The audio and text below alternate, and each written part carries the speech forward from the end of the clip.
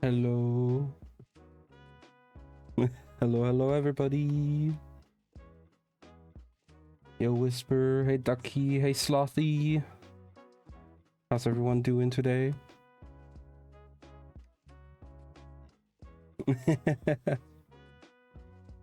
You guys excited?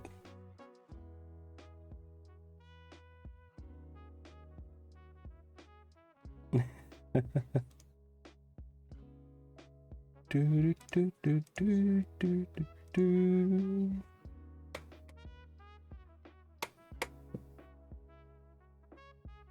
Yo, Whisper, basically, what this stream is really just right now is I am just gonna sit here and read the book that you see in the top right corner of the screen. That's basically all I'm gonna do. I don't have a HyperX Quadcast twin.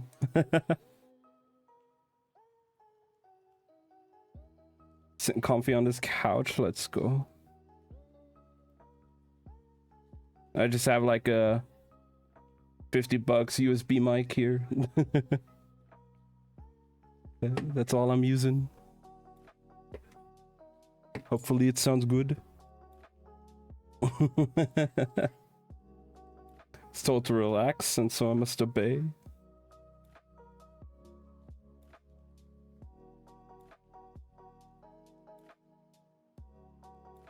Well, thank you for the lurk, twin. I appreciate it. Hope you're having a good day. All right.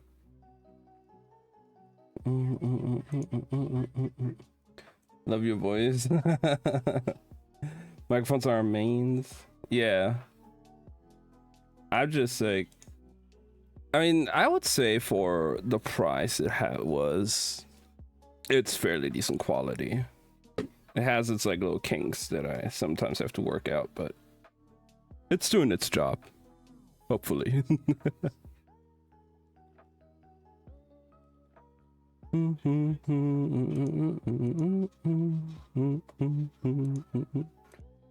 I hope the music is not too loud. It's just supposed to be like a little bit quiet in the background. I might have to increase the volume here a little bit. Let me know about the music. Oh wow. And it just fades out. Alright. Yeah, just let me know how the music is. This is new to me. I'm excited. I've already done one book before, and it was a lot of fun. People enjoyed the book. I loved the book. This is a book now. I have already read by myself.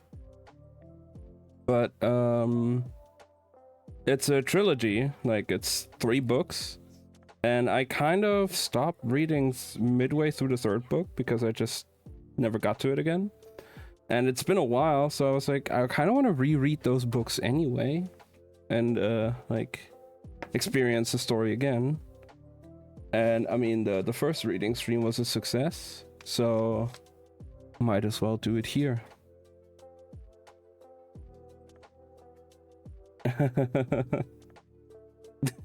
Guys, calm down. I'm just sitting here reading. I'm not doing anything exciting. Me right now. I got myself a little drink here as well.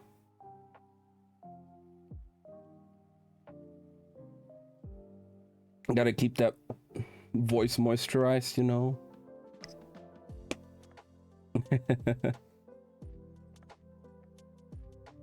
That's what it's about. This is exactly what the stream is supposed to be. Just cozy, chill.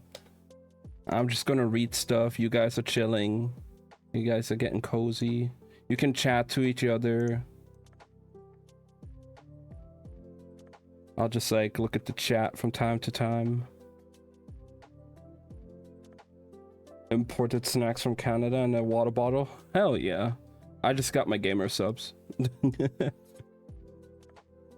All right.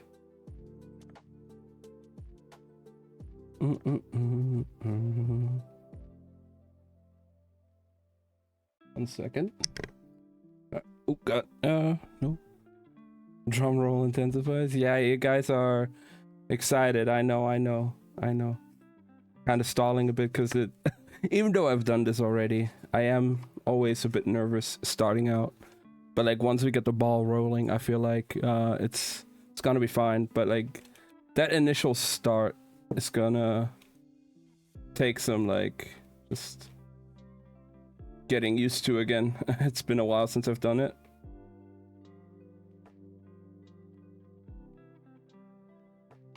Alright, so as you guys can see in the top right, the book is called A Darker Shade of Magic. It's a fantasy novel, obviously revolving around magic, and that's what I'm gonna say.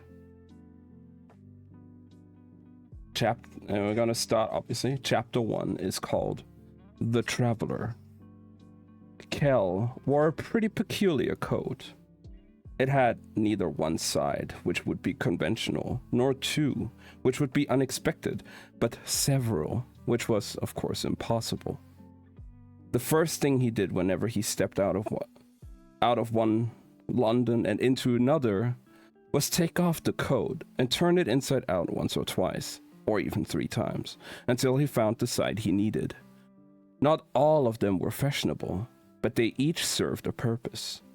There were ones that blended in and ones that stood out, and one that served no purpose but of which he was particularly fond of. So when Kel passed through the palace wall and into the anteroom, he took a moment to steady himself. It took its toll, moving between worlds, and then shrugged out his red high-collared coat and turned it inside out from the right to the left so that it became a simple black jacket. Well, a simple black jacket elegantly lined with silver thread and adorned with 2 gleaming columns of silver buttons. Just because he adopted a more modest palette when he was abroad, wishing neither to offend the local royalty nor to draw attention, didn't mean he had to sacrifice style. "Oh, kings," thought Kel, as he fastened the buttons on the coat. He was starting to think like Rye. On the wall behind him, he could just make out the ghosted symbol made by his passage, like a footprint in sand already fading. He'd never bothered to mark the door from this side, simply because he never went back this way. Windsor's distance from London was terribly inconvenient, considering the fact that, when traveling between worlds, Kel would only move between a place in one and the same exact place in another. Which was a problem, because there was no Windsor Castle a day's journey from Red London. In fact, Kel had just come through the stone wall of a courtyard belonging to a wealthy gentleman in a town called Deason. Deason was, on the whole, a very pleasant place. Windsor was not. Impressive, to be sure, but not pleasant. A marble counter ran against the wall, and on it a basin of water waited for him, as it always did. He rinsed his bloody hand, as well as the silver crown he'd used for passage, then slipped the cord it hung on over his head and tucked the coin back beneath his collar. In the hall beyond, he could hear the shuffle of feet, the low murmur of servants and guards. He'd chosen the anteroom specifically to avoid them. He knew very well how little the Prince Regent liked him being here.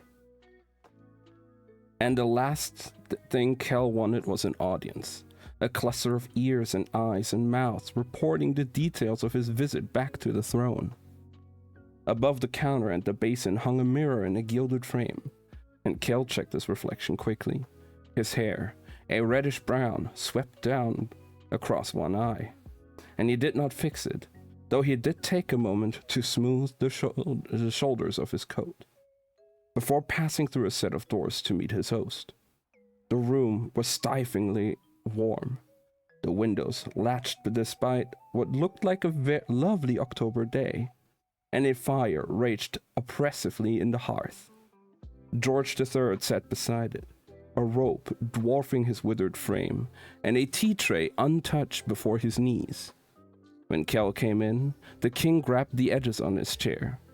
"Who's there?" he called out without turning. "Robbers? Ghosts?" "I don't believe ghosts would answer, your majesty," said Kell, announcing himself.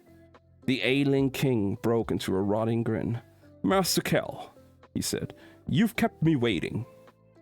"No more than a month," he said, stepping forward. King George squinted his blind eyes. "It's been longer, I'm sure." "I promise it hasn't." "Maybe not for you," said the king, "but time isn't the same for the mad and the blind." Kell smiled. The king was in good form today. It wasn't always so. He was never sure what state he'd find his majesty in.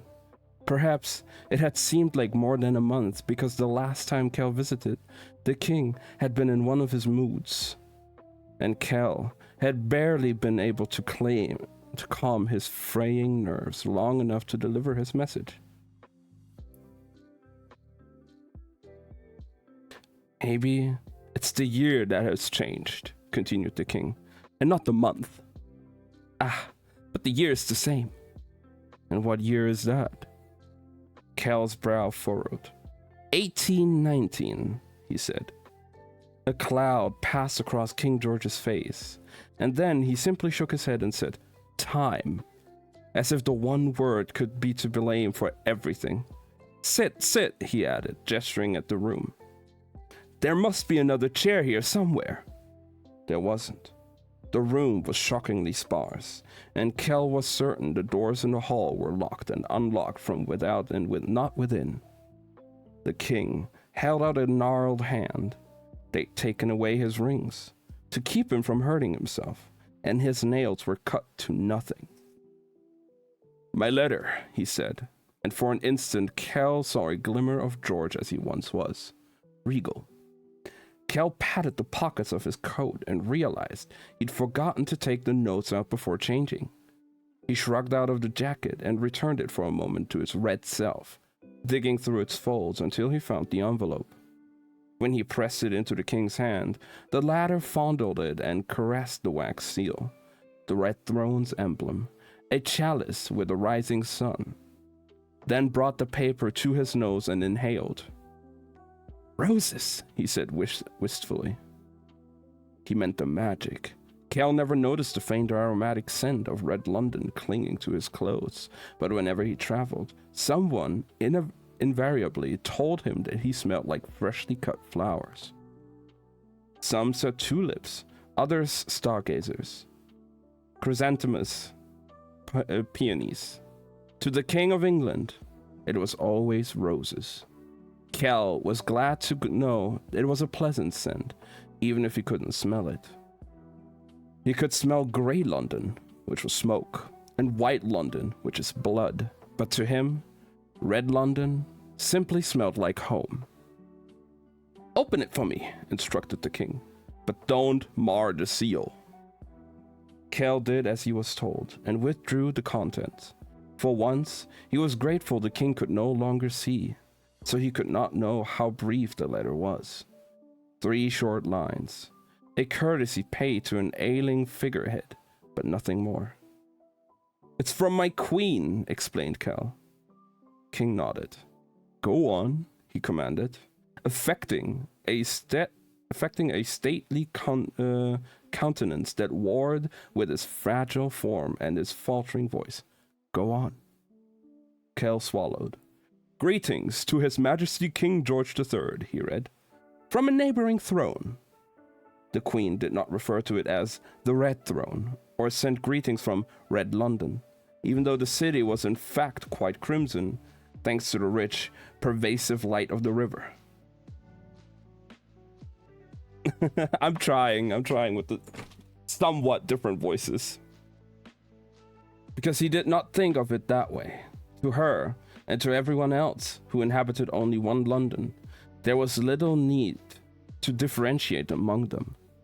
When the rulers of one conversed with those of another, they simply called them others or neighbors.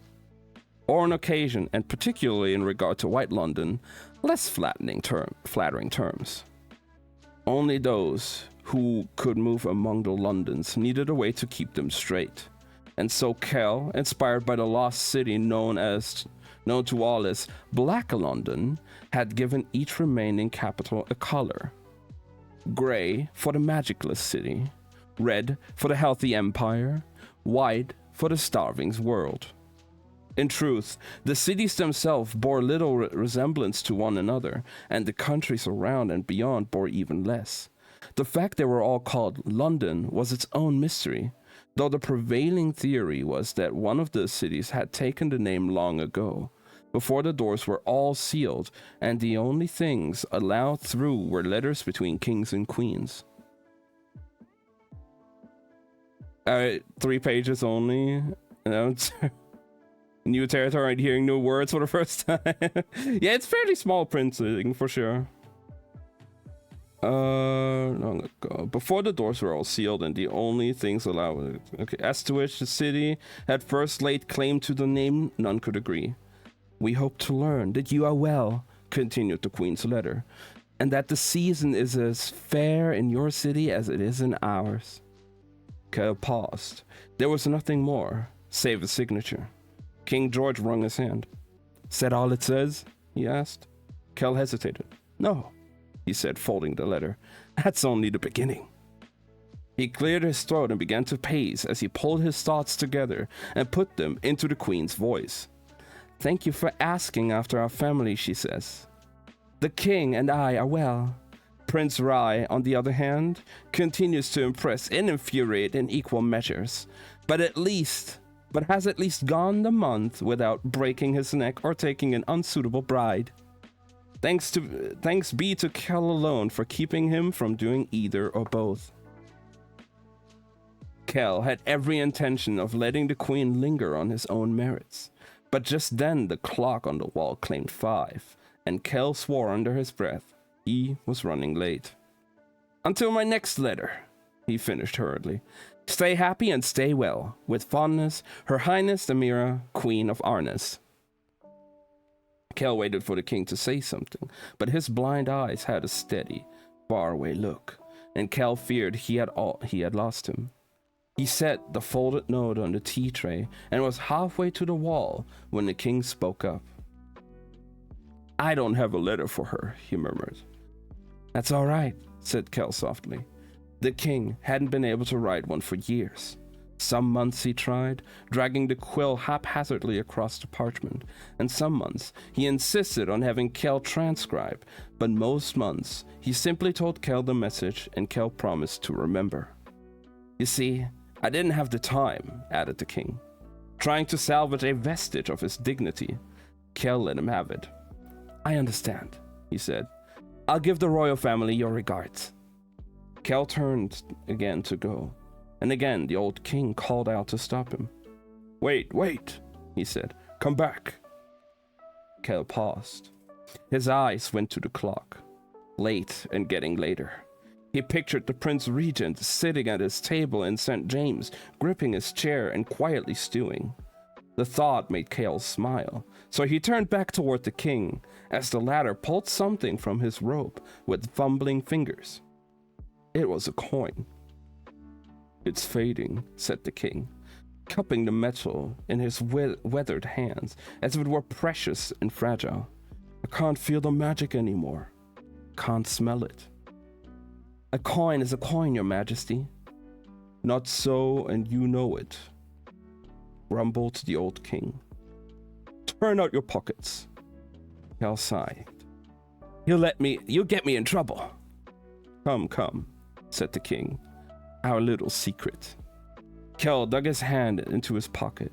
The first time he had visited the King of England, he'd given him a coin as proof of who he was and where he came from. The story of the other Londons was entrusted to the crown and handed down heir to heir, but it had been years since a traveler had come. King George had taken one look at the sliver of a boy and squinted and held out his meaty hand, and Kell had set the coin in his palm.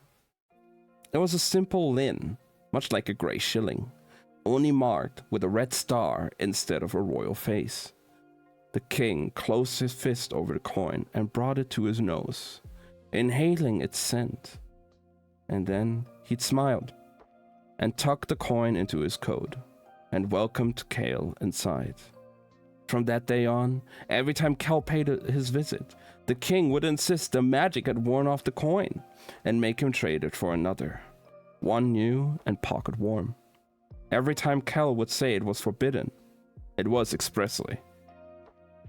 And every time the king would insist that it could be their little secret. And Kel would sigh and fetch a fresh bit of metal from his coat. Now he plucked the old lin out of the king's palm and replaced it with a new one, folding George's gnarled fingers gently over it. Yes, yes, cooed the ailing king to the coin in his palm. Take care, said Kel as he turned to go. Yes, yes, said the king, his focus fading until he was lost to the world and to his guest. Curtains gathered in the corner of the room, and Kel pulled the heavy material aside to reveal a mark on the patterned wallpaper. A simple circle, bisected by a line, drawn in blood a month ago. On another wall in another room in another place, a palace, the same mark stood. They were as handles on opposite sides of the same door. Kel's blood, when paired with the token, allowed him to move between the worlds. He needn't specify a place, because wherever he was, that's where he'd be. But to make a door within a world, both sides had to be marked by the same exact symbol. Close wasn't enough. Kel had learned that the hard way. The symbol on the wall was still clear from his last visit, the edges only slightly smeared, but it didn't matter. It had to be redone. He rolled up his sleeves and freed the knife he kept strapped to the inside of his forearm. It was a lovely thing, that knife, a work of art. Silver from tip to hilt, and monogrammed with the letters K and L. The only relic from another life. A life he didn't know, or at least didn't remember. Kel brought the blade to the back of his forearm. He'd already carved one line today, for the door that brought him to this far. Now he carved the second. His blood, a rich ruby red, welled up and over, and he returned the knife to its sheath and touched his fingers to the cut, and then to the wall, redrawing the circle and the line that ran through it. Kel guided his sleeve down over the wound. He'd treat all the cuts once he was home, and cast a last glance back at the babbling king before pressing his palm flat to the mark on the wall. It hummed with magic. As Tescan, he said, meaning transfer. The patterned paper rippled and softened and gave way until under his touch, and Kel stepped forward and through. Okay, 1 second. I need to adjust in the chair here a bit. Alright, that was chapter 1. Chapter 2. Doesn't have a name here yet. Okay. Between one stride and the next, Theory Windsor became elegant St. James. The stuffy cell of a room gave way to bright tapestries and polished silver, and the Mad King's mumblings were replaced by a heavy quiet, and a man sitting at the head of an ornate table, gripping a goblet of wine and looking thoroughly put out. The knife part is intense. Oh, it can get pretty intense later as well. Like, at least it can be somewhat graphic. Because the way the author describes things, they're very vivid. There's like I remember in the third book, there's a part where it's like very, very vividly described how Kel freed himself out of some shackles, and it's quite graphic, but it's really, really, really good. You're late, observed the king's regent. The prince's regent. Oh my god, spoilers, no! Apologies, said Kel with a too short bow. I had an errand. The prince's regent set down his cup I thought I was your errand, Master Kel. Kel straightened. My orders, Your Highness, are to see to the king first. I wish you wouldn't indulge him, said the Prince Regent, whose name was also George. Kel found the Grey London habit of sons taking fathers' names both redundant and confusing. With a dismissive wave of his hand, it gets his spirits up. Is that a bad thing? Asked Kel. For him, yes. He'll be in a frenzy later, dancing on the tables, talking of magic and other Londons. What trick did you do for him this time? Convince him he could fly?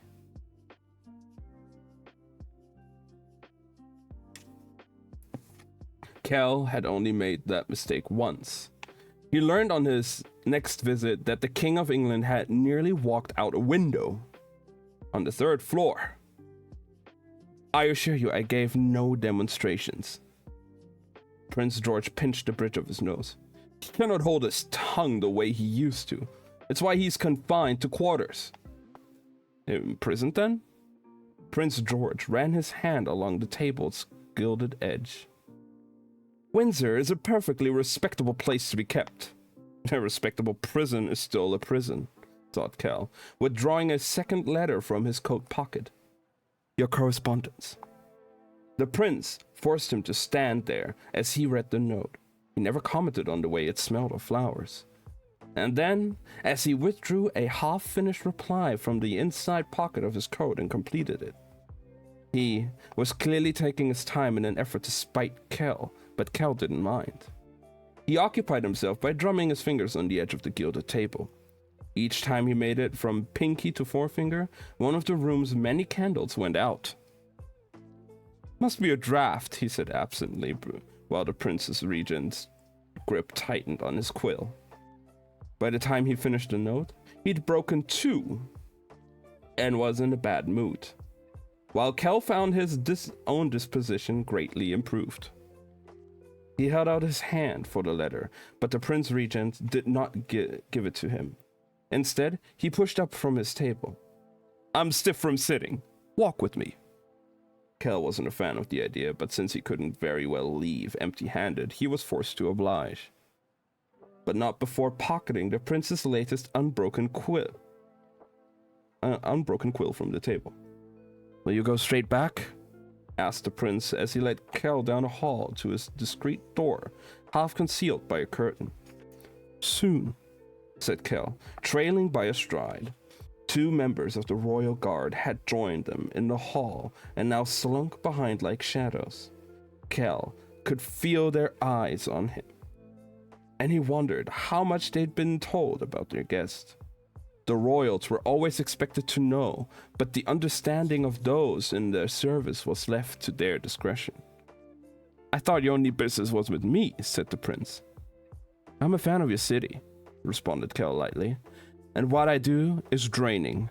I'll go for a walk and get some air, then make my way back. The prince's mouth was a thin, grim line.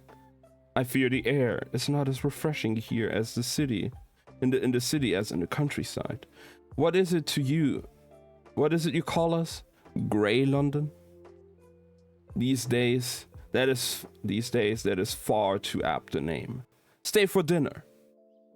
The prince ended nearly every sentence with a period, even the questions. Rye was the same way, and Kel thought it must simply be a byproduct of never being told no. You'll fare better here, pressed the prince. Let me revive you with wine and company. It seemed a kind enough offer, but the Prince Regent didn't do things out of kindness. I cannot stay, said Kel. I insist. The table is set. And who is coming? Wondered Kel. What did the prince want? To put him on display? Kel often suspected that he would like to do as much, if for no other reason than that the younger George found secrets cumbersome, preferring spectacle. But for all his faults, the prince wasn't a fool, and only a fool would give someone like Kel a chance to stand out. Grey London had forgotten magic long ago. Kel wouldn't be the one to remind them of it. A lavish kindness, your highness, but I am better left a spectre than made a show. Kel tipped his head so that his copper hair tumbled out of his eyes, revealing not only the crisp blue of the left one, but the solid black of the right. A black that ran edge to edge, filling white and iris both. There was nothing human about that eye, and it was pure magic. The mark of a blood magician, of an Antari. Kel relished what he saw in the Prince Regent's eyes when they tried to hold Kel's gaze. Caution, discomfort, a fear. Do you know why our worlds are kept separate, your highness? He didn't wait for the prince to answer. It is to keep yours safe. You see, there was a time ages ago when they were not separate. When doors ran between your world and mine, and others, and anyone with a bit of power could pass through. Magic itself could pass through. But the thing about magic, added Kel, is that it preys on the strong-minded and the weak-willed. And one of the worlds couldn't stop itself. The people fed on the magic, and the magic fed on them, until it ate their bodies and their minds, and then their souls. Black London, whispered Prince Regent. Kel nodded. He hadn't given that city its color mark. Everyone, at least everyone in Red London and White, and those few in Grey who knew anything at all, knew the legend of Black London. It was a bedtime story, a fairy tale, a warning of the city and the world that wasn't anymore. Do you know what Black London and yours have in common, your highness? The Prince Regent's eyes narrowed, but he didn't interrupt. Both lack temperance, said Kel. Both hunger for power. The only reason your London still exists is because it was cut off. It learned to forget. You do not want it to remember. What Kel didn't say was that Black London had a wealth of magic in its veins, and Grey London hardly any. He wanted to make a point, and by the looks of it, he had. This time, when he held out his hand for the letter, the prince didn't refuse or even resist. Kel tucked the parchment into his pocket along with the stolen quill. Thank you, as ever, for your hospitality, he said, offering an exaggerated bow. The Prince's Regent summoned a guard with a single snap of his fingers. See that Master Kel gets where he is going. And then, without another word, he turned and strode away. The royal guards left Kel at the edge of the park. St. James Palace loomed behind him. Grey London lay ahead. He took a deep breath and tasted smoke on the air. As eager as he was to get back home, he had some business to attend to, and after dealing with the king's ailments and the prince's attitude, Kel could use a drink. He brushed off his sleeves, straightened his collar, and set out toward the heart of the city. His feet carried him through St. James Park, down an ambling dirt path that ran beside the river. The sun was setting, and the air was crisp, if not clean. A fall breeze fluttering the edges of his black coat. He came upon a wooden footbridge that spanned the stream, and his boots sounded softly as he crossed it. Kel paused at the arc of the bridge. Buckingham House lantern lit behind him, and the Thames ahead. Water sloshed gently under the wooden slats, and he rested his elbows on the rail and stared down at it. When he flexed his fingers absently, the current stopped, the water stilling, smooth as glass beneath him. He considered his reflection. You're not that handsome, Rye would say whenever he caught Kel glazing into a mirror. Oh, 1 second.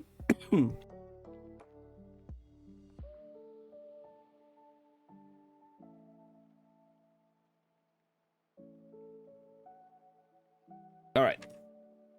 I'm good. I need more story. I can't get enough of myself, Kel would answer, even though he was never looking at himself. Not all of himself, anyway. Only his eye, I'm okay. I'm okay. Just like something got stuck. His right one. Even in Red London, where magic flourished, the eye set him apart, marked him always as other. A tinkling laugh sounded off to Kel's right, followed by a grunt, and a few other less distinct noises, and the tension went out of his hand, the stream surging back into motion beneath him. He continued on until the park gave way to the streets of London, and then the looming form of Westminster. Kel had a fondness for the Abbey, and he nodded to it, as if to an old friend. Despite the city's soot and dirt, its clutter and its poor, it had something Red London lacked: a resistance to change, an appreciation for the enduring, and the effort it took to make something so. How many years had it taken to construct the Abbey? How many more would it stand? In Red London, tastes turned as often as seasons. And with them, buildings went up and came down and went up again in different forms. Magic made things simple. Sometimes, thought Kel, it made things too simple. There had been nights back home when he felt like he went to bed in one place and woke up in another. But here, Westminster Abbey always stood, waiting to greet him. He made his way past the towering stone structure, through the streets, crowded with carriages, and down a narrow road that hugged the Dean's yard. Walled by a mossy stone, the narrow road grew narrower still before it finally stopped in front of a tavern. And here Kel stopped too, and shrugged out of his coat. He turned it once more to the right, from right to left, exchanging the black affair with silver buttons for a more modest, street-worn look. A brown, high-collared jacket with fraying hems and scuffed elbows.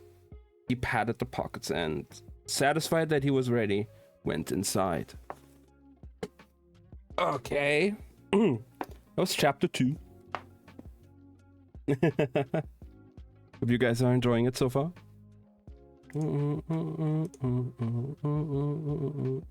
Just gotta check on some things here real quick, and then we're gonna go into chapter 3. Super enjoying this. I'm glad. Alright. The Stone's Throw was an odd little tavern. The walls were dingy and its floors were stained, and Kel knew for a fact that its owner, Baron, watered down the drinks, but despite it all, he kept coming back. It fascinated him, this place, because despite its grungy appearance and grungier customers, the fact was that, by luck or design, the Stone's Throw was always there. The name changed, of course, and so did the drinks it served, but at this very spot in grey, red, and white London alike stood a tavern.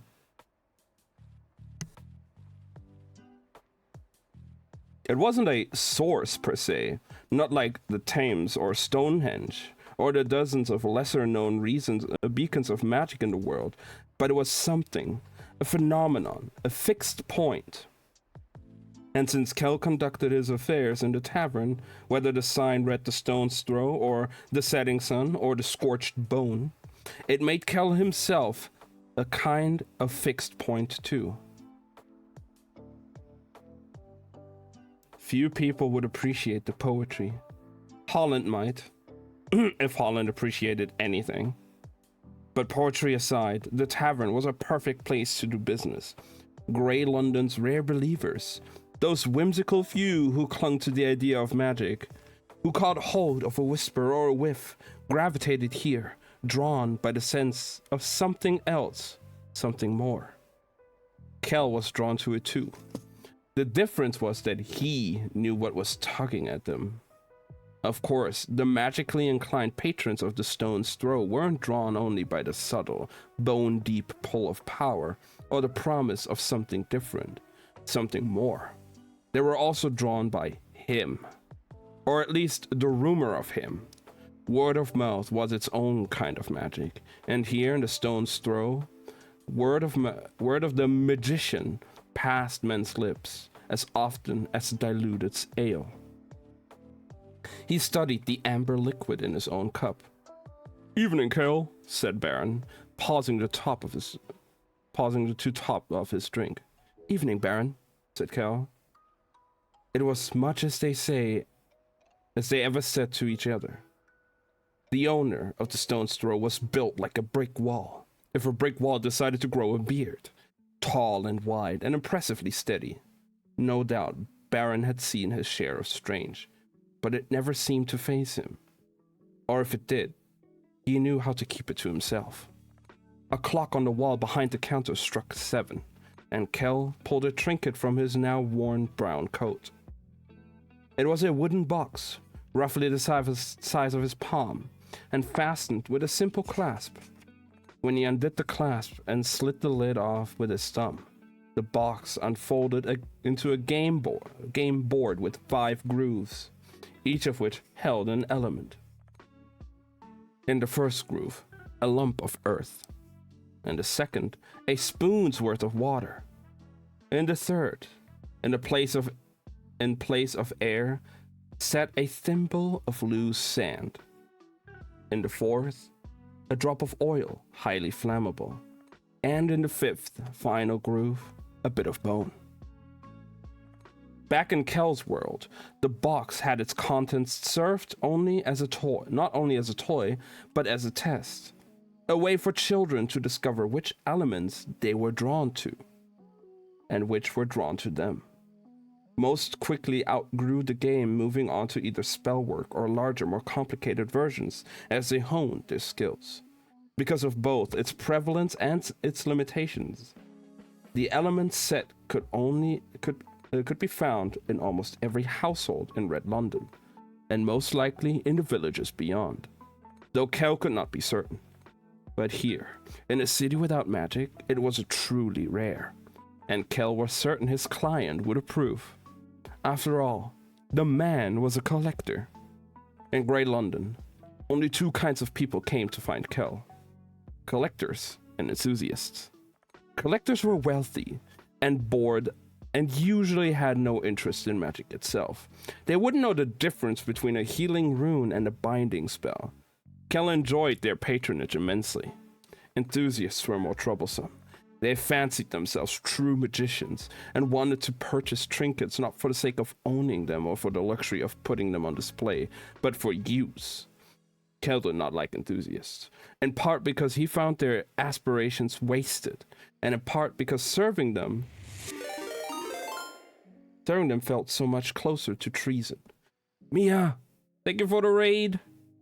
Hello everybody. How was the rest of your stream, Mia? Hope it went well. Give me a second. We're on chapter 3. Yeah, we're reading this amazing book right now. That's all we're doing. I'm just here to read a book. You guys are here to just chill and listen. How was the rest of your stream, though? I hope you had fun. I know you were playing Rainbow Six.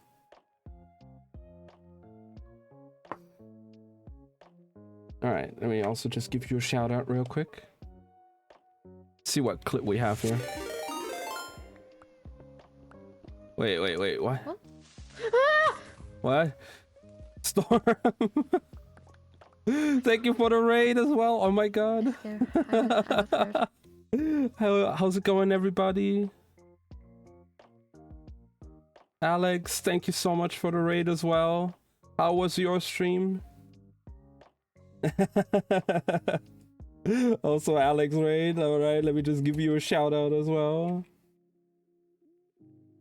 Alright, for everybody who doesn't know me, let me just, it was a mixture. I figured. Let me just, let's just see the clip first. That was insane! Okay. Oh yeah, I saw, like, towards the end there, the stream snipers did siege together, but she got stream snipers. Yeah, I saw that. Alright, again, quick introduction. Yeah, hello. For everybody who doesn't know me, my name is Nerdy or Toby, whatever you guys want to call me. I am a variety streamer, playing all kinds of different games usually. Recently, a lot of Genshin and the First Descendant, but we just play all kinds of different stuff. And my viewers wished for me to do another one of these streams where I just sit here and read a book. I've done this once as a sub goal during my birthday stream about a few months ago, and they seem to enjoyed it. So now we're here again, just reading a book. Title of the book you guys can see in the top right. It's called A Darker Shade of Magic. It's a very nice, very cool fantasy book. Can get a bit graphic. Lots of like blood mentioned and injuries and stuff can happen. And it's like very detailed, described very detailed, but it's a very, very fun book. So if you guys just want to come along here, just get cozy and just listen to me reading a book, because for some reason people like my voice, then yeah, welcome in and enjoy your stay. Where was I? Okay. Enthusiasts were more troublesome. They fancied themselves true magicians and wanted to purchase trinkets not for the sake of owning them or for the luxury of putting them on display, but for use. Kel did not like enthusiasts, in part because he found their aspirations wasted, and in part because serving them felt so much closer to treason. Which is why, when a young man came to sit beside him, and Kel looked up, expecting his collector client, and finding instead an unknown enthusiast, his mood soured considerably. "Is he taken?" asked the enthusiast, even though he was already sitting. "Go away," said Kel evenly. But the enthusiast did not leave. Kel knew the man was an enthusiast. He was gangly and awkward, his jacket a fraction too short for his build, and when he brought his long arms to rest on the counter and the fabric inched up, Kel could not make out the end of a tattoo. A poorly drawn power rune meant to bind magic to one's body. "Is it true?" the enthusiast persisted. "What they say?" "Depends on who's talking," said Kel, closing the box, sliding the lid and clasp back into place. "And what's being said?" He had done this dance 100 times. Out of the corner of his blue eye, he watched the man's lips choreograph his next move. If he'd been a collector, Kel might have cut him some slack, but men who waded into waters claiming they could swim should not need a raft. "That you bring things," said the enthusiast, eye starting around the tavern. "Things from other places." Kel took a sip of his drink, and the enthusiast took his silence for assent. "I suppose I should introduce myself," the man went on. "Edward Archibald Tuttle, the third. But I go by Ned." Kel raised a brow. The young enthusiast was obviously waiting for him to respond with an introduction of his own, but as the man clearly already had a notion of who he was, Kel bypassed the formalities and said, "What do you want?" Edward Archibald, Ned, twisted in his seat and leaned into a conspiratorially. "I'm looking for a bit of earth." Kel tipped his glass toward the door. "Check the park." The young man managed a low, uncomfortable laugh. Kel finished his drink. A bit of earth. It seemed like a small request, but it wasn't. Most enthusiasts know that their own world held little power, but many believed that possessing a piece of another world would allow them to tap into its magic. And there was a time when they would have been right. A time when the doors stood open to the sources, and power flowed between the worlds. And anyone with a bit of magic in their veins and a token from another world could not only tap into that power, but could also move with it, step from one London to another. But that time was gone. The doors were gone, destroyed centuries ago after Black London fell and took the rest of its world with it, leaving nothing but stories in its wake. Now, only the Antari possessed enough power to make new doors, and even then, only they could pass through them. Antari had always been rare, but none knew how rare until the doors were closed. But their numbers began to wane. The source of Antari power had always been a mystery. It followed no bloodline. But one thing was certain. The longer the worlds were kept apart, the fewer Antari emerged. Now, Kel and Holland seemed to be the last of a rapidly dying breed. Well, pressed Ned, will you bring me the earth or not? Kel's eyes went to the tattoo of the enthusiast's wrist. What so many Grey Warriors didn't seem to grasp was that a spell was only as strong as the person casting it. How strong was this one? A smile tugged at the corner of Kel's lips as he nudged the game box in the man's direction. Know what that is? Ned lifted the child's game gingerly, as if it might burst into flames at any moment. Kel briefly considered igniting it, but restrained himself. He fiddled with the box until his fingers found the clasp and the board fell open on the counter. The elements glittered in the flickering pub light. Tell you what, said Kel. Choose one element. Move it from its notch, without touching it, of course, and I'll bring you your dirt. Ned's brow furrowed. He considered the options, then jabbed a finger at the water. That one! At least he wasn't fool enough to try out for the bone, thought Kel. Air, earth, and water were the easiest to will. Even Rye, who showed no affinity whatsoever, could manage to rouse those. Fire was a bit trickier, but by far the hardest piece to move was a bit of bone. And for good reason. Those who could move bones could move bodies. It was strong magic, even in Red London. Kel watched as Ned's hand hovered over the game board. He began to whisper to the water under his breath in a language that might have been Latin or gibberish, but surely wasn't the king's English.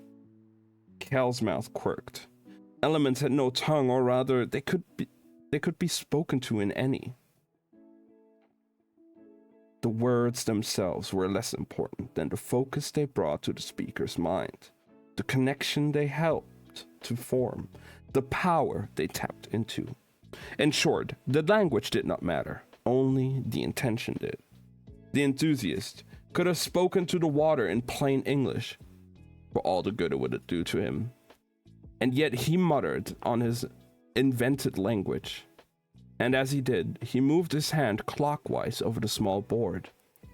Kel sighed and propped his elbow on the counter and rested his head on his hand, while Ned struggled, face turning red from the effort. After several long moments, the water gave a single ripple. It could have been caused by Kel yawning or the man gripping the counter, and then went still. Ned stared down at the board, veins bulging. His hand closed into a fist, and for a moment Kel worried he'd smashed the little game, but his knuckles came down beside it, hard. Oh well, said Kel. It's rigged, growled Ned. Kel lifted his head from his hand. Is it? He asked. He flexed his fingers a fraction, and a clod of earth rose from its groove and drifted casually into his palm. Are you certain? He added as a small gust caught up the sand and swirled it into the air, circling his wrist. Maybe it is. The water drew itself up into a drop and then turned into ice in his palm. Or maybe it's not, he added as the oil caught fire in its groove. Maybe, said Kel as the piece of bone rose into the air. You simply lack any semblance of power. Ned gaped at him as the 5 elements each performed their own small dance around Kel's fingers. He could hear Rye chiding, "Show off," and then, as casually as he'd willed the pieces up, he let them fall. The earth and ice hit their grooves with a thud and a clink, while the sand settled soundlessly in its bowl, and the flame dancing on the oil died.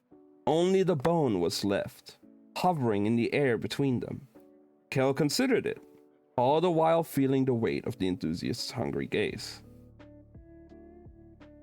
How much for it? He demanded. Not for sale, answered Kel, then corrected himself. Not for you.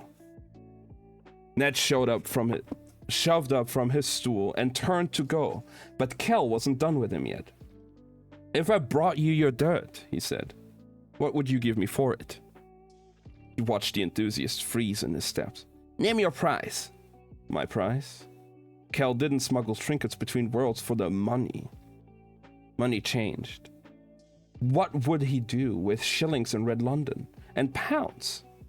He'd have better luck burning them than trying to buy anything with them in the white alleys. He supposed he could spend the money here. Tiny little bear, thank you for the follow. I appreciate it.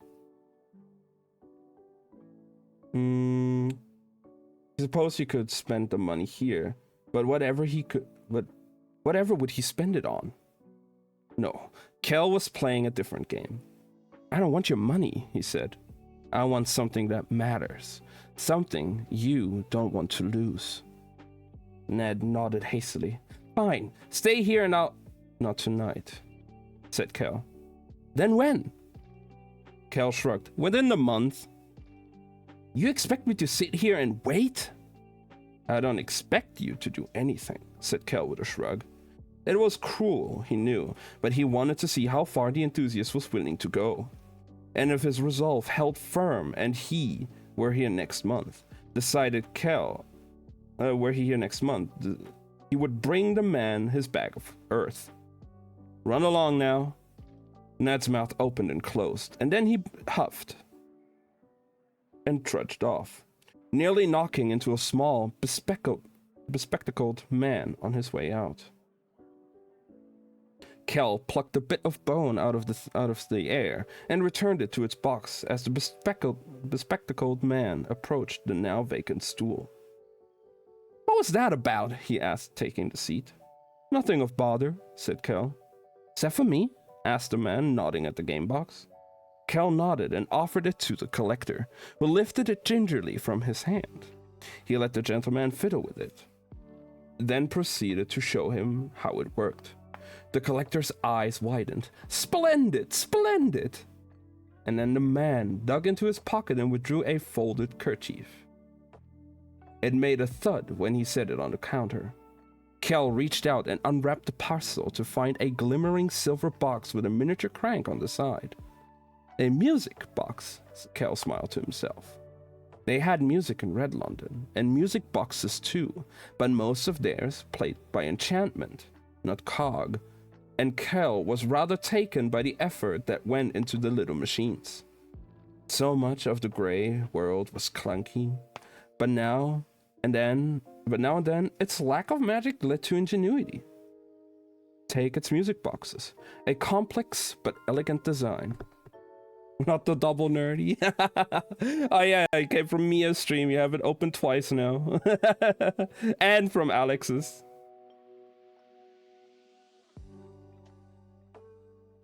A complex but elegant design. So many parts. So much work. All to create a little tune. Do you need me to explain it to you? Asked the collector. Kel shook his head. No, he said softly. I have several. The man's brow knit. Will it still do? Kel nodded and began to fold the kerchief over the trinket to keep it safe. Don't you want to hear it? Kel did, but not here in the dingy little tavern, where the sound could not be savored. Besides, it was time to go home. He left the collector at the counter, tinkering with the child's game, marveling at the way that neither the melted ice nor the sand spilled out of their grooves, no matter how he shook the box, and stepped out into the night. Kel made his way toward the Thames, listening to the sounds of the city around him, the nearby carriages and faraway cries, some in pleasure, some in pain, though they were still nothing compared to the screams that carried through white London. The river soon came into sight. A streak of black in the night as church bells rang on the out in the distance. 8 of them in all. Time to go. He reached the brick wall of a shop that faced the water and stopped in its shadow. Pushing up his sleeve, his arm had started to ache from the first 2 cuts, but he drew out his knife and carved the third, touching his fingers first to the blood, and then to the wall. One of the cords around his throat held a red lid, like the one King George had returned to him that afternoon. And he took hold of the coin and pressed it to the blood on the bricks. Well then, he said, let's go home. He often found himself speaking to the magic, not commanding, simply conversing. Magic was a living thing. That everyone knew. But to Kel, it felt more like a friend, like family. It was, after all, a part of him. Much more than it was a part of most. And he couldn't help feeling like it knew what he was saying, what he was feeling, not only when he summoned it, but always in every heartbeat and every breath. He was, after all, Antari, and Antari could speak to blood, to life, to magic itself, the first and final element, the one that lived in all and was of none. He could feel the magic stir against his palm, the brick wall warming and cooling at the same time with it. And Kel hesitated, waiting to see if it would answer without being asked. But it held, waiting for him to give voice to his command. Elemental magic may speak any tongues, but Antari magic, true magic, blood magic, spoke one, and only one. Kel flexed his fingers to the wall. As travas, he said, travel. This time, the magic listened and obeyed. The world rippled, and Kel stepped forward through the door and into darkness, shrugging off grey London like a coat.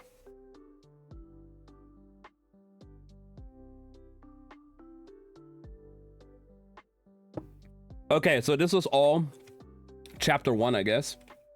Just like different sections, like section 1, section 2, and all that. Okay. Now we're at actual chapter 2. Because it has a name. Chapter 2. Magic's so badass in this book. It's fucking great. I love it. Chapter 2. Red Royal. Sanct, announced Jen, throwing a cart down onto the pile, face up. On its front, a hooded figure with a bowed head held up, a rune like a chalice, and in his chair, Jen grinned triumphantly. Parrish grimaced and threw his remaining cards face down on the table. He could accuse Jen of cheating, but there was no point. Parrish himself had been cheating for the better part of an hour and still hadn't won a single hand. He grumbled as he shoved his coins across the narrow table to the other guard's towering pile. Jen gathered up the winnings and began to shuffle the deck. Shall we go again? He asked. I'll pass, answered Parrish, shoving to his feet. A cloak, heavy panels of red and gold fanning like rays of sun, spilled over his armored shoulders as he stood, the layered metal plates of his chest piece and leg guards clanking as they slid into place. Irchas era, said Jen, sliding from Royal into Arnesian, the common tongue. I'm not bitter, grumbled Parrish back. I'm broke. Come on, goaded Jen. 3rd time's the charm. I have to piss, said Parrish, readjusting his short sword. Then go piss.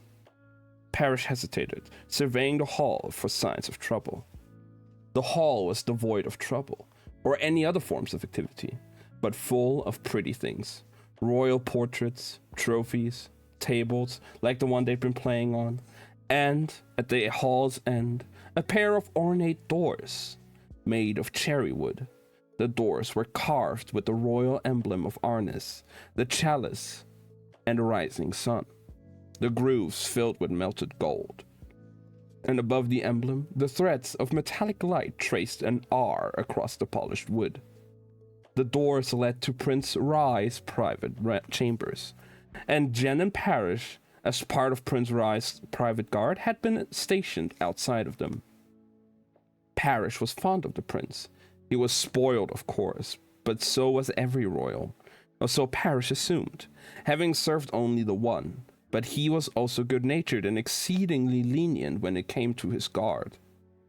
Hell, he'd given Parrish the deck of cards himself, beautiful gilded-edged things. And sometimes, after a night of drinking, would shed his royal and its pretentious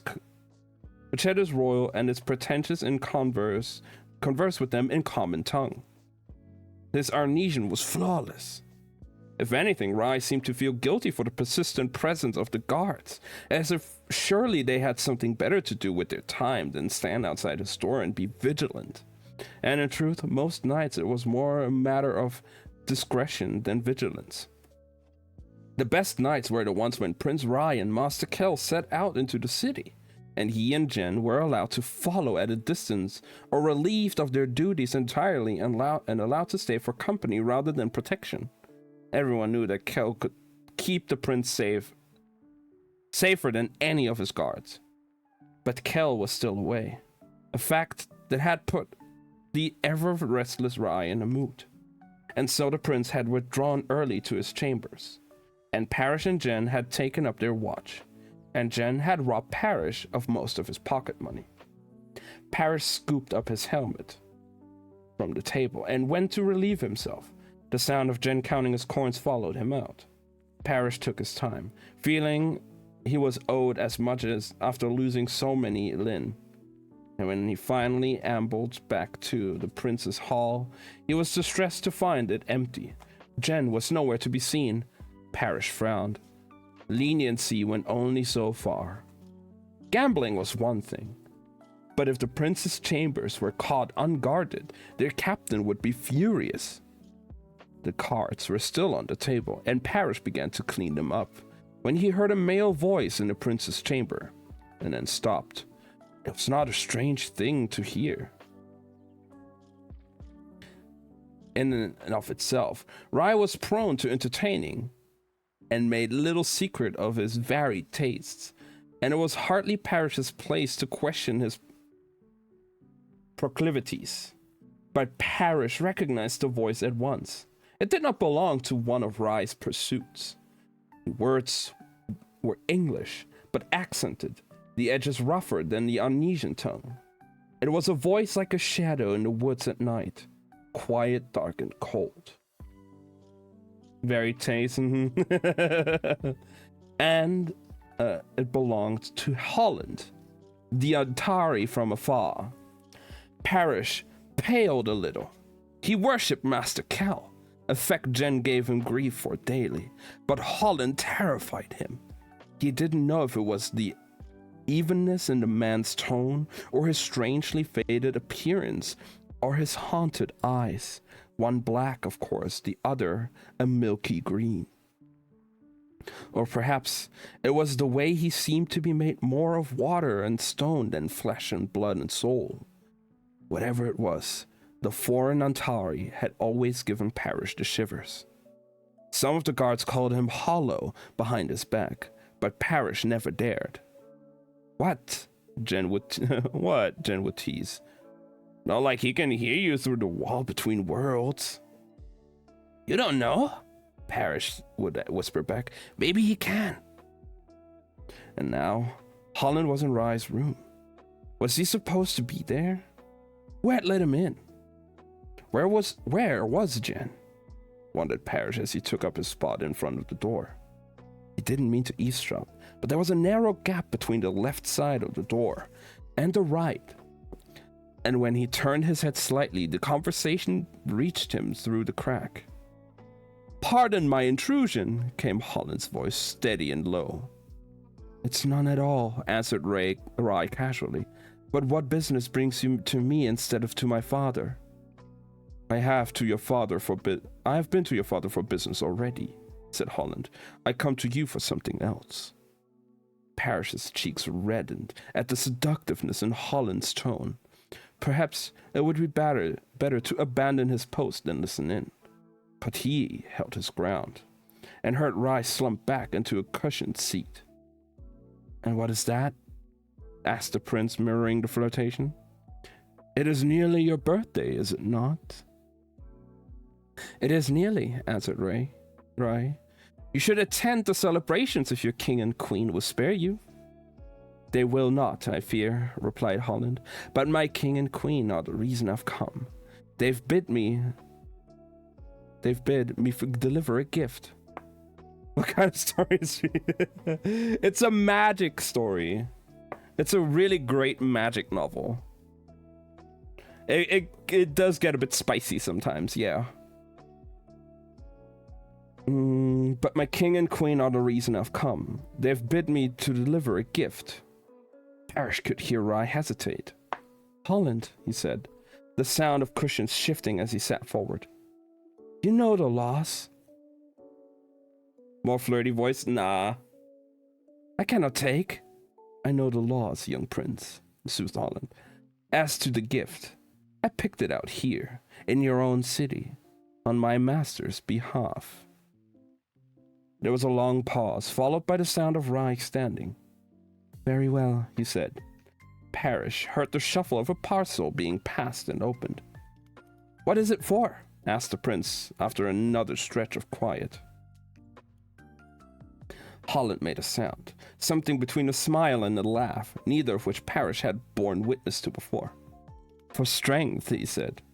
Rye began to say something else, but at the same instant, a set of clocks went off through the palace, marking the hour and masking whatever else was said between the Antari and the prince. How do you hear a smile? I don't know. The bells were still echoing through the hall when the door opened and Holland stepped out, his two-toned eyes landing instantly on Parrish. Holland guided the door shut and considered the royal guard with a resigned sigh. He ran a hand through his charcoal hair. "Send away one guard," he said, half to himself, "and another takes his place." Before Parrish could think of a response, the Antari dug a coin from his pocket and flicked it into the air toward him. "I wasn't here," said Holland as the coin rose and fell. And by the time it hit Parrish's palm, he was alone in the hall, staring down at the disc, wondering how it got there. And certain he was forgetting something. He clutched the coin as if he could catch the slipping memory and hold on. But it was already gone. Plot 2. Even at night, the river shone red. As Kell stepped from the bank of one London into the bank of another, the black slick of the Thames was replaced by the warm, steady glow of the Isle. It glittered like a jewel, lit from within, a ribbon of constant light, unraveling through red London, a source, a vein of power, an artery. Some thought magic came from the mind, others the soul, or the heart, or the will. But Kell knew it came from the blood. Blood was magic made manifest. There it thrived, and there it poisoned. Kell had seen what happened when power warred with the body, watched it darken in the veins of corrupt men, turning their blood from crimson to black. If red was the color of magic and balance, of harmony between power and humanity, then black was the color of magic without balance, without order, and without restraint. As an Antari, Kell was made of both, balance and chaos. The blood in his veins, like the Isle of red London, ran a shimmering, healthy crimson, while his right eye was the color of spilt ink, a glistening black. He wanted to believe that his strength came from his blood alone, but he could not ignore the signature of dark magic that marred his face. It gazed back at him from every looking glass and every pair of ordinary eyes as they widened in awe or fear. It hummed in his skull whenever he summoned power, but his blood never darkened. It ran true and red, just as the Isle did. Arcing over the river, in a bridge of glass and bronze and stone, stretched the royal palace. It was known as the Sona Rast, the beating heart of the city. Its curved spires glittered like beads of light. People flocked to the river palace day and night, some to bring cases to the king or queen, but many simply to be near the Isle that ran beneath. Scholars came to the river's edge to study the source, and magicians came hoping to tap into its strength, while visitors from the Arnesian countryside only wanted to gaze upon the palace and river alike, and to lay flowers, from lilies to shooting stars, azaleas to moondrops, all along the bank. Kel lingered in the shadow of a shop across the road from the riverside and looked up at the palace, like a sun caught in constant rise over the city, and for a moment he saw it the way visitors must, with wonder. And then a flicker of pain ran through his arm, and he came back to his senses. He winced, slipped the traveling coin back around his neck, and made his way toward the Isle, the banks of the river teeming with life. The night market was in full swing. Vendors in colored tents sold wares by the light of the river, and lantern and moon, some food and other trinkets, the magic and mundane alike, to locals and to pilgrims. A young woman held a bushel of starflowers for visitors to set on the palace steps. An old man displayed dozens of necklaces on a raised arm, each adorned with a burnished pebble, tokens said to amplify control over an element. The subtle scent of flowers was lost beneath the aroma of cooking meat and freshly cut fruit, heavy spices, and mulled wine. A man in dark robes offered candied plums beside a woman selling scrying stones. A vendor poured steaming tea into short glass goblets across from another vibrant stall displaying masks, and a third offering tiny vials of water drawn from the Isle, the contents still glowing faintly with its light. Every night of the year, the market lived and breathed and thrived. The stalls were always changing, but the energy remained, as much as part of the city as the river it fed on.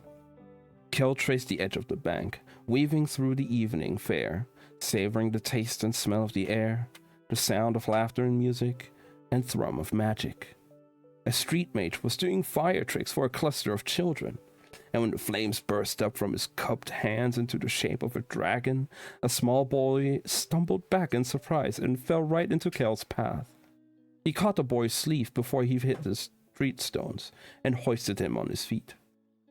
The boy was halfway through mumbling a thank you, I'm sorry, when he looked up and caught sight of Kel's black eye beneath his hair, and the boy's own eyes, both light brown, went wide.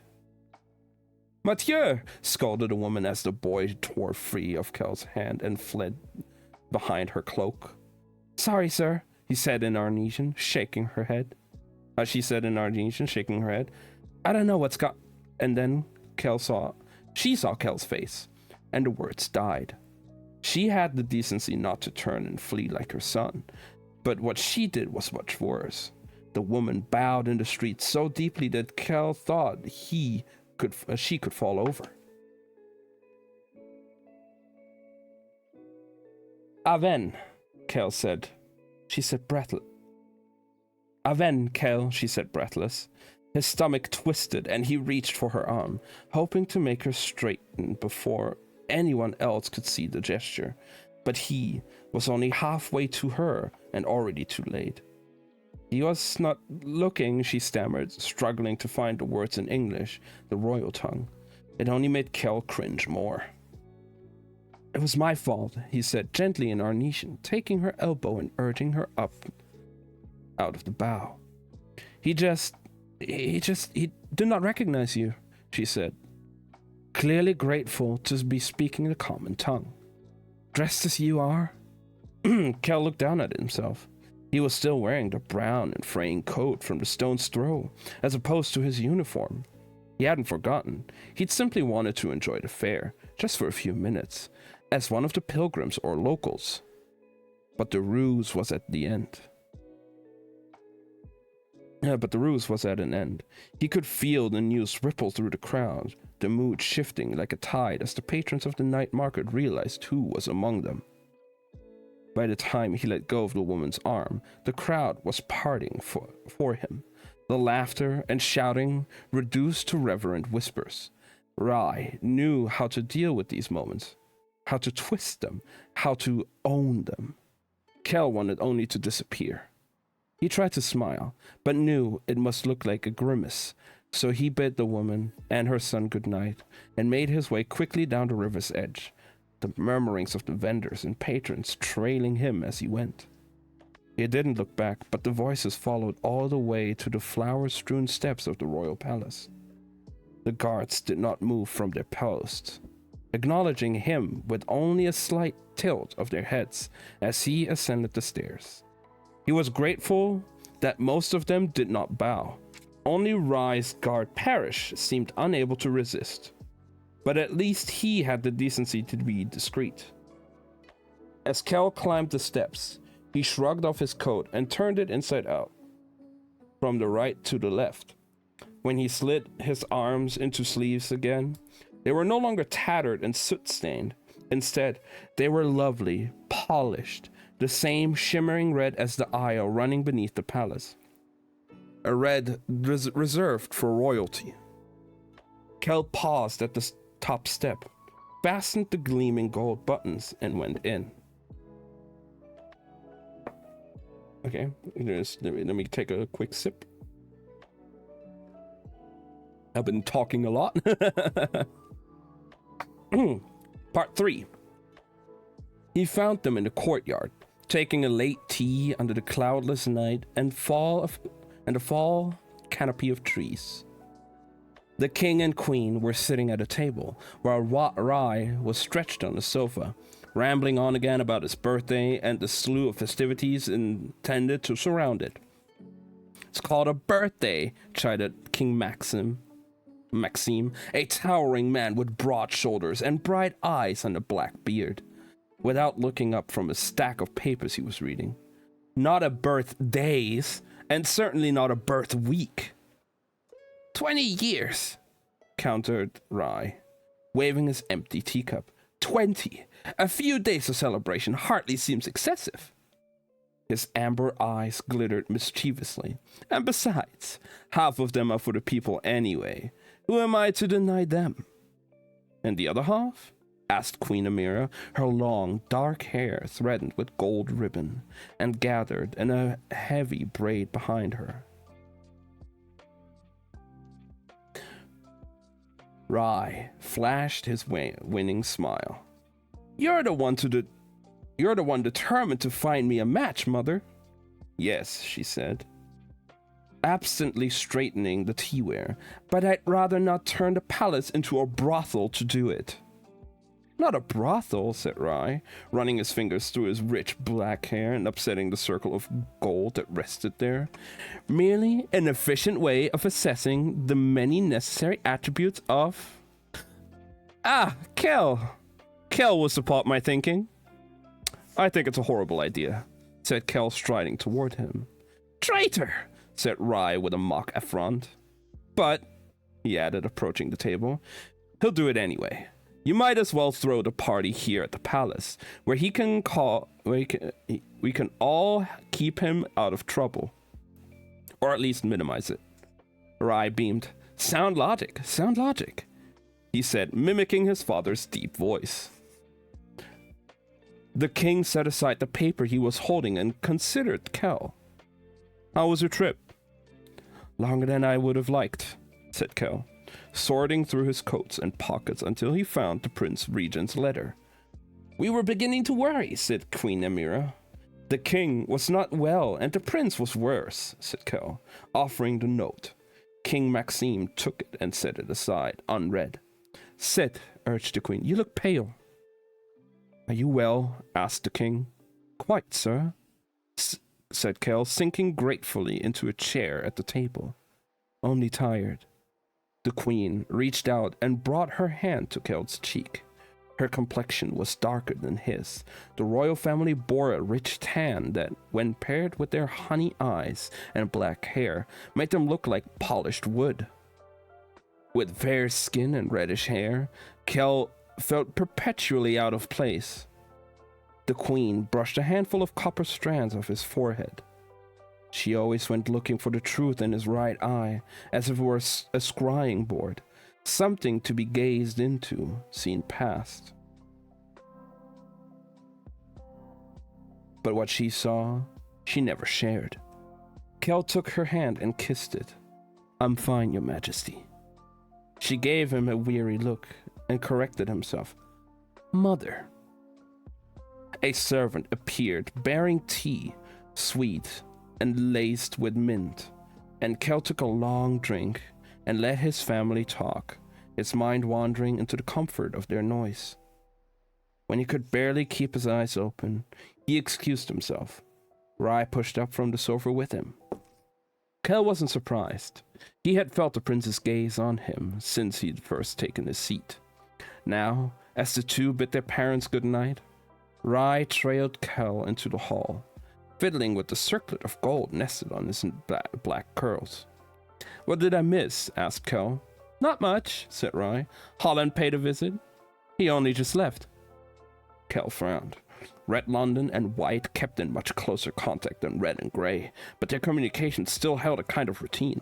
Holland was off schedule by nearly a week. "What have you come back with tonight?" asked Rai. "A headache," said Kel, rubbing his eyes. "You know what I mean," countered the prince. "What did you bring through that door?" "Nothing but a few lins." Kel spread his arms wide. "Search me if you like," he added with a smirk. Rai had never been able to figure out Kel's coat and its many sides, and Kel was already turning back down the hall, considering the matter done, when Rai surprised him by reaching not for his pockets but for his shoulders, and pushing him back against the wall, hard. A nearby painting of the king and queen shuddered, but did not fall. The guards dotting the hall looked up and did not move from their posts. Kel was a year older than Rai, but built like an afternoon shadow, tall and slim, while Rai was built like a statue and nearly as strong. "Do not lie," warned Rai, "not to me." Kel's mouth became a hard line. Rai had caught him 2 years before. Not caught in the act, of course, but snagged him in another, more devious way. Trust. The two had been drinking on one of the palace's many balconies one summer night, the glow of the isle beneath them and the stretch of sky above, and the truth had stumbled out. Kel had told his brother about the deals he struck in Grey London and in White, and even an occasion in Red, about the various things he'd smuggled. And Rai had stared at him and listened, and when he spoke, it wasn't to lecture Kel on all the ways it was wrong or illegal. It was to ask, why? "I don't know," said Kel, and it had been the truth. Rai had sat up, eyes bleary from drink. "Here, have we not provided?" he'd asked, visibly upset. Is there anything you want for?"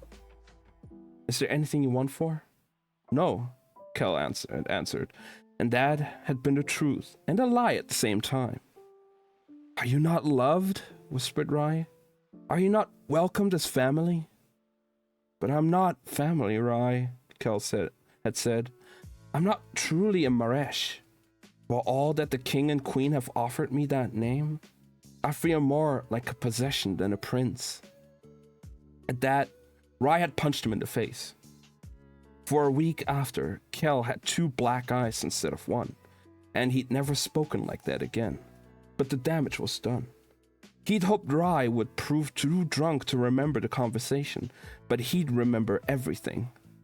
He hadn't told the king or queen, and Kel supposed he owed Rai that. But now, every time he traveled, he had to endure Rai's questioning, and with it, the reminder that what he was doing was foolish and wrong. Rai let go of Kel's shoulders. "Why do you insist on keeping up these pursuits?" "They amuse me," said Kel, brushing himself off. Rye shook his head. Look, I've turned a blind eye to your childish rebellion for like a while now. But those doors were shut for a reason, he warned. Transference is treason. They're only trinkets, said Kel, continuing down the hall. There's no real danger in it. There's plenty, said Rye, matching his stride. Like the danger that awaits you if our parents ever learn. Would you tell them? Asked Kel. Rye sighed. Kel watched him try to answer several ways, before he finally said, There's nothing I would not give you. Kel's chest ached. I know. You are my brother, my closest friend. I know. Then put an end to this foolishness before I do. Kel managed a small, tired smile. Careful, Rye, he said. You're beginning to sound like a king. Rye's mouth quirked. One day I will be, and I need you there beside me. Kel smiled back. Believe me, there's no place I'd rather be. It was the truth. Rye patted his shoulder and went to bed. Kel shoved his hand into his pockets and watched him go. The people of London and of the country beyond loved their prince. And why shouldn't they? He was young and handsome and kind. Perhaps he played the part of rake too often and too well, but behind the charismatic smile and the flirtatious air was a sharp mind and a good intent. The desire to make everyone around him happy. He had little gift for magic, and even less focus for it. But what he lacked in power, he more than made up in charm. Besides, if Kel had learned anything from his trips to White London, it was that magic made rulers worse, not better. He continued down the hall to his own rooms, where a dark set of oak doors led onto a sprawling chamber. The aisle's red glow poured through the open doors of a private balcony. Tapestry billowed and dipped in fabric clouds from the high ceiling. And a luxurious, canopied bed, filled with feather and lined with silk, stood waiting, beckoning. It took all of Kel's will not to collapse into it. Instead, he crossed through the chamber and into a second, smaller room lined with books. A variety of tomes on magic, including what little he could find on Antari and their blood commands, the majority destroyed out of fear in the Black London Purge, and closed the door behind him. He snapped his fingers absently, and a candle perched on the edge of a shelf sparked into life. In its light, he could make out a series of marks on the back of the door. An inverted triangle, a set of lines, a circle, simple marks, easy enough to recreate, but specific enough to differentiate. Doors to different places in Red London. His eyes went to the one in the middle. It was made up of 2 crossed lines. X marks the spot, he thought to himself, pressing his fingers to the most recent cut in his arm. The blood still wet, then tracing the mark. As Tasken, he said tiredly. The wall gave way beneath his touch, and his private library became a cramped little room. The lush quiet of his royal chambers replaced by the din of the tavern below and the city beyond, much nearer than it had been a mere moment before. Iskir Ayes, the Ruby Fields, was the name that swung above the tavern's door. The place was run by an old woman named Fauna. She had the body of a Gran, the mouth of a sailor, and the temper of a drunk. Kel had cut a deal with her when he was young. She was still old then, always old. And the room at the top of the stairs became his. The room itself was rough and worn with several strides too small, but it belonged entirely to him. Spellwork, and not strictly legal at that, marked the window and the door, so that no one else could find the room, or perceive that it was there. At first glance, the chamber looked fairly empty, but a closer inspection would reveal that the space under the cot and the drawers in the dressers were filled with boxes, and those boxes were treasures from every London. Kell supposed that he was a collector too. The only items on display were a book of poems, a glass ball filled with black sand, and a set of maps. The poems were by a man named Blake, and had been given to Kell by a collector in Grey London the year before. The spine already worn to nothing, the glass ball was a trinket from White London, set to show one's dreams in the sands, but Kell had yet to try it. And the maps were a reminder. The 3 canvases were tacked side by side, the sole decoration on the walls. From a distance, they could have passed for the same map, the same outline of the same island country, but up close, only the word London could be found on all 3. Grey London, Red London, and White London. The map on the left was of Great Britain, from the English Channel up through the steppes of Scotland, every facet rendered in detail. By contrast, the map on the right had almost none. Macked, the country called itself, the capital city held by the ruthless Dane twins, but the territory beyond was in constant flux. The map in the middle, Kell knew best, for it was home. Arnes, the country's name, was written in elegant script down the length of the island, though in truth the land on which London stood was only the tip of the Royal Empire. 3 very different Londons in 3 very different countries, and Kell was one of the only living souls to have seen them all. The great irony, he supposed, was that he had never seen the worlds beyond the cities. Bound to the service of his king and crown, and constantly kept within reach, he had never been more than a day's journey from one London or another. Fatigue ate at Kell's body as he stretched and shrugged off his coat. He dug through the pockets until he found the collector's parcel, which he set carefully on the bed, gingerly undoing the wrapping to reveal the tiny silver music box inside. The room's lanterns grew brighter as he held up the trinket to the light, admiring it. The ache in his arm drew him back, and he set the music box aside and turned his attention to the dresser.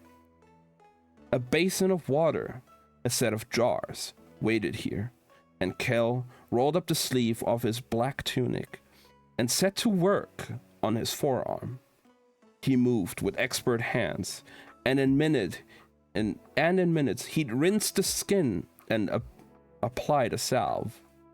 There was a blood command for healing, as Hasari, but it wasn't meant for Antari to use on themselves, especially not for minor wounds, as it took more energy than it afforded health.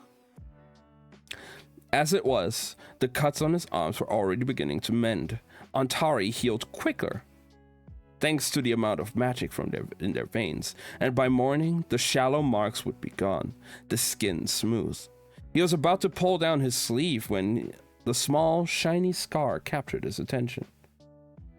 It always did.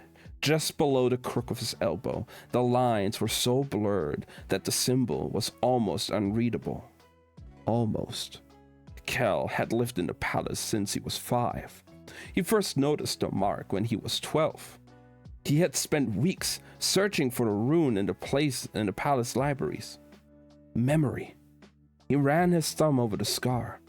Contrary to its name, the symbol wasn't meant to help one remember.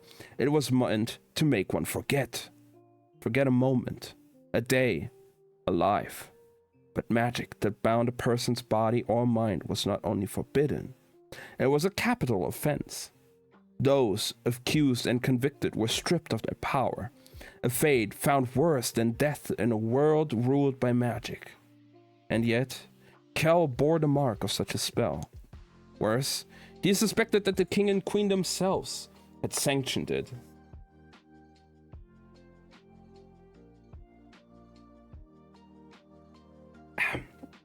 KL the initials on his knife.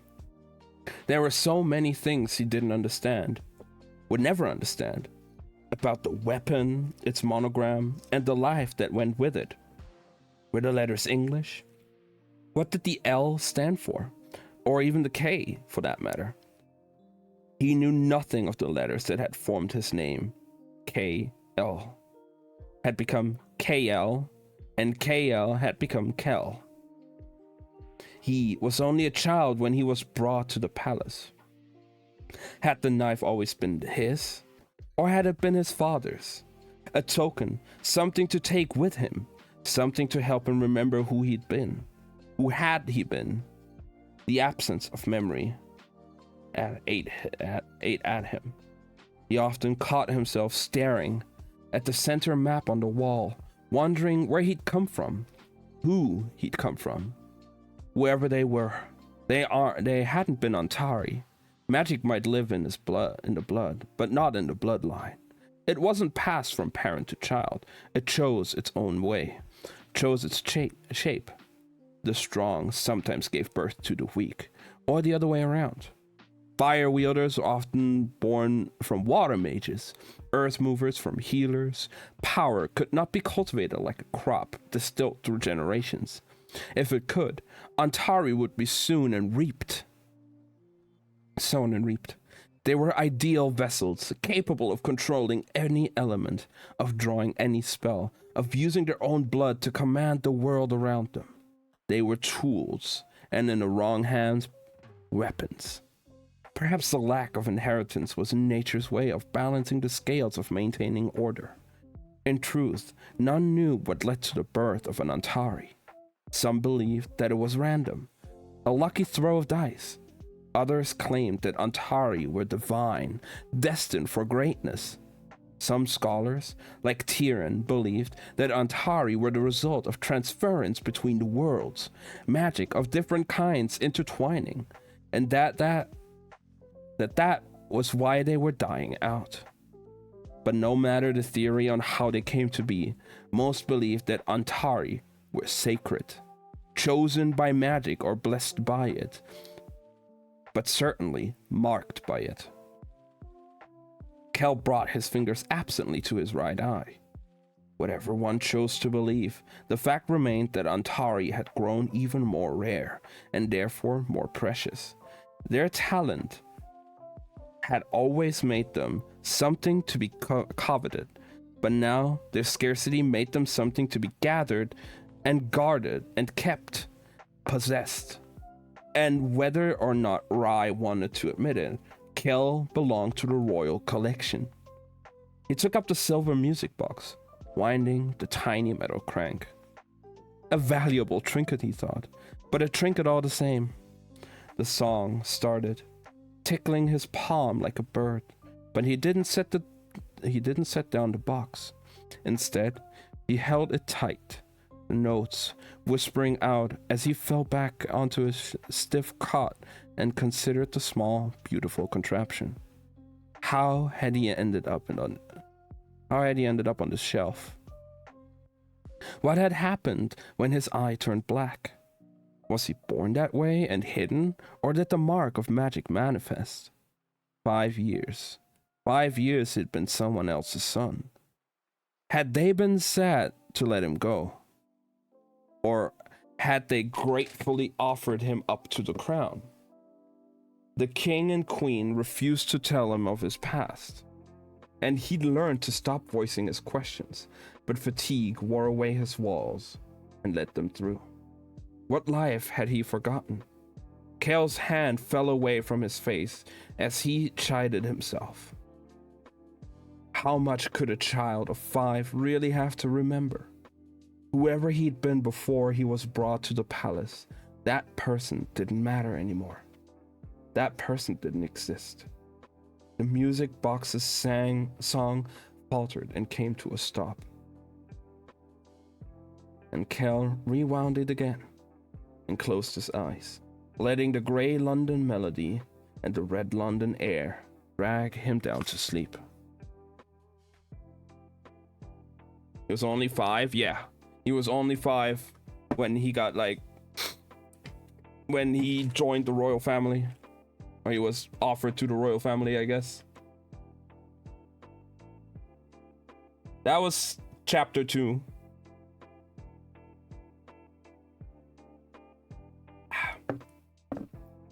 How are you guys enjoying it so far, though? This book is good. I like the magic a lot. It's great. All right. Chapter 3. Grey Thief. Lila Bard lived by a simple rule. My friend asked why I was looking at my elbow when you were describing a scar. Damn.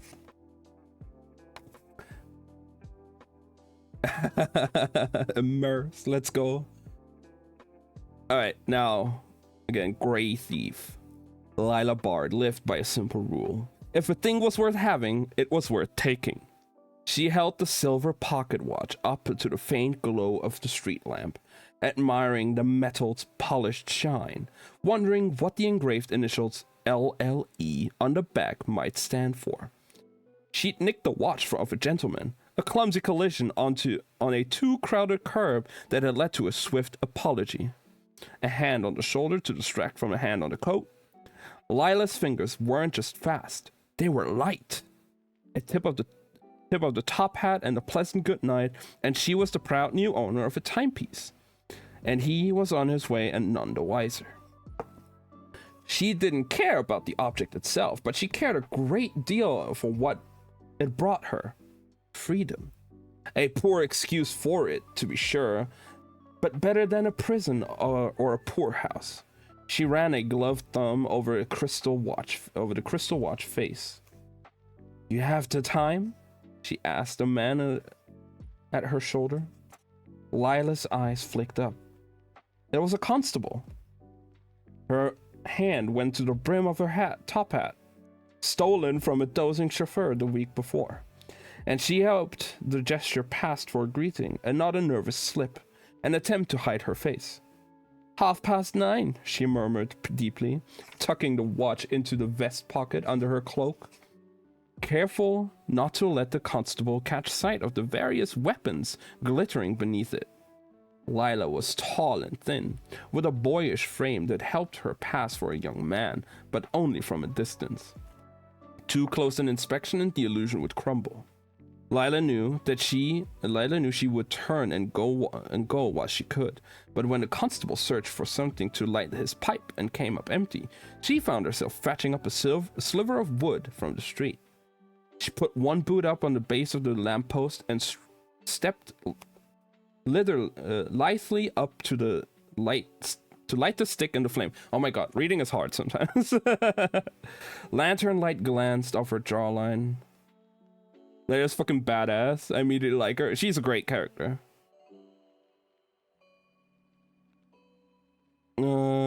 She put one boot up to the base on the lamppost and stepped lightly up to the light and stick to the flame.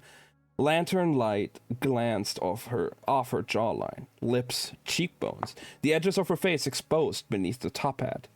A delicious thrill ran through her chest, spurred on by the closeness of danger, and Lila wondered, not for the first time, if something was wrong with her.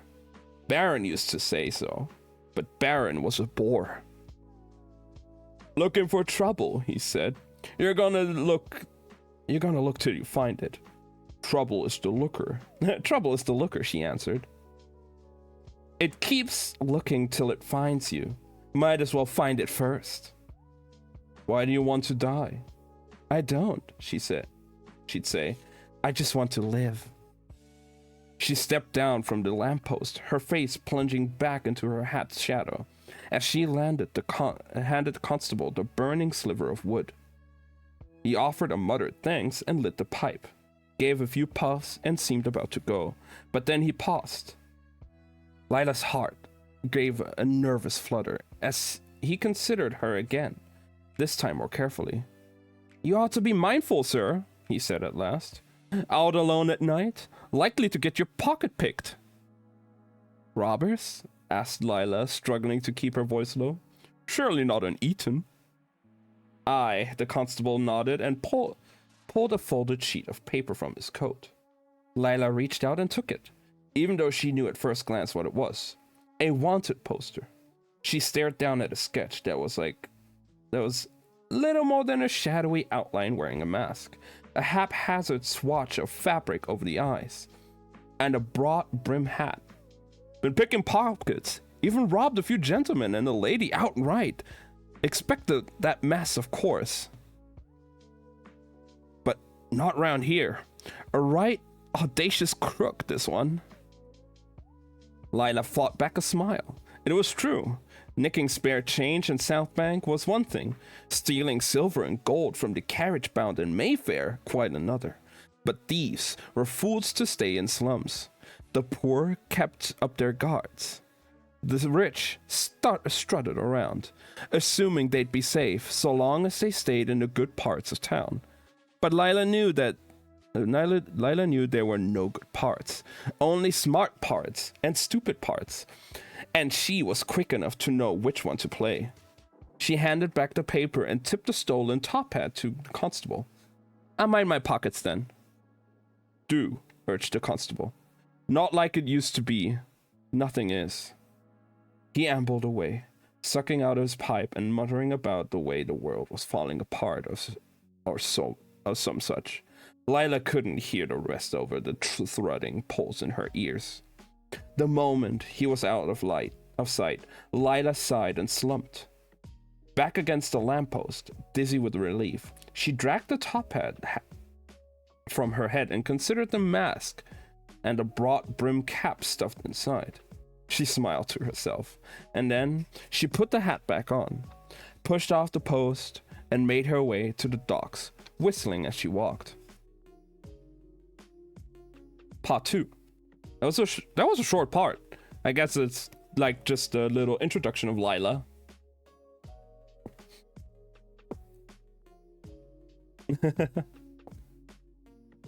Great character.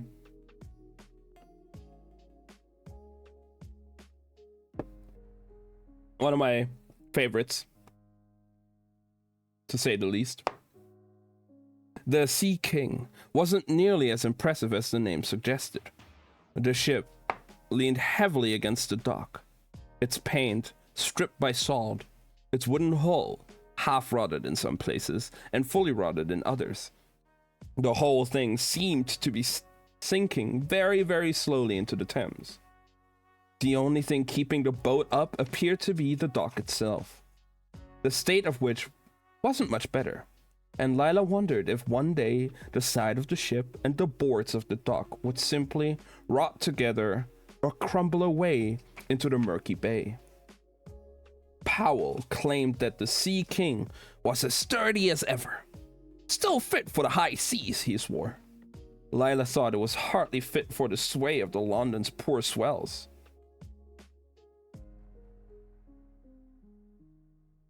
She put a boot up on the ramp, and the boards groaned underfoot, the sound rippling back until it seemed like the whole boat was protesting her arrival. A protest she ignored as she climbed aboard, loosening the cloak's knot at her throat. Lila's body ached for sleep, but she carried out her nightly ritual, crossing the dock to the ship's bow and curling her fingers around the wheel. The cold wood against her palms, the gentle roll on the deck beneath her feet. It all felt right. Lila Bart knew in her bones that she was meant to be a pirate. All she needed was a working ship. And once she had one, a breeze caught up by her coat, and for a moment she saw herself far from the London port, far from any land, plowing forward across the high seas. She closed her eyes and tried to imagine the feel of the sea breeze rushing through her threadbare sleeves, the beat of the ocean against the ship's sides, the thrill of freedom, true freedom and adventure. Acts like Beto, right? She tipped her chin up as an imaginary spray of salt water trickled her chin. She drew a deep breath and smiled at the taste of the sea air. By the time she opened her eyes, she was surprised to find the Sea King just as it had been, docked and dead. Lila pushed off the rail and made her way across the deck, and for the first time all night, as her boots echoed on the wood, she felt something like safe. She knew it wasn't safe. Knew nowhere in the city was. Not a plush carriage in Mayfair, and certainly not a half-rotten ship on the dodgy end of the docks. But it felt a little something like it. Familiar? Was that it? Or maybe simply hidden? That was as close to safe as it got. But the Sea King is the name of the ship. No eyes watched her cross the deck. None saw her descend the steep set of steps that ran into the ship's bones and bowels. None followed her through the bank, and through the dank little hall, or into the cabin at the end. The knot at her throat finally came loose, and Lila pulled the cloak from her shoulders and tossed it into a cot that hugged one of the cabin walls. It fell fluttering to the bed, soon following by the top hat, which spilled its disguise like jewels onto the dark fabric. A small coal stove sat in the corner, the embers barely enough to warm the room. Lila stirred them up and used the stick to light a couple of tallow candles scattered around the cabin. Then tugged off her gloves and lobbed them onto the cot with the rest. Finally, she slid off her belt, freeing holster and dagger both from the leather strap.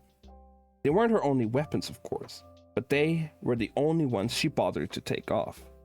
The knife was nothing special, just wickedly sharp. She tossed it onto the bed with the rest of the discarded things. But the pistol was a gem, a flintlock revolver that had fallen out of a wealthy dead man's hand and into hers the year before. Castor, for all good weapons deserved a name, was a beauty of a gun. And she slipped him gently, almost reverently, into the drawer of her desk. The thrill of the night had gone cold with the walk to the docks. Excitement burned to ash, and Lila found herself slouching into a chair. It protested as much as everything else on the ship. Sure it did, right? It protested as much as everything else on the ship, groaning roundly as she kicked her boots up onto the desk. The worn wooden surface of which was piled with maps, most rolled, but one spread and pinned in place by stones or stolen trinkets. It was her favorite one, that map, because none of the places on it were labeled. Surely someone knew what kind of map it was and where it led, but Lila didn't. To her, it was a map to anywhere. A large slab of mirror sat propped up on the desk, leaning back against the whole wall, its edges fogged and silvering. Lila found her gaze in the glass and cringed a little. She ran her fingers through her hair. It was ragged and dark and scraped against her jaw. Lila was 19. 19, and every one of the years felt carved into her. She poked at the skin under her eyes, tugged at her cheeks, ran a finger along her lips. It had been a long time since anyone called her pretty. Not that Lila wanted to be pretty. Pretty wouldn't serve her well. And Lord knew she didn't envy the ladies with their singed corsets and abundant skirts, their falsetto laughs and the ridiculous way they used them. The way they swooned and leaned on men, feigning weakness to savor their strength. Why anyone would ever pretend to be weak was beyond her. Lila tried to picture herself as one of the ladies she'd stolen that from that night. So easy to get tangled up in all that fabric. So easy to stumble and be caught. He smiled. How many ladies had flirted with her, swooned and leaned and pretended to marvel at her strength? She felt the weight of the night take on her pocket. Enough. It served them right for playing weak. maybe they wouldn't be so quick to swoon at every top hat and take hold of every offered hand. Lila tipped her back against the back of the chair. She could hear Powell in his quarters, acting out his own nightly routine of drinking and cursing and muttering stories to the bowed walls of the rotting ship. Stories of lands he'd never visited, maidens he'd never wooed, treasures he'd never plundered. He was a liar and a drunkard and a fool. She'd seen him be all three on any given night in the barren tide. But he had an extra cabin, and she had need of one, and they had reached an agreement. She lost a cut of every night's take to his hospitality, and in return, he forgot that he was renting the room to a wanted criminal, let alone a girl. Powell rambled on within his room. He carried on for hours, but Lila was so used to the noise that soon it faded in with the other groans and moans and murmurings of the old Sea King. Her head had just started to slump when someone knocked on the door 3 times. Well, someone knocked twice, but was clearly too drunk to finish the third. Dragging their hand down the wood, Lila's boots slid from the desk and landed heavily on the floor. "What is it?" she called, getting to her feet as the door swung open. Powell stood there, swaying from drink and the gentle rock of the boat. "Lila," he sang her name. "Lila." "What?" A bottle sloshed in one hand. He held out the other palm up. "My cut." Lila shoved her hand into her pocket and came out with a handful of coins. Most of them were faded, but a few bits of silver glinted in the mix, and she picked them out and dropped them into Powell's palm. He closed his fist and jingled the money. "It's not enough," he said as she returned the coppers to her pocket. She felt the silver watch in her vest, warm against her ribs, but didn't pull it out. She wasn't sure why. Maybe she'd taken a liking to the timepiece after all. Or maybe she was afraid that if she started offering such pricey goods, Powell would come to expect them. "Slow night," she said, crossing her arms. "I'll make up the difference tomorrow." "You're trouble," slurred Powell. "Indeed," she said, flashing a grin. Her tone was sweet, but her teeth were sharp. "Maybe more trouble than you're worth," he slurred. "Certainly more than you're worth tonight." I'll get you the rest tomorrow," she said, hands slipping back to her side. "You're drunk. Go to bed." She started to turn away, but Powell caught her elbow. "I'll take it tonight," he said with a sneer. "I said I don't." The bottle tumbled from Powell's other hand as he forced her back onto the desk, pinning her with his hips. "Doesn't have to be a coin," he whispered, dragging his eyes down her shirt front.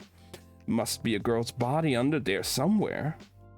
His hands began to roam, and Lila drove her knee into his stomach and sent him staggering backwards. Shouldn't have done that," growled Powell, face red. His fingers fumbled with his buckle. Lila didn't wait. She went for the pistol in the drawer, but Powell's head snapped up, and he lunged and caught her wrist, dragging her toward him. He threw her bodily back into the cot, and she landed on the hat and the gloves and the cloak and the discarded knife. Lila scrambled for the dagger as Powell charged forward. He grabbed her knee as her fingers wrapped around the leather sheath. He jerked her towards him as she drew the blade free, and when he caught her other hand with his, she used his grip to pull herself to her feet and drive the knife into his gut. And just like that, all the struggle went out of a cramped little room. Powell stared down at the blade jutting out of his front, eyes wide with surprise, and for a moment it looked like he might carry on despite it. But Lila knew how to use a knife, knew where to cut to hurt and where to cut to kill. Powell's grip on her tightened, and then it went slack. He swayed and frowned, and then his knees buckled. Shouldn't have done that, she echoed, pulling the knife free before he could collapse forward onto it. Powell's body hit the floor and stayed there. Lila stared down at it at a moment, marveling at the stillness. The quiet, broken only by her pulse and the hush of the water against the hull of the ship. She told the man with her boot. Hey, fucking men, yeah. Dead. Dead and making a mess. Blood was spreading across the boards, filling in the cracks and dripping through the lower parts of the ship. Lila needed to do something now. She crouched, wiped her blade on Powell's shirt, and recovered the silver from his pocket. And then she stepped over his body, retrieved the revolver from its drawer, and got dressed. When the belt was back on her around her waist and the cloak around her shoulders, she took up the bottle of whiskey from the floor. It hadn't broken when it fell. Lila pulled the cork free with her teeth and emptied the contents onto Powell, even though there was probably enough alcohol in his blood to burn without it. She took up a candle and was about to touch it to the floor when she remembered the map. The one to anywhere. She freed it from the desk and tucked it under her cloak, and then, with a look around the room, she set fire to the dead man and the boat. Lila stood on the dock and watched the Sea King burn. She stared up at it, face warmed by the fire that danced on her chin, and cheeks the way the lamp light had before the constable. It's a shame, she thought. She'd rather like the rotting ship, but it wasn't hers. No, hers would be much better. The Sea King groaned as the flames gnawed its skin and then its bones, and Lila watched the dead ship begin to sink. She stayed until she could hear the far-off cries and the sound of boots. Too late, of course, but coming all the same. And then she sighed and went in search of another place to spend the night.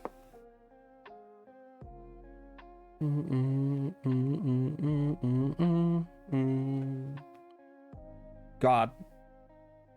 Like, I've already read this book before, but like, it's so good. I can't help but getting immersed into it again as well. It's got to be really hard not to read it off stream.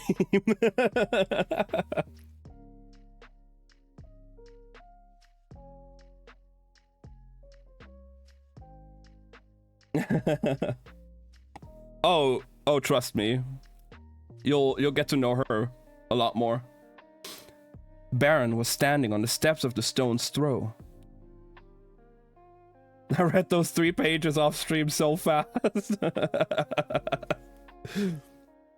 Baron was standing on the steps of the Stone's Throw, staring absently toward the docks when Lila strolled up, the top hat and the map both tucked under her arm. When she followed his gaze, she could see the dregs of the fire over the building tops, the smoke ghosted against the cloudy night. Baron pretended not to notice her at first. She couldn't blame him. The last time he'd seen her, almost a year before, he'd kicked her out for thieving. Not from him, of course, from a patron. And she'd stormed off, damning him and his little tavern inn alike. Where you going then? He'd rumbled after her like thunder. It was as close as he'd ever come to shouting. To find an adventure, she called without looking back. Now she scuffed her boots along the street stones. He sucked on the cigar. Back too soon. Back too soon? Back so soon, he said without looking up. She climbed the steps and slouched against the tavern door. You find adventure already? Or it find you? Lila didn't answer. She could hear the clink of cups inside and the chatter of drunk men getting drunker. She hated that noise, hated most taverns altogether, but not the Stone's Throw. The others all repelled her, but this place dragged at her like gravity, a low and constant pull. Even when she didn't mean to, she always seemed to end up here. How many times in the last year had her feet carried her back to these steps? How many times had she almost gone inside? Not that Baron needed to know about that. She watched him tip his hat back and stare up at the sky, as if he could see something there besides clouds. I want her to meet Kel. That would be cool. What happened to the Sea King? He asked. It burnt down. A defiant flutter of pride filled her chest when his eyes widened a fraction in surprise. She liked surprising Baron. It wasn't an easy thing to do. Did it now? He asked lightly. You know how it is, said Lila with a shrug. Old wood goes up so easily. So cool, so badass. It was like, it just burned down. Baron gave her a long look, then exhaled a smoke-filled breath. Powell should have been more careful with his brig. Yeah, said Lila. She fiddled with the brim of the top hat. You smell like smoke. I need to rent a room. The word stuck in her throat. Funny, said Baron, taking another puff. I distinctly remember you suggesting that I take my tavern and all its many, albeit modest rooms and shove each and every one of them up my... Things change, she said as she plucked a cigar from his mouth and took a drag. He studied her in the lamplight. You okay? Lila studied the smoke as it poured through her lips. I'm always okay. She handed back the cigar and dug the silver watch out of her vest pocket. It was warm and smooth, and she didn't know why she liked it so much, but she did. Maybe because it was a choice. Taking it had been a choice. Keeping it had been one too. And maybe the choice started as a random one, but there was something to it. Maybe she'd kept it for a reason.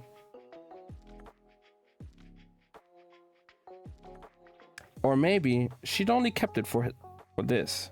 She held it out to Baron. Will this buy me a few nights? The owner of the Stone's Throw considered the watch, and then reached out and curled Lila's fingers over it. Keep it, he said casually. I know you're good for the coin. Lila slid the trinket back into her pocket, thankful for its weight as she realized she was back to nothing. Well, almost nothing. A top hat, a map to anywhere or nowhere, a handful of knives, a flintlock, a few coins, and a silver watch. Baron pushed the door open, but when she turned to go inside, he barred her path. No one here's a mark, you got that? Lila nodded stiffly.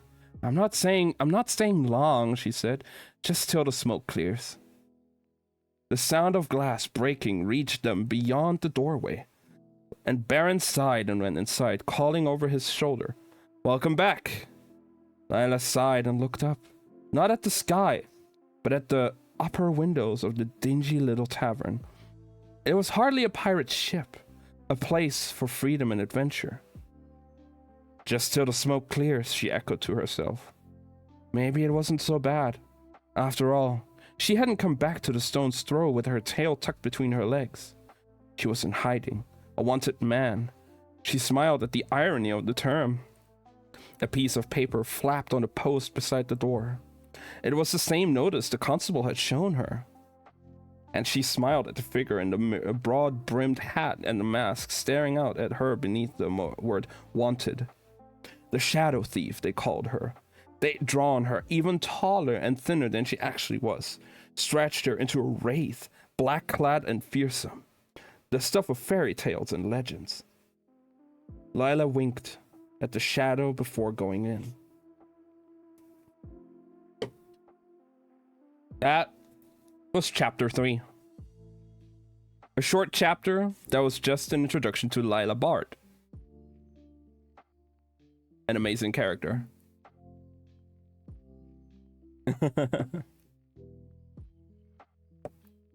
I guess now, in chapter 4, we're going to learn some stuff about White London, because the name of the chapter is White Throne.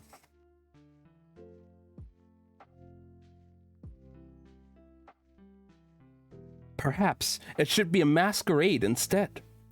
Focus. Maybe a costume ball. Something with a bit of flair. Come on, Rai, pay attention. The prince sat in a high-backed chair, gold-buckled boots kicked up on the table, rolling a glass ball between his hands. The orb was part of a larger, more intricate version of the game Kel had pawned off in the stone's throw. In place of pebbles or puddles or piles of sand nesting in the little board, there were 5 glass balls, each containing an element. 4 still sat in the dark wood chest on the table, its inside lined with silk and its edges capped in gold. The one in Rye's hands held a handful of earth, and it tipped side to side with the motion of his fingers. Costumes with layers, ones that can be taken off, he went on. Kel sighed. We can all start the night in full dress and end in... You're not even trying. Rye groaned. His boots hit the floor with a thud as he straightened and held the glass ball up between them. Fine, he said. Observe my magical prowess. Rye squinted at the dirt trapped inside the glass and, attempting to focus, spoke to the earth under his breath in low, murmuring English. But the earth did not move. Kel watched a crease appear between Rye's eyes as he focused and whispered and waited, and grew increasingly irritated. At last, the dirt shifted, albeit half-heartedly, within the glass. I did it! Exclaimed Rye. You shook it, said Kel. I wouldn't dare. Try again. Rye made a sound of dismay as he slumped into his chair. Sankt Kel, what's wrong with me? Nothing is wrong, insisted Kel. I speak 11 languages, said Rye. Some for countries I have never even seen, nor am I likely to set foot in. Yet I cannot coax a clod of dirt to move or a drop of water to rise from its pool.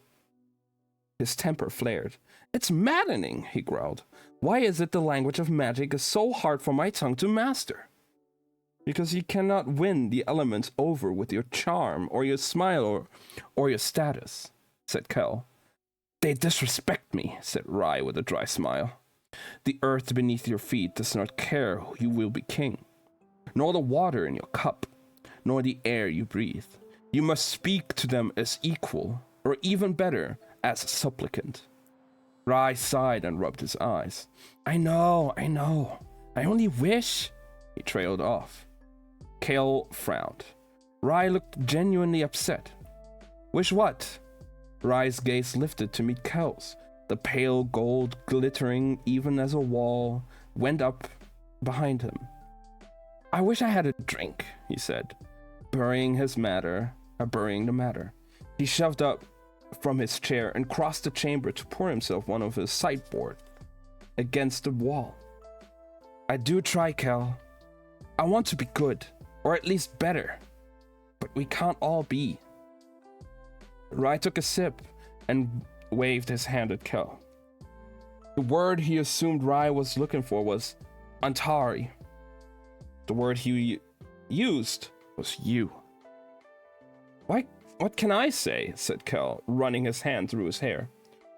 What can I say? Oh, okay. What can I say? Said Kel, running his hand through his hair. I'm one of a kind. 2 of a kind, corrected Rye. Kel's brow creased. I've been meaning to ask, what was Holland doing here? Rye shrugged and wandered back toward the chest of elements. The same thing as always. Delivering mail. Kel considered the prince. Something was off.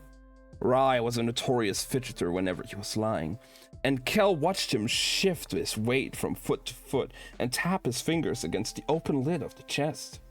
But rather than press the issue, Kel let it drop and instead reached down and plucked another of the glass balls from the chest, this one filled with water. He balanced it on his palm, fingers splayed.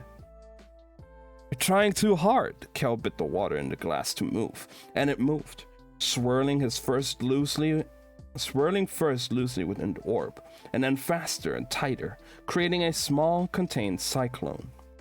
That's because it is hard, Rye said.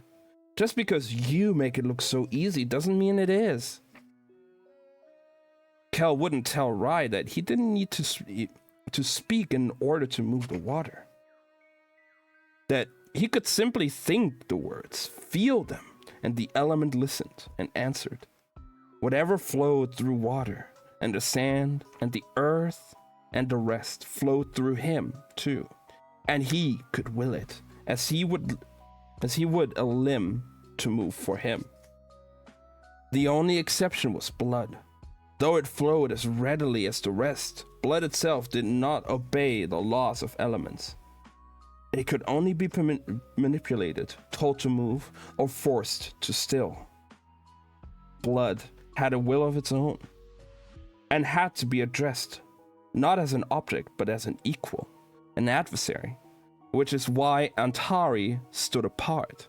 For they alone held dominion, not only over elements, but also over blood.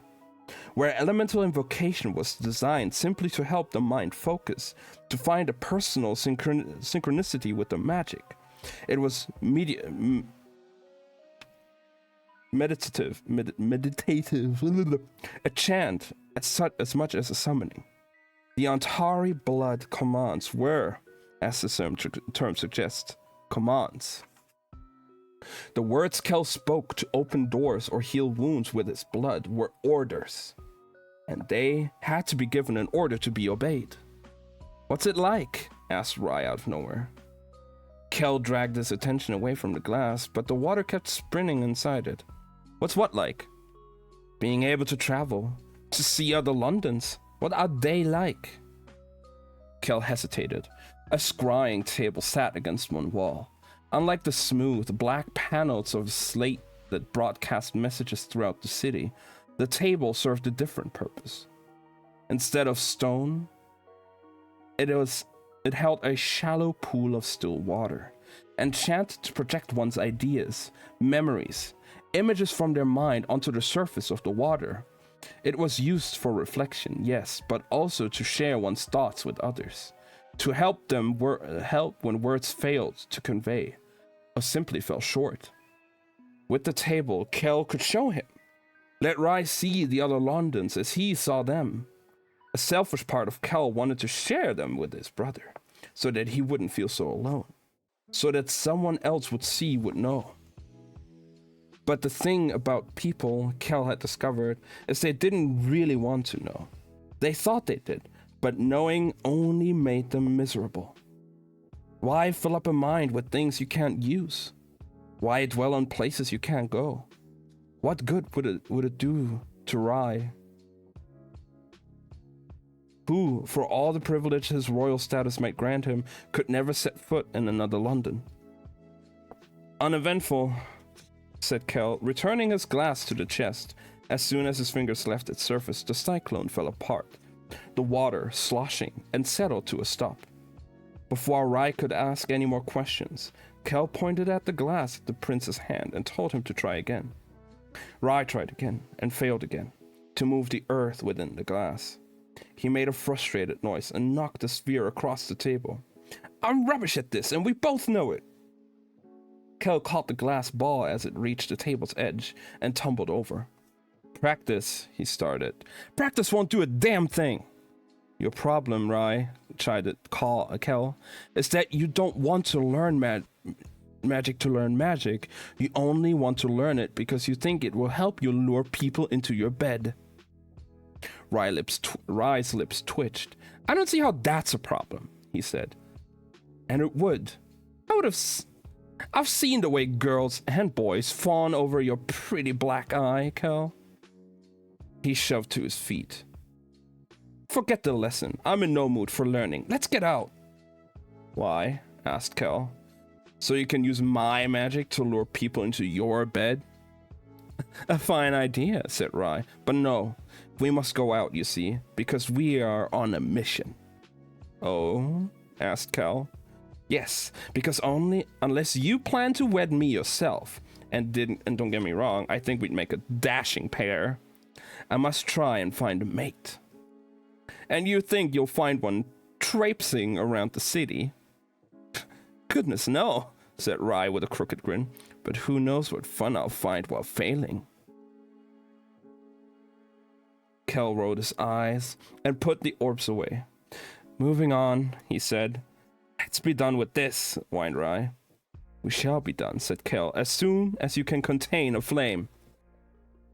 Of all the elements, fire was the only one Rai had shown talent was too strong of a word, but perhaps an ability for. Traipsing is a beautiful word. It is. Kel cleared the wooden table and set a sloped metal dish before the prince, along with a piece of white chalk, a vial of oil, and an odd little device like a pair of crossed pieces of blackened wood joined by a hinge in the middle. Rai sighed and drew a binding circle on the table around the dish using the chalk. He then emptied the vial onto the plate, the oil pooling in the center, no bigger than a 10-lin coin. Finally, he lifted the device, which fit easily in his palm. It was a fire starter. When Rai closed his hand around it and squeezed, the two stems scraped together and a spark fell from the hinge to the pool of oil and caught. A small blue flame danced across the surface of the coin-sized pool, and Rai cracked his knuckles, rolled his neck, and pushed up his sleeves. "Before the lights go out," urged Kale. Rai shot him a look, but it brought his hands to on either side of the chalk binding circle, palms in, and began to speak to the fire, not in English, but in Arnesian. It was a more fluid, coaxing tongue that lent itself to magic. The words poured out in a whisper, a smooth, unbroken line of sound that seemed to take shape in the room around them. And to their mutual amazement, it worked. The flame in the dish turned white and grew, enveloping what has left the oil and continued to burn without it. It spread, coating the surface of the plate and flaring up into the air before Rai's face. "Look," said Rai, pointing at the light. "Look, I did it!" And he had. But even though he'd stopped speaking to the flame, it kept growing. "Don't lose focus," said Kel, as the white fire spread, licking the edges of the chalk circle. "What?" challenged Rai, as the fire twisted and pressed against the binding ring. "No words of praise?" He looked away from the fire and toward Kel, his fingers brushing along the table as he turned. "Not even a—" "Rai!" warned Kel. But it was too late. Rai's hand had skimmed the circle, smudging the line of chalk. The fire tore free. It flared up across the table, sudden and hot, and Rai nearly toppled backward in his chair, trying to get out of its way. In a single motion, Kel had freed his knife, drawn it across his palm, and pressed his bloodied hand on the tabletop. "As Anasai," he ordered. "Dispel." The enchanted fire died instantly, vanishing into air. Kel's head spun. Rai stood there, breathless. "I'm sorry," he said guiltily. "I'm sorry, I shouldn't have." Rai hated it when Kel was forced to use blood magic because he felt personally responsible. He often was, for the sacrifice that came with it. He had caused Kel a great deal of pain once, and had never quite forgiven himself for it. Now, Kel took up a cloth and wiped his wounded hand. "It's fine," he said, tossing aside the rack. "I'm fine, but I think we're done for today." Rai nodded shakily. "I could use another drink," he said. "Something strong." "Agreed," said Kel with a tired smile. We haven't been to the Avonstrasse in ages," said Rai. "Can't go there," said Kel. What he meant was, "I can't let you go there." Despite its name, the Avonstrasse, Blessed Waters, had become a haunt for the city's unsavory sorts. "Come on," said Rai, already returned to his sporting self. "We'll get Parrish and Jen to dig up some uniforms and we'll go as..." Just as the man cleared his throat and Rai and Kel both turned to find King Maxime standing in the doorway. "Sir," they said in unison. "Boys," he said, "how are your studies going?" Rai gave Kel a weighted look, and Kel raised a brow, but said only, "They've come and gone. We just finished." "Good," said the king, producing a letter. Kel didn't realize how much he badly wanted that drink with Rai until he saw the envelope, and he knew he wouldn't get it. His heart sank, but he didn't let it show. I need you to carry a message, said the king, to our strong neighbor. Kel's chest tightened with the familiar mixture of fear and excitement that was inextractable when it comes to White London. Of course, sir, he said. Holland delivered a letter yesterday, explained the king, but couldn't stay to collect a response. I told him I would send it back with you. Kel frowned. All is well, I hope, he said carefully. He rarely knew the contents of the royal messages he carried, but he would usually glean the tone. The correspondences with Grey London had devolved to mere formality, the cities having little in common, while the dialogue with White was constant and involved, and left a furrow in the king's brow. Their strong neighbor, as the king called the other city, was a place torn by violence and power. Violence and power, the name at the end of the royal letters changing with disturbing frequency. It would have been too easy to discontinue correspondence and leave White London to its decay, but the Red Crown wouldn't. They felt responsible for the dying city, and they were. After all, it had been Red London's decision to seal itself off, leaving White London, which sat between red and black, trapped and forced to fight back the dark plague on its own, to seal itself in, and the corrupted magic out. It was a decision that haunted centuries of kings and queens, but at the time, White London was strong, stronger even than Red, and the Red Crown believed, or claimed to believe, it was the only way they would all survive. They were right and wrong. Grey London receded into quiet obliviousness. Red not only survived but flourished, but White was forever changed. The city, once glorious, fell to chaos and conquering, blood and ash. All is as well as it can be, said the king, as he handed Kel the note and turned back toward the door. Kel moved to follow when he caught his arm. Promise, the prince whispered under his breath. Promise you'll come back empty-handed this time.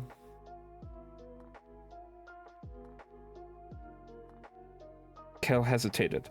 I promise, he said, wondering how many times he said those words, how empty they'd become.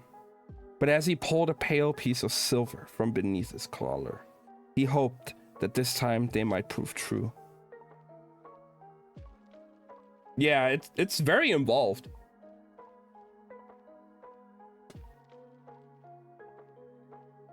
I might have to grab some water in a bit. My gamer subs are empty. But we good. Okay. You know what? Let's take a small little break because I gotta rest my eyes. I'm sitting here like in the dark with like some small light. So I just gotta like rest my eyes for a bit, but we're definitely gonna continue in like 5 minutes, like 2-3 minutes, I don't know. So a little like toilet break, grab some snacks if you need to. And then we'll be back in a second.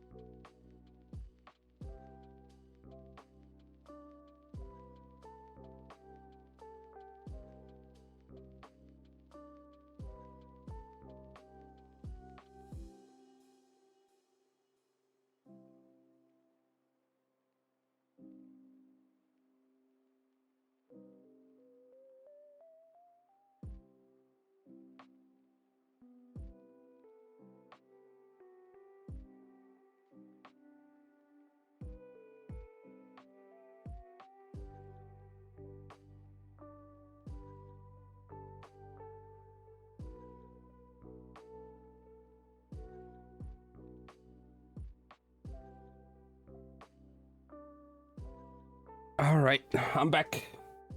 Can't do any Genshin dailies. That's how focused you are on that. Damn. I would actually I thought like this is all just gonna be like some background noise. You guys can do your stuff. I'm just here like reading it out. Again, like I said, like background noise. You guys do all your shit that you have to do. Well, I'm just here blabbing on.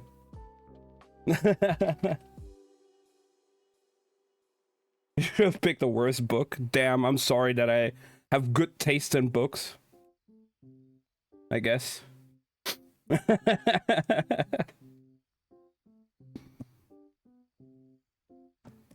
Apologies accepted. Check Discord, by the way. All right, let me just go there.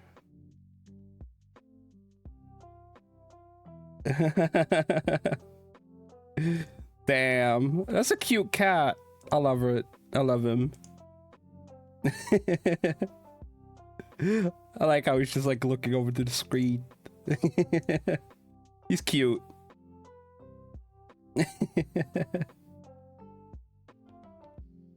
It's nice. I guess even cats like my voice then.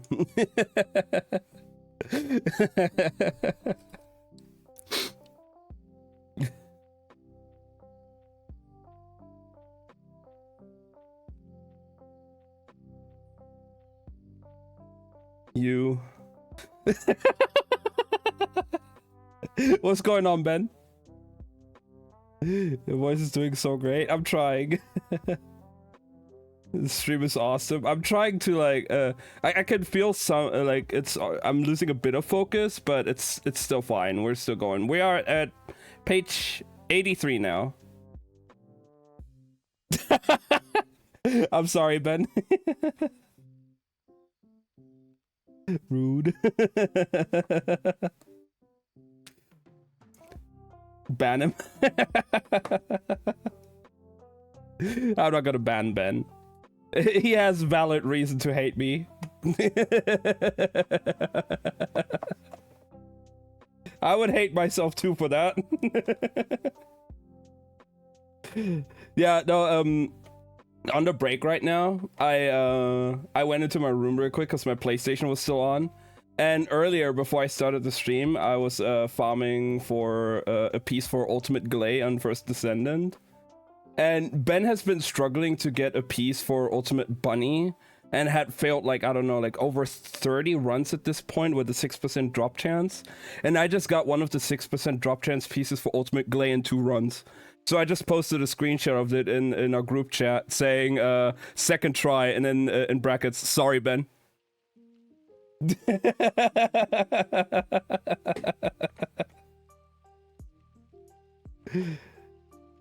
Yeah, it's the Ben from in the voice chat. Yeah, one of the British guys. Exactly.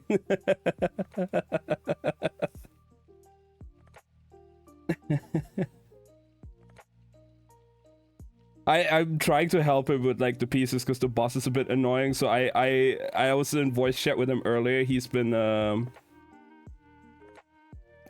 I've been seeing his just absolute despair and how much he hates the game right now because the game just doesn't want to give it to him. And I'm just here like, oh, well, I guess second try. I'm sorry. I think he was just here to tell me he hates me.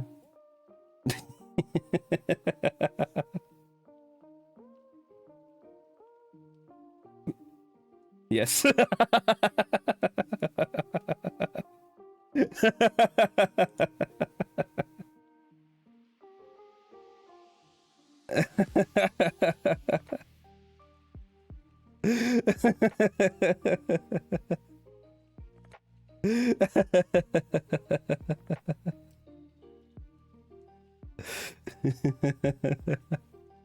All right, let's continue with the book though. We are now in part 2 of chapter 4. Yeah, chapter 4, White Crown, part 2. All right. Kel stepped through the door in the world and shivered. Red London had vanished, taking the warmth with it. His boots hit cold stone, and his breath blossomed in the air before his lips. And he pulled his coat, the black one with the silver buttons, tightly around his shoulders. Priestir ir essen, essen ir priestir. Power and balance, balance and power. Equal parts motto, mantra, and prayer. The words ran beneath the royal emblem in Red London, and could be found in shops and homes alike. People in Kel's world believed that magic was neither an infinite resource nor a base one. It was meant to be used but not abused. Wielded with reverence as well as caution. White London had a very different notion. Here, magic was not seen as equal. It was seen as something to be conquered, enslaved, controlled. Black London had let magic in, let it take over, let it consume. In the wake of the city's fall, White London had taken the opposite approach, seeking to bind power in any way they could. Power and balance became power and dominance. Yeah, White London is like, everything is about power. Nervous about them? Yeah, I mean, white and black are like very, very scary places.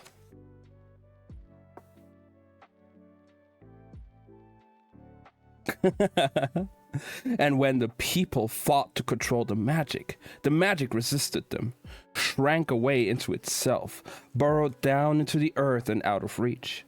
The people clawed the surface of the world, digging up what little magic they could still grasp, and it was thin and only growing thinner. As for those fighting for it, the magic seemed determined to starve its captors out, and slowly, surely, it was succeeding. This struggle had a side effect, and that effect was the reason Kel had named White London White. Every inch of the city, day or night, summer or winter, bore the same pall, as though a fine coat of snow or ash had settled over everything and everyone. The magic here was bitter and mean, and it bled the world's life and warmth and color, leeching it out of everything and leaving only the pale and bloated corpse behind.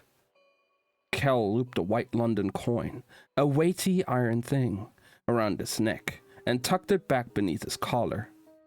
The crisp blackness of his coat made him stand out outside the faded backdrop of the city streets, and he shoved his blood-streaked hand into his pocket before the rich red side of it gave anyone ideas. The pearl-toned surface of the half-frozen river, here called neither the Thames nor the Isle, but the Silj, stretched at his back, and across it, the north side of the city reached out to the horizon. In front of him, the south side. Real name for a river? Yeah. It's like Silt. It's like Sijlt. So I guess it's like Silt. Silj. I don't know. I'm just gonna say Silt, I guess. In front of him, the south side waited, and several blocks ahead, the castle lunged into the air with knife-like spires. Its stone mass dwarfing the buildings on every side. Oh yeah, by the way, Lila as well, it's just Lila, not Laila. I guess, I don't know, I just thought like I said Lila instead of Lila or something. It's all good, it happens. The way I pronounce it with Lila kind of makes it seem like that, but yeah.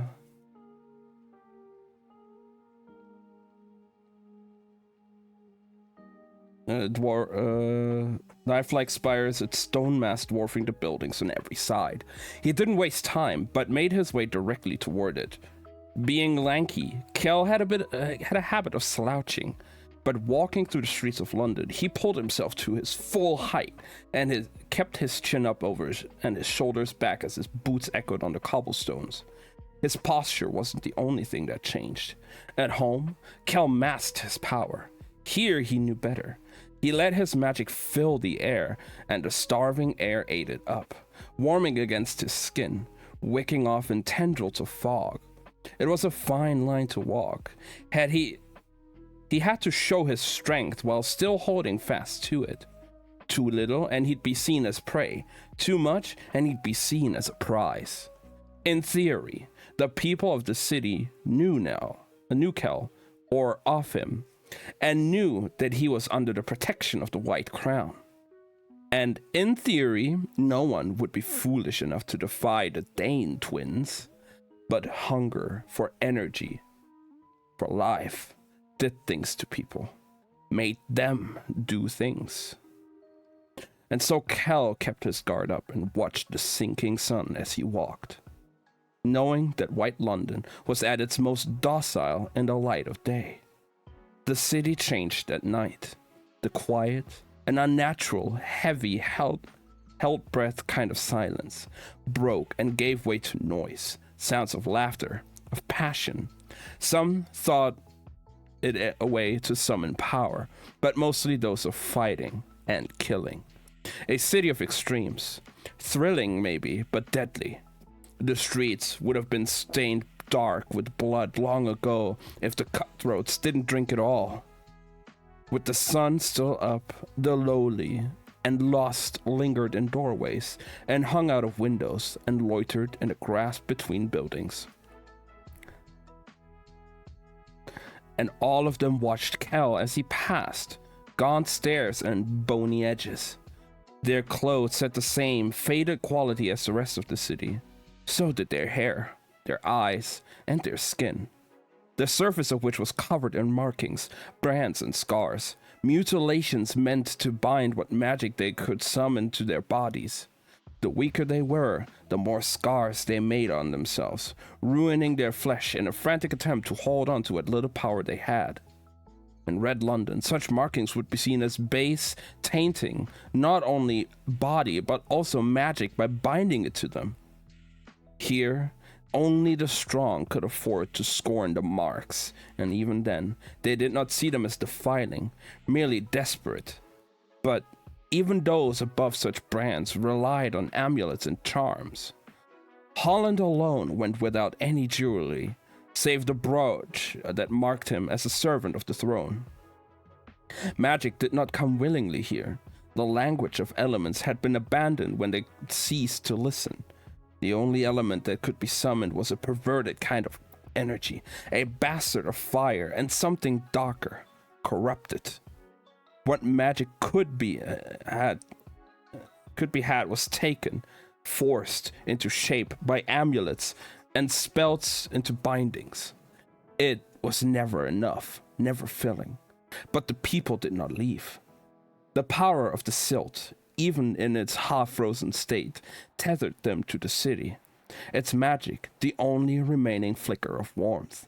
And so they stayed, and life went on. Those who had not yet fallen victim to the gnawing hunger for magic went about their daily work, and minded their own, and did their best to forget about the slow way their world was dying.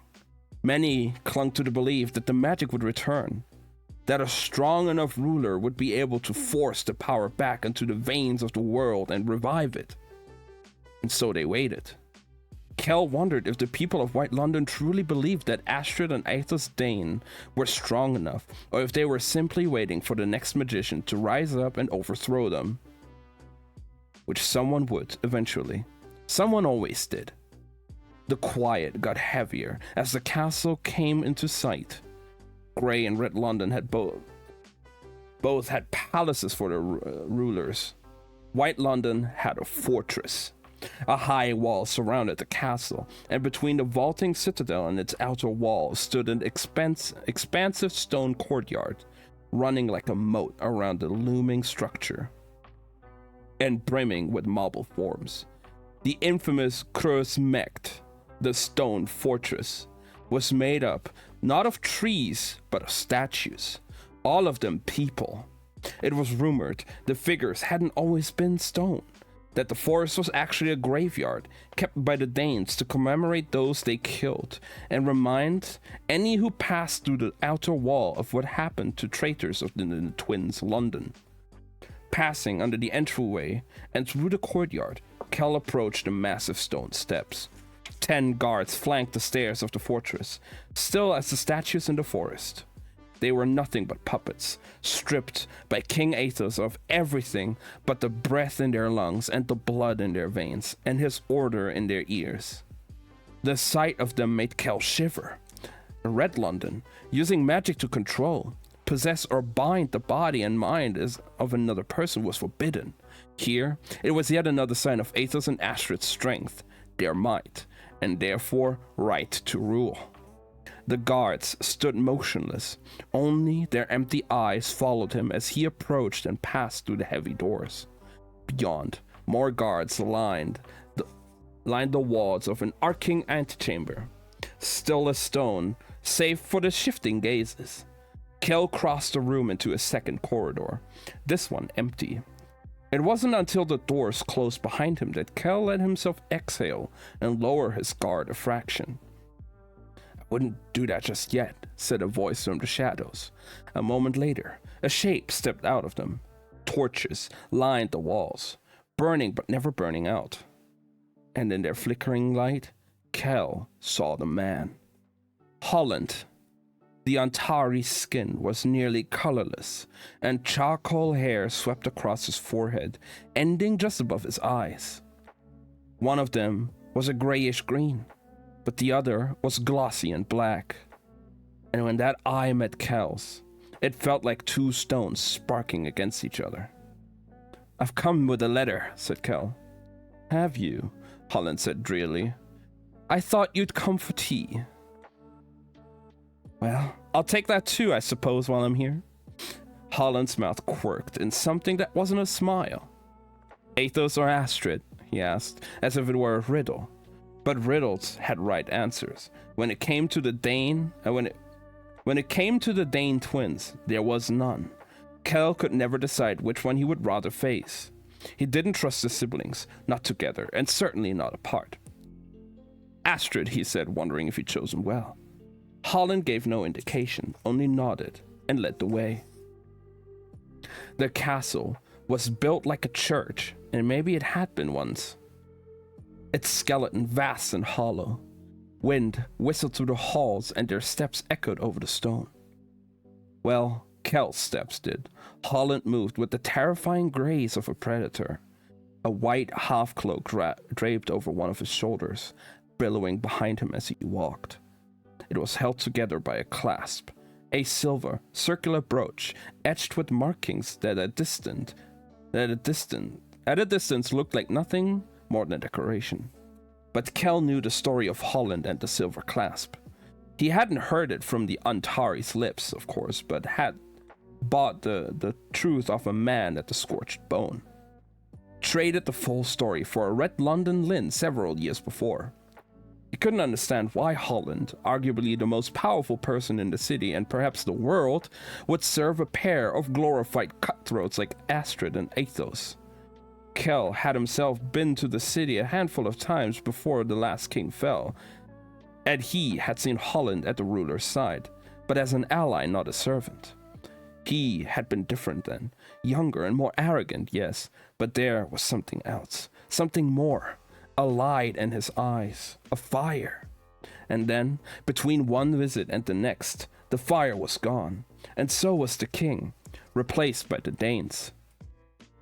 Holland was still there, at their side as if nothing had changed, but he had changed, gone cold and dark, and Kel wanted to know what had happened, what had really happened.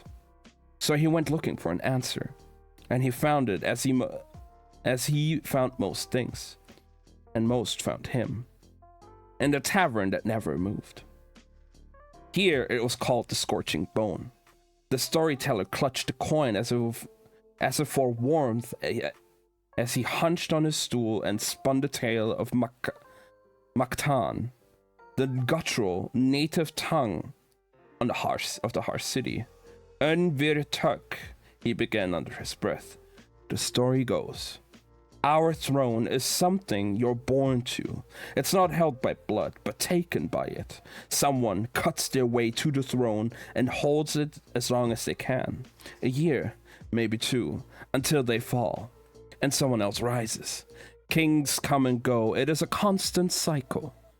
And usually, it is a simple enough matter. The murderer takes the place of the murdered. 7 years ago, the man continued, when the last king was killed, several tried to claim his crown, but in the end, it came down to 3, Astrid, Athos, and Holland. Kel's eyes widened. While he knew Holland had served the prior crown, he had not known of his aspirations to be king. Though it made sense, Holland was Antari in a world where power meant everything. He should have been the obvious winner. Still, the Dane twins proved nearly as powerful as they were ruthless and cunning. And together, they defeated him. But they didn't kill him. Instead, they bound him. At first, Kel thought he'd misunderstood. His Makatan wasn't as flawless as his Arnesian, and he made the man repeat the word, Vuxed, bound. It's the clasp, said the man in the scorched bone, trapping his chest. The silver circle.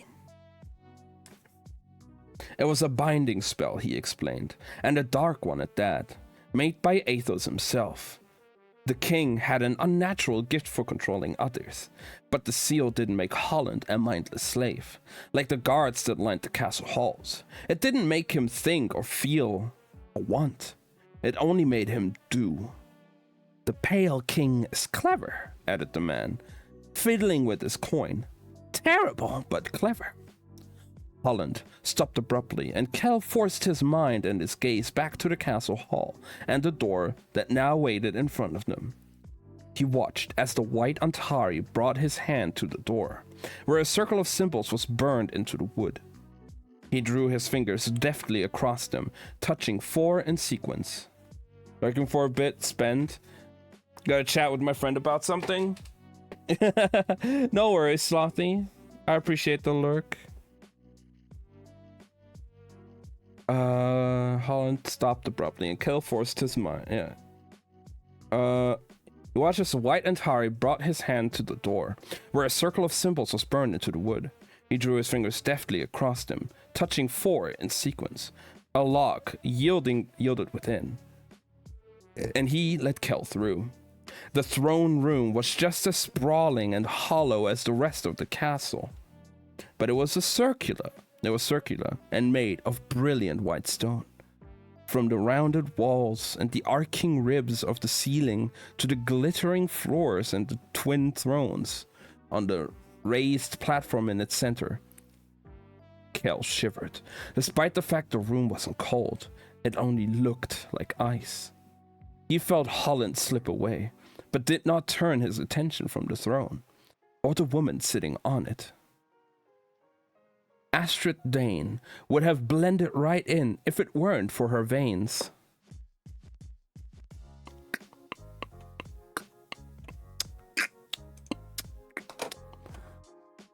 They stood out like dark threads on her hands and at her temples.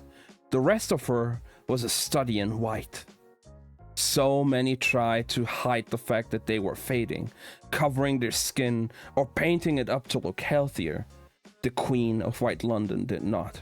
Her long, colorless hair was woven back into a braid, and her porcelain skin bled straight into the edges of her tunic. Her entire outfit was fitted to her like armor. The collar of her shirt was high and rigid, guarding her throat, and the tunic itself ran from chin to wrist to waist. Less out of a sense of modesty, Kell was sure, than protection. Below a gleaming silver belt, she wore fitted pants that tapered into tall boots. Rumor had it that a man once spat at her for refusing to wear a dress. She'd cut off his lips. The only bits of color were the pale blue of her eyes and the greens and reds of the talismans that hung from her neck and wrists and were threaded through her hair. Astrid had draped herself over one of the 2 thrones.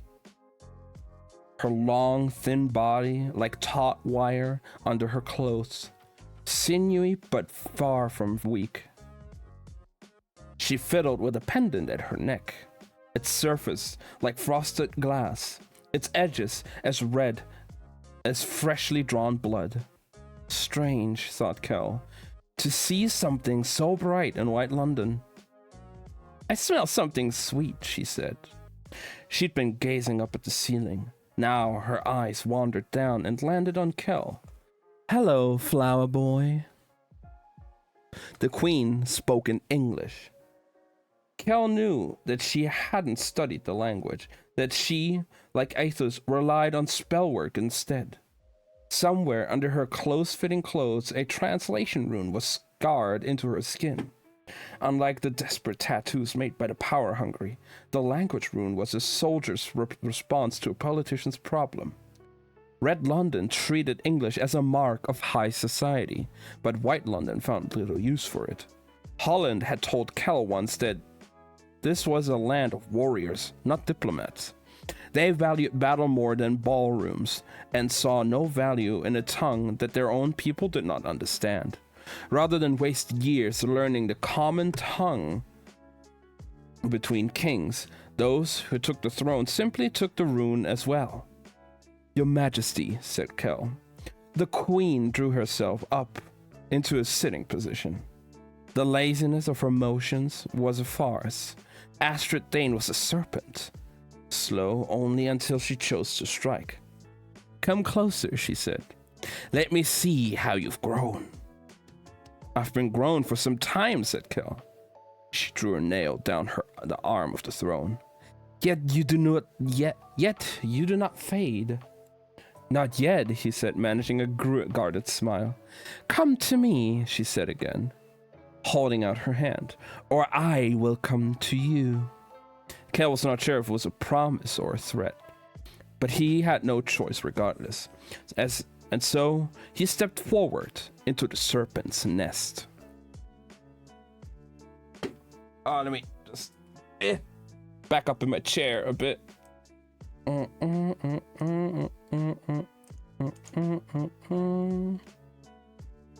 Just quickly checking something.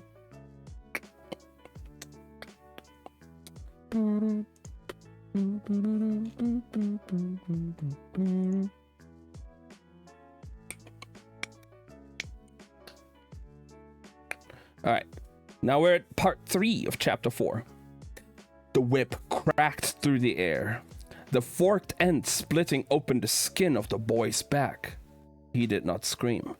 Athos wished he could, but a gasp of pain whistled through his clenched teeth. The boy was pinned against a square metal frame like a moth, his arms spread wide, wrists bound to each of the 2 vertical bars that formed the square's sides. His head hung forward, sweat and blood trickling down the lines of his face, dripping from his chin. The boy was 16, and he had not bowed. Athos and Astrid had ridden through the streets of White London on their pale steeds, surrounded by their empty-eyed soldiers, relishing the fear in their people's eyes, and with it, their obedience. Knees hit stone, heads bowed low. But one boy, Athos later learned his name was Belloc, the word coughed through. Bloody lips stood there. His head barely tipped forward. The eyes of the crowd had gone to him, a visceral ripple rolling through them. Shock, yes, but underneath it, amazement bordering on approval. Athos had pulled his horse to a stop and gazed down at the boy, considering his moment of stubborn, youthful defiance. Athos had been a boy once, of course. He had done foolish, headstrong things, but he had learned many lessons in the struggle of for the White Crown, and many more since taking it as his own. And he knew above all that defiance was like a weed, something to be ripped out at the roots.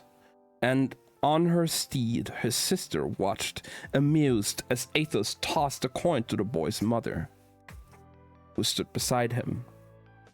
"Ut vosa riquie," for your loss. That night, the empty-eyed soldier came, broke down the door of Belloc's small house, and dragged the boy, kicking and screaming, and hooded into the streets. His mother, held back by a spell, scrawled across the stone walls, unable to do anything but wail.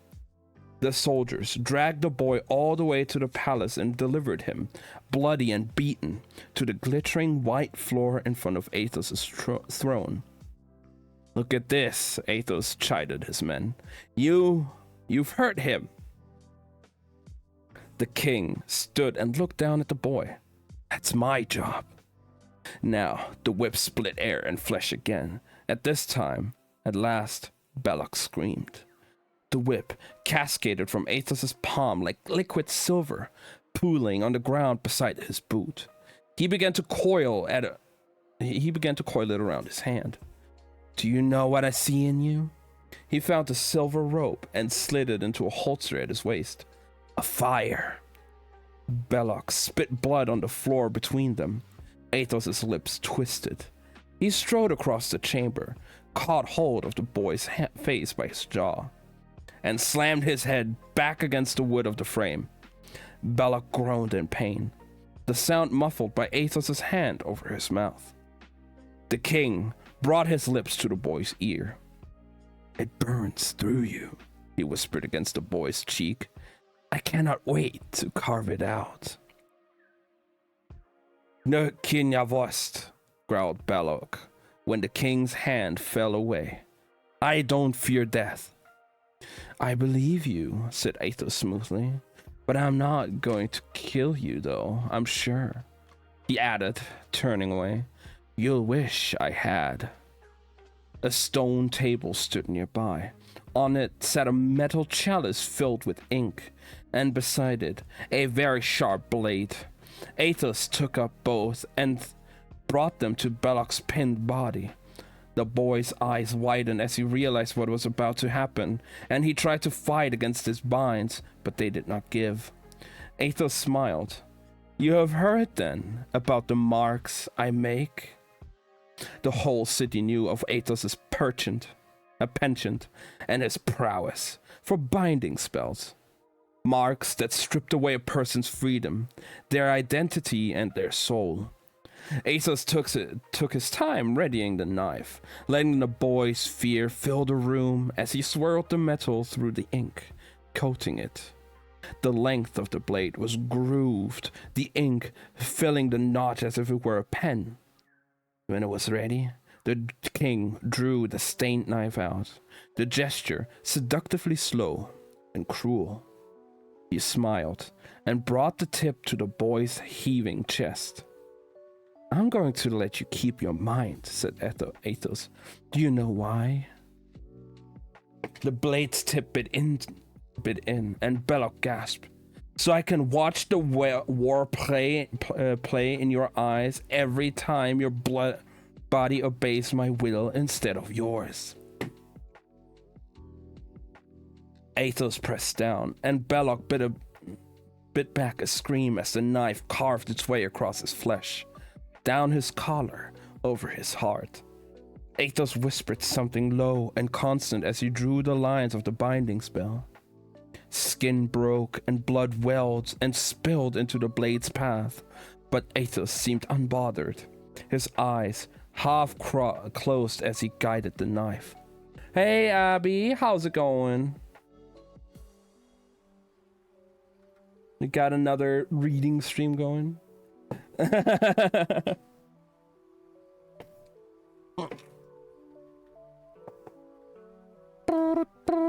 Alright, let me just... where was I?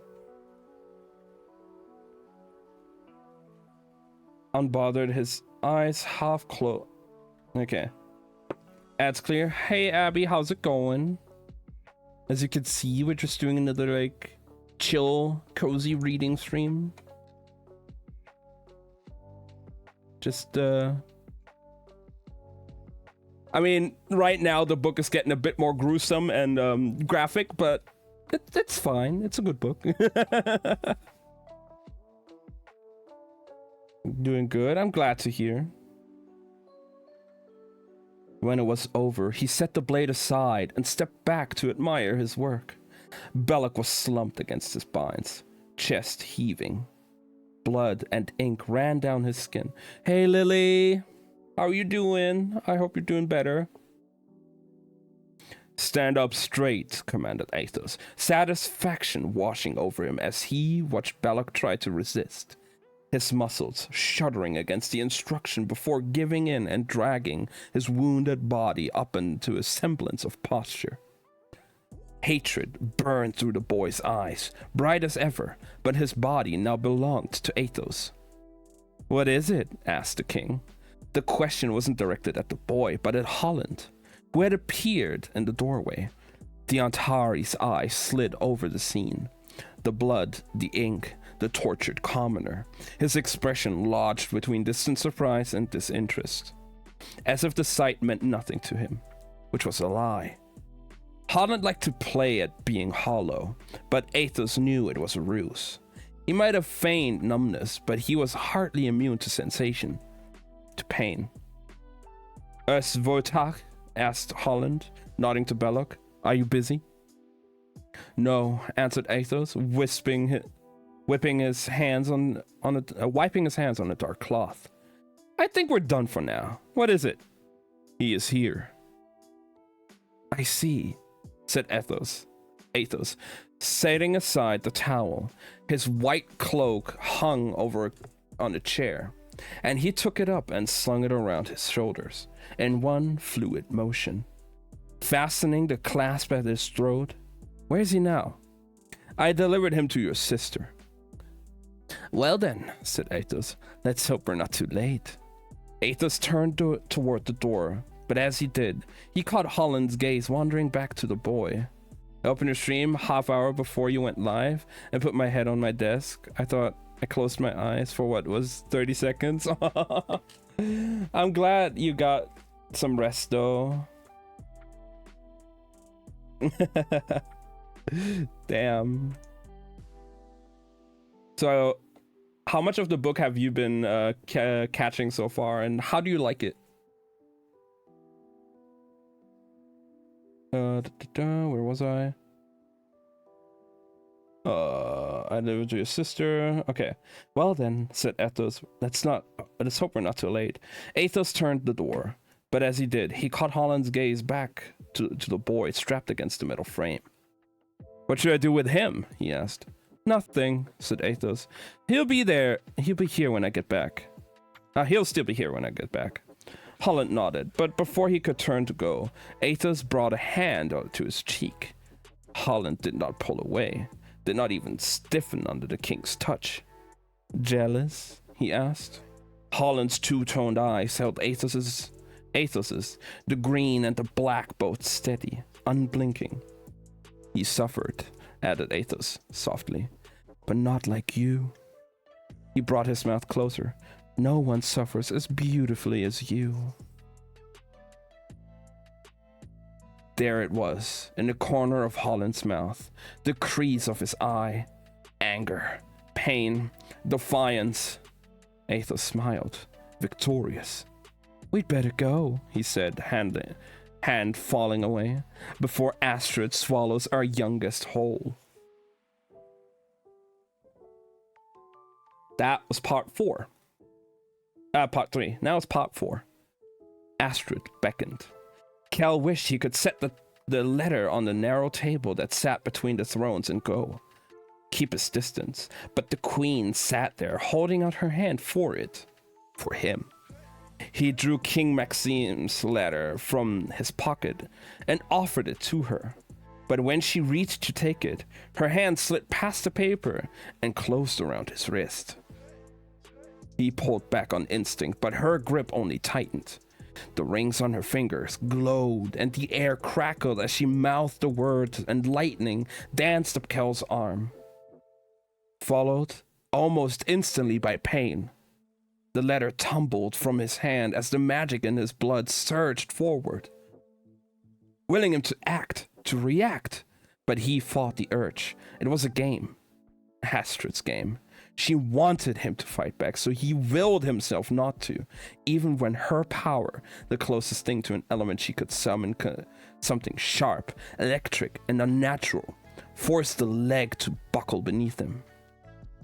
I like it when you kneel, she said softly, letting go of his wrist. Kel pressed his hands flat against the cool stone floor and took a shaky breath. Astrid swiped the letter from the ground and set it on the table before sinking back into her throne. I should keep you, she added, tapping a finger thoughtfully against the pendant that hung from her throat. Kel rose slowly to his feet, and aching pain rolled up his arm in the energy's wake. Why is that? He asked. Her hand fell from the charm. Because I do not like things that don't belong to me, she said. I do not trust them. Do you trust anything? He countered, rubbing his wrist. Or anyone for that matter? The queen considered him, her pale lips curling at the edges. The bodies in my floor all trusted someone. Now walk on them to tea. And now I walk on them to tea. Kel's gaze drifted down the granite beneath his feet. There were rumors, of course, but the bits of duller white that studded the stone. Just then, the door swung open behind him, and Kel steps behind. Athos was a reflection of his sister, only faintly distorted by his broader shoulders and shorter hair. But everything else about him, from complexion to wiry muscle to the wanton cruelty they shared, was an exact replica. "I heard we had company," he said cheerfully. "Your Highness," said Kel with a nod. "I was just leaving." "Already?" said the king. "Stay and have a drink." Kel hesitated. Turning down the Prince Regent's invitation was one thing. Turning down Athos' Danes was quite another. Athos smiled at his indecision. "Look at how he worries, sister." Kel did not realize she had risen from her seat until he felt her there beside him, running a finger down the silver buttons of his coat. Antari or not, the Danes made him feel like a mouse in the company of snakes. He willed himself not to pull away from the queen's touch a second time, lest it provoke her. "I want to keep him, brother," said Astrid. "I fear our neighboring crown would not be pleased," said Athos. "But he'll stay for a drink. Won't you, Mr. Kel?" Kel felt himself nodding slowly, and Athos' smile spread, teeth glinting like knife points. "Splendid." He snapped his fingers, and a servant appeared, turning his dead eyes up to his master. "A chair," ordered Athos, and the servant fetched one and set it behind Kel's knees before retreating quiet as a ghost. "Sit," commanded Athos. Kel did not. He watched the king ascend the dais and approach the table between the thrones. On it sat a decanter of golden liquid and 2 empty glass goblets. Athos lifted one of the glasses, but did not pour from the decanter. Instead, he turned toward Holland. "Come here." The other Antari had retreated to the far wall, fading into it despite the near black of his hair and the true black of his eye. Now he came forward with his slow and silent steps. When he reached Athos, the king held out the empty goblet and said, "Cut yourself." Kel's stomach turned. Holland's fingers drifted for an instant toward the clasp at his shoulder, before making their way to his exposed side of his half cloak.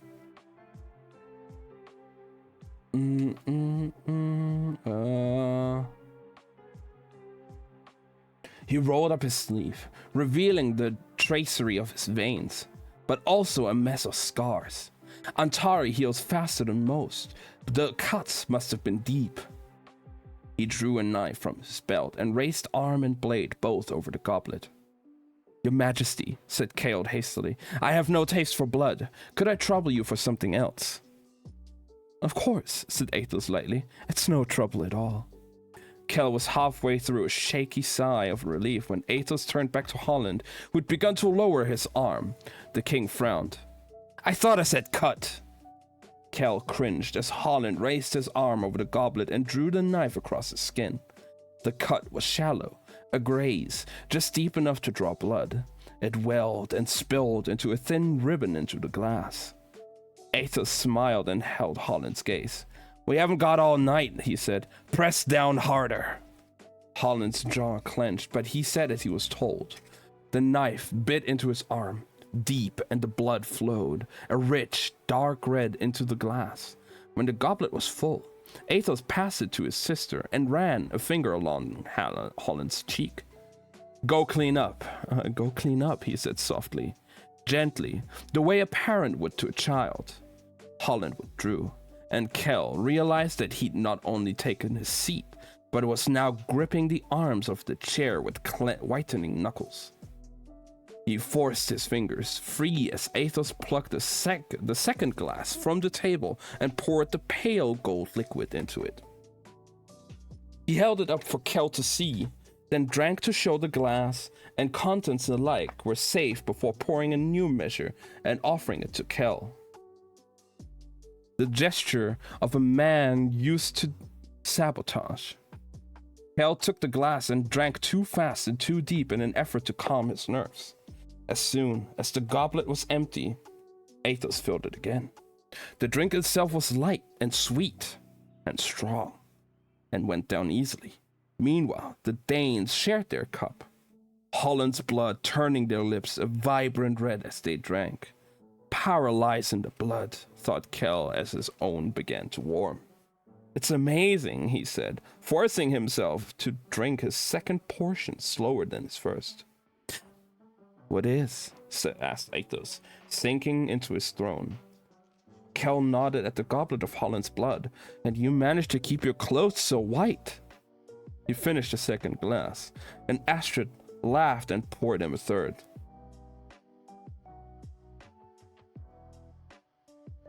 Now, part 5. Again, guys, how are you guys about the book so far? What do you think? For the people that are listening, I am absolutely enjoying it.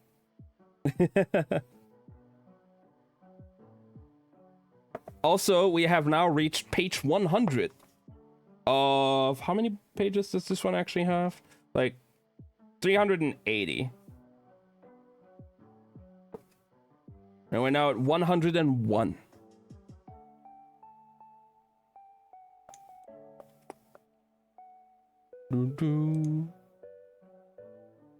Part 5.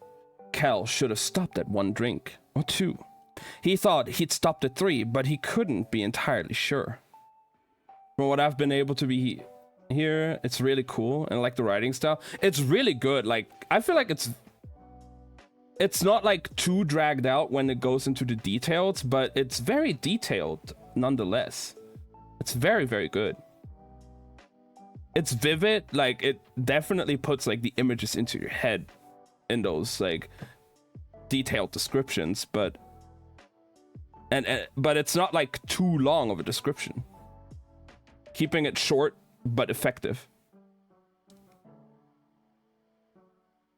He thought he'd stopped at 3, but he couldn't be entirely sure. He hadn't felt the full effects of the drink until he'd gotten to his feet, and the white stone floor had tilted dangerously beneath him.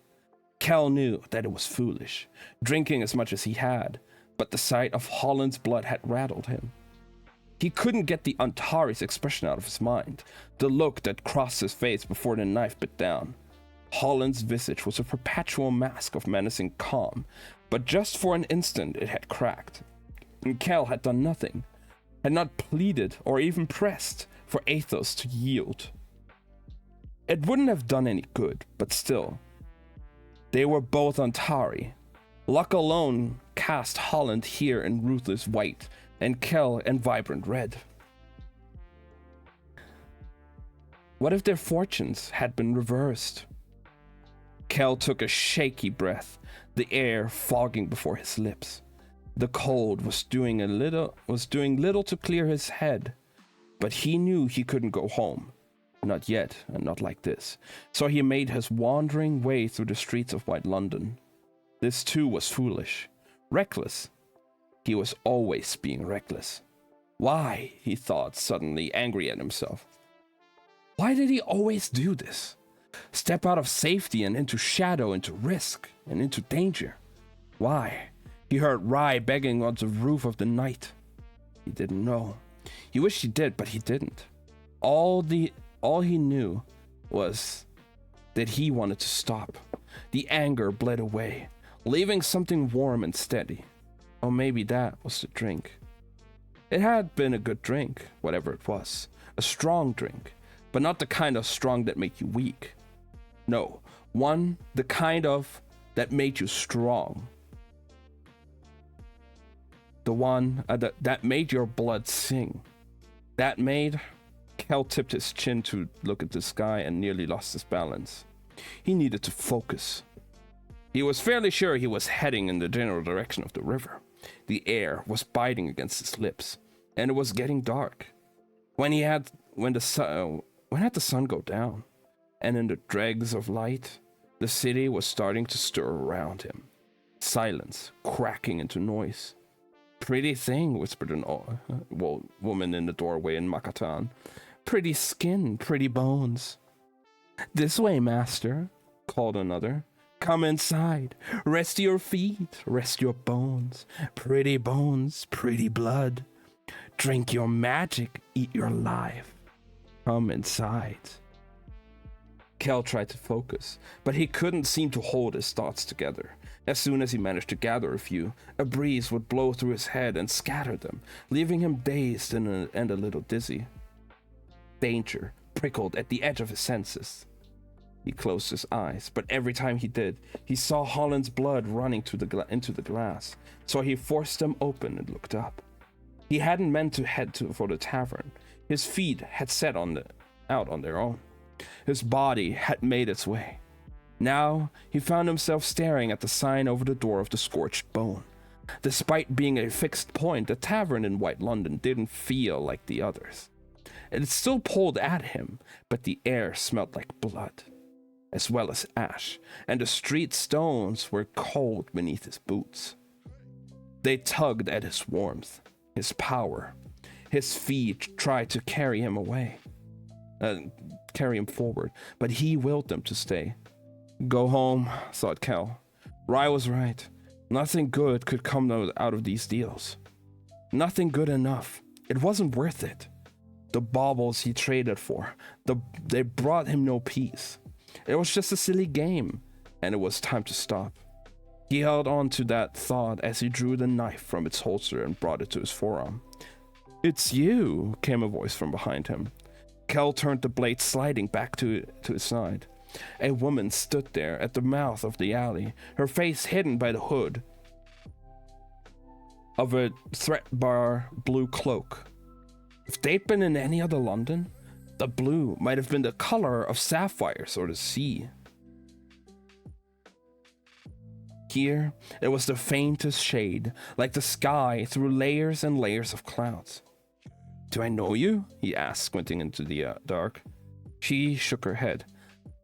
No, but I know you, Antari. No, you don't, he said with a fair amount of certainty. I know what you do when you're not at the castle. Kel shook his head. I'm not making deals tonight.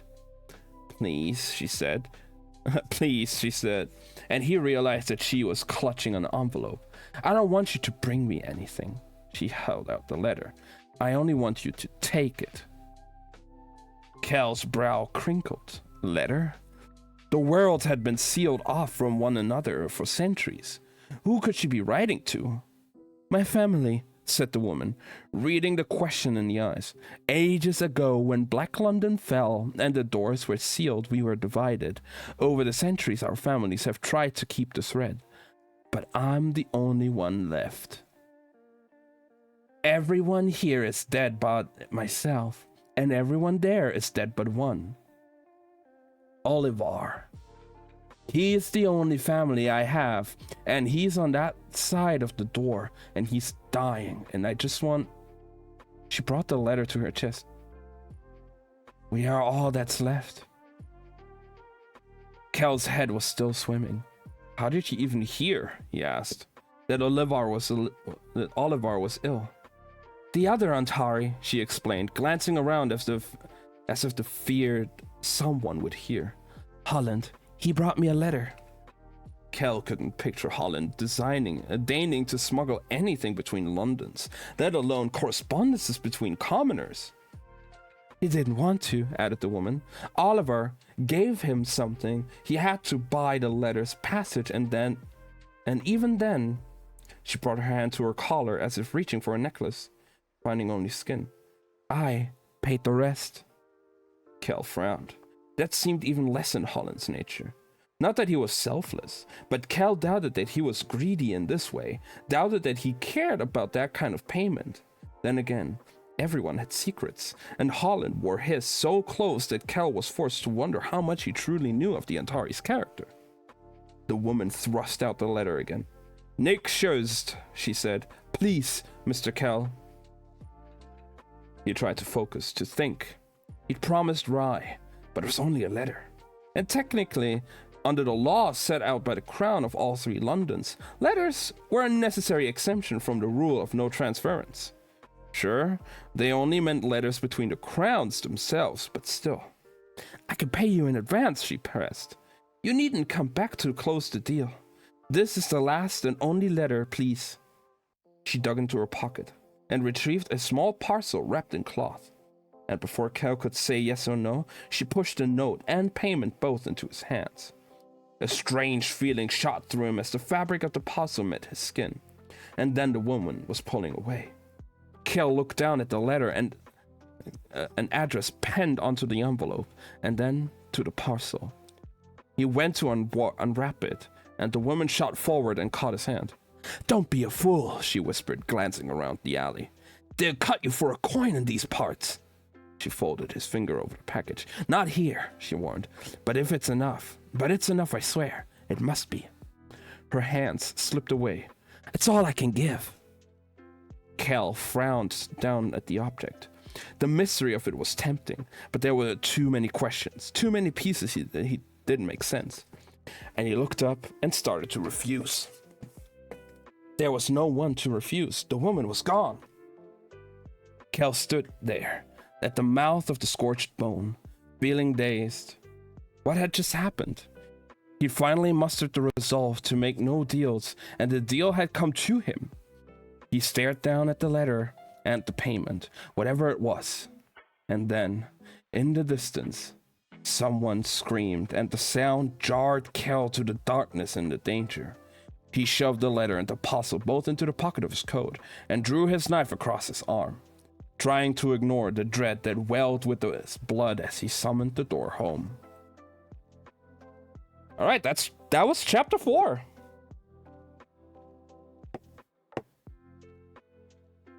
Man, White London is scary.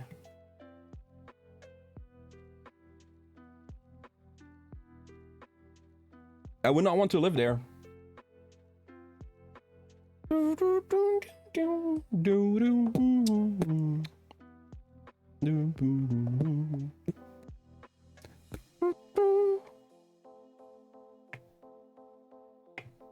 But again, I hope you guys enjoy.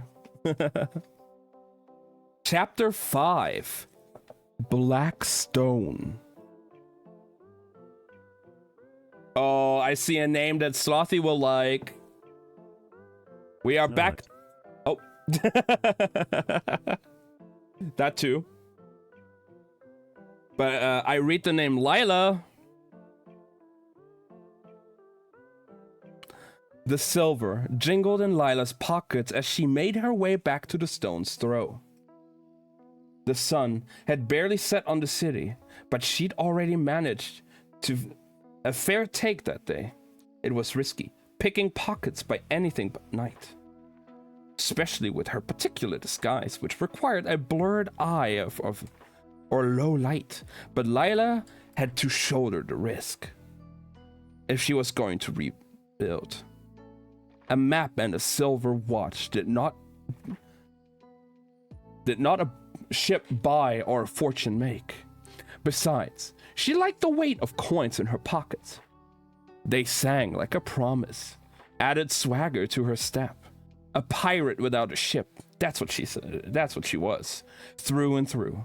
And one day, she'd have the ship, and then she'd sail away and be done with this wretched city once and for all. As Lila strolled down the cobblestones, she began making a mental list, as often she did, of all the things she'd need to be a proper privateer. A pair of good leather sea boots, for one, and a sword and scabbard, of course. She had the pistol, Castor, the beauty that it was, and her knives, all sharp enough to cut. But every pirate had a sword and scabbard, at least the ones she'd met, and the ones she'd read about in books. Lila had never had much time for reading, but she could read. It was a good skill for a thief, and she turned out to be a quick study. And on the occasion that she nicked books, she nicked only the ones about pirates and adventures. So a pair of good boots, a sword, and scabbard. Oh, and a hat. Layla had a black, broad-brimmed one, but it wasn't very flashy. Didn't even have a feather or a ribbon on. Hey, Tubbs. Layla passed a boy perched on a stoop a few doors shy of the stone's throw, and slowed, her thoughts trailing off. The boy was ragged and thin, half her age and as sturdy as a chimney broom. He was holding out his hands, palms skyward, and Layla reached into her pocket. She didn't know what made her do it. Good spirits, maybe, or the fact that the night was young. But she dropped a few coppers into the kid's cupped hands as she walked by. She didn't stop, didn't talk, and didn't acknowledge his thanks. But she did it all the same. Careful now, said Baron when she reached the tavern. She hadn't heard him come out. Someone might think you've got a heart under all that brass. No heart, said Layla, pulling aside her cloak to reveal the holstered pistol and one of her knives. Just these. Baron sighed and shook his head, but she caught the edge of his smile. And behind it, something like pride. It made her squirm. Got anything to eat, she asked, towing the step with her worn-out boot. He tipped his head toward the door, and she was about to follow him inside for a pint or a bowl of soup. She could spare that much a coin, if he'd take it, when she heard a scuffle behind her. She turned to see a cluster of street rats, 3 of them, no older than she was, hustling the ragged boy. One of the rats was fat, and one of them was skinny, and one of them was short, and all of them were obviously scum. Layla watched as the short one barred the boy's path. The fat one shoved him against the wall, and the skinny one snatched the copper coins from his fingers. The boy barely fought back. He just looked down at his hands with a kind of grim resignation. There had been empty moments before, and they were empty again. Layla's fist clenched as the 3 thugs vanished down the side road. Layla, warned Baron, they weren't worth the work. Layla knew that. She robbed from the rich for a reason. They had more to steal. These boys probably didn't have anything worth taking beside what they'd already picked off the boy in the street. A few coins Layla obviously hadn't minded parting with. But that wasn't the point. I don't like that look, said Baron, when she didn't come inside. Hold my hat. She thrust the top hat into his hands, but reached in as she did and pulled the nested disguise from its depths. They're not worth it, he said, and in case you didn't notice, there were 3 of them, and 1 of you. So little faith, she said, snapping the soft broad-brimmed hat into form. And besides, it's the principle of the thing, Baron. The tavern owner sighed. Principle or not, Layla, one of these days you're going to get yourself killed. Would you miss me? She asked. Like an itch, he shot back. She gave him the edge of a grin and then tied the mask over her eyes. Look after the kid, she said, pulling the brim of the hat down over her face. Baron grunted as she hopped down from the step. Hey, you! She heard Baron calling to the boy huddled on the nearby stoop, still staring at his empty hands. Come over here. And then she was off. Part 2. 7 Nadesk Vaz. That was the address written on the envelope. Kel had sobered considerably and decided to go straight to the point of delivery and be done with the peculiar business of the letter. Rye need never know. Kel would even drop the trinket, whatever it was, in his private room at the Ruby Fields before heading back to the palace so that he could, in good conscience, return empty-handed. It seemed like a good plan, or at least like the best of several bad ones. But as he reached the corner of Utrecht and Naresk and the address of the paper came into sight, Kel slowed and stopped, and then took 2 steps sideways into the nearest shadow. Something was wrong. Not in an obvious way, but under his skin, in his bones. Naresk Vaz looked empty, but it wasn't. There was the thing about magic. It was everywhere, and everything, and everyone.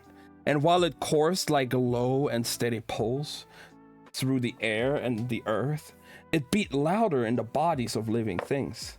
And if Kel tried, if he reached, he could feel it. He could feel it. It was a sense, not as strong as sight or sound or smell, but there, all the same. Its presence now drifting toward him from the shadows across the street, which meant that Kel was not alone. He held his breath and hung back in the alley, eyes fixed on the address across the street. And then, sure enough, he saw something move. A hooded figure hovered in the dark between 7 and 9 Naresk Vaz. Kel couldn't see anything about him except that glint of a weapon at his side.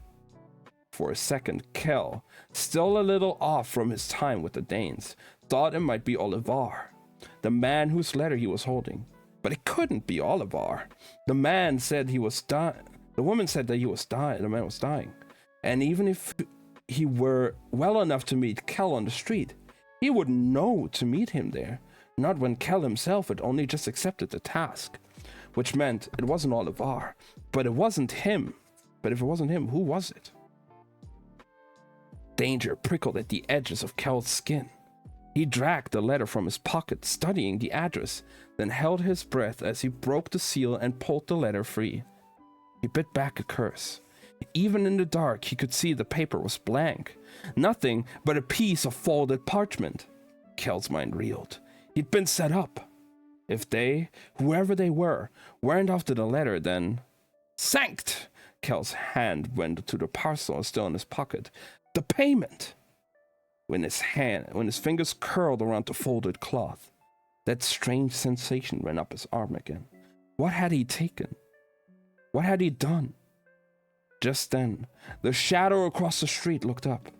The paper in Kel's hand had caught the lantern light, just for a moment, but a moment was all it took. The shadow charged toward Kel, and Kel turned and ran.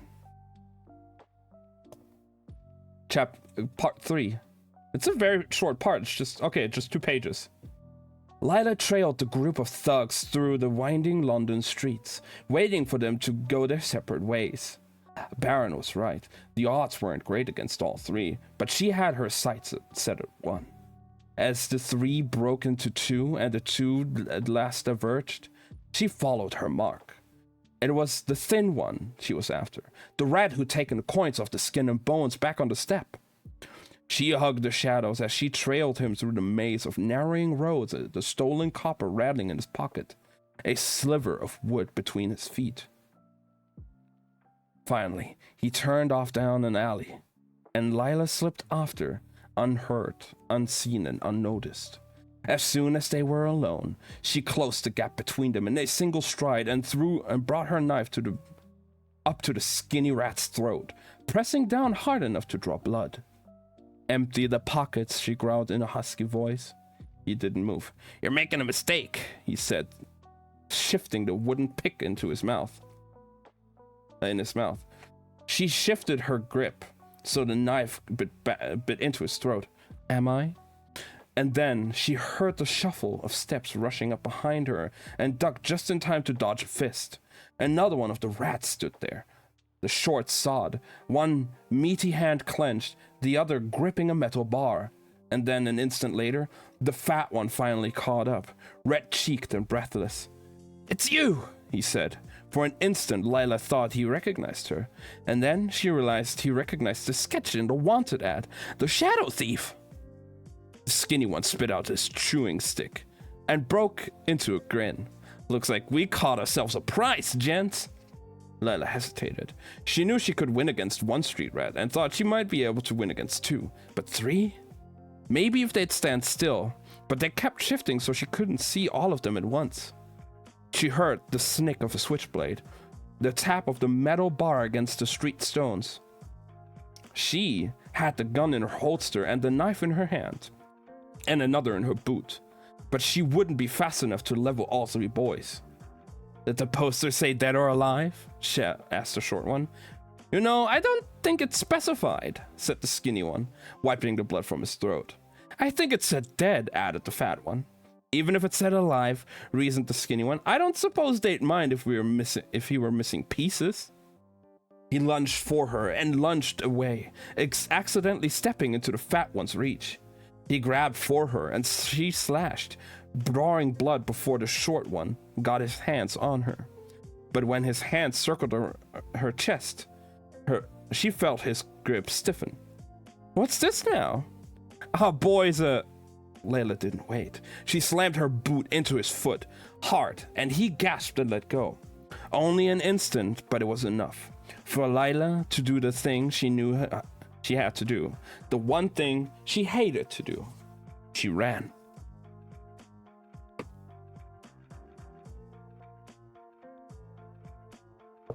Part 4. Kel couldn't hear her footsteps burst. First one set, and then 2, and then 3. Or maybe the third was just the pumping of his heart. As he raced through the alleys and side streets, he didn't stop, didn't breathe, not until he reached the ruby fields. Fauna met his gaze as he passed within, her gray brow furrowing. He almost never came by the front door, but she didn't stop him, didn't ask. The footsteps had fallen away a few blocks back, but he still checked the markings on the stairs as he climbed toward the room at the top.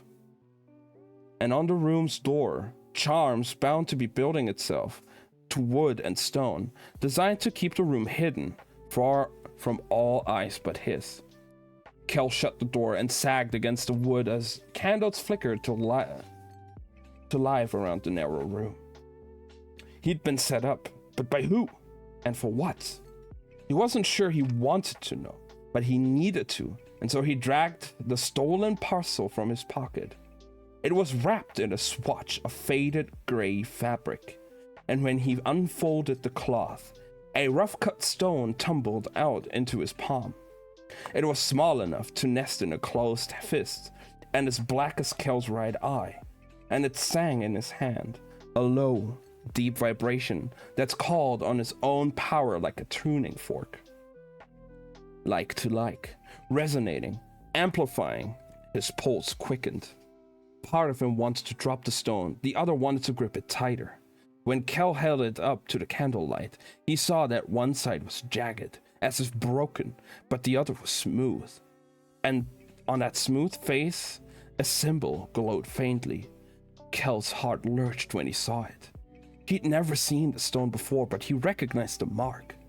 It was written in a language few could speak and fewer still could use.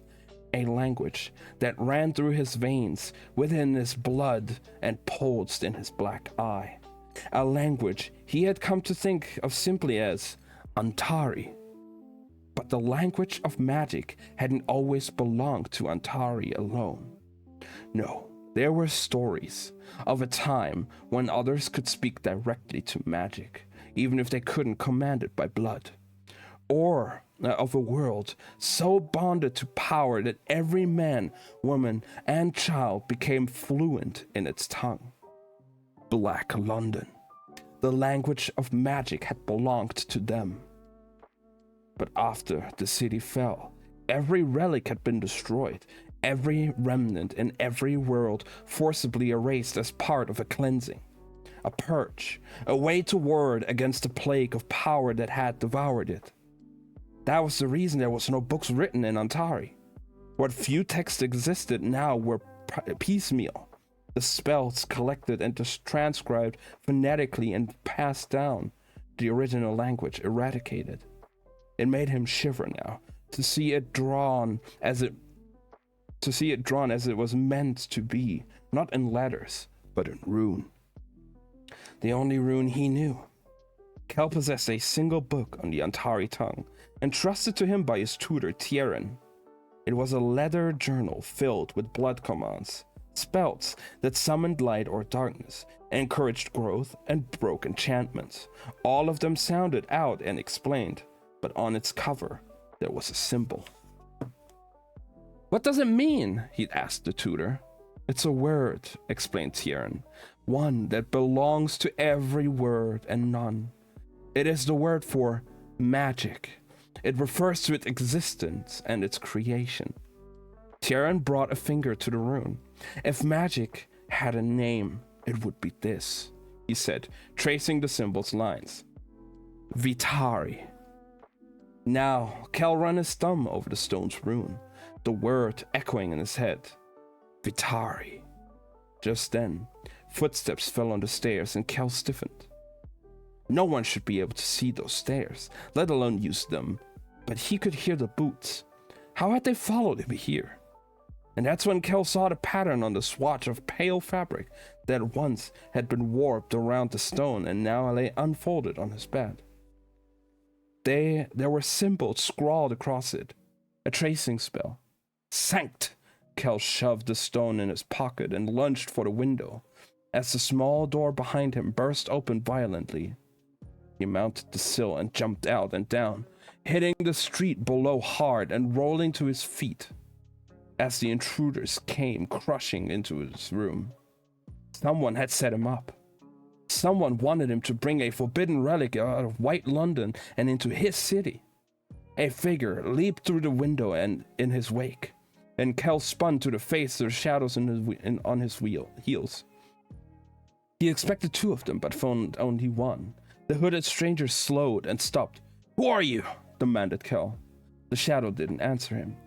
It strode forward, reaching for the weapon at its hip, and in the low alley light, Kel saw an X scarred at the back of his hand, the mark of cutthroats and traitors, a knife for hire. But when the man drew his weapon, Kel froze. It was no rusted dagger, but a gleaming half sword, and he knew the sigil on his hilt. The chalice and the raising sun, the symbol of the royal family. It was the blade wielded by members of the royal guard, and only by them. "Where did you get that?" growled Kel, anger rolling through him. The cutthroat fixed his fingers around his half sword. It began to glow dully, and Kel tensed. The swords of the royal guards weren't just beautiful or sharp, they were enchanted. Kel himself had helped create the spellwork that ran through the metal, spellwork that dampened a magician's power with only one cut. The blades were designed to put a stop to conflicts before they even began, to remove the threat of magical retaliation. Because of their potential and the fear of that potential in the wrong hands, the royal guards were told to keep the blades on them at all times. If one of them had lost their sword, they'd likely lost their life as well.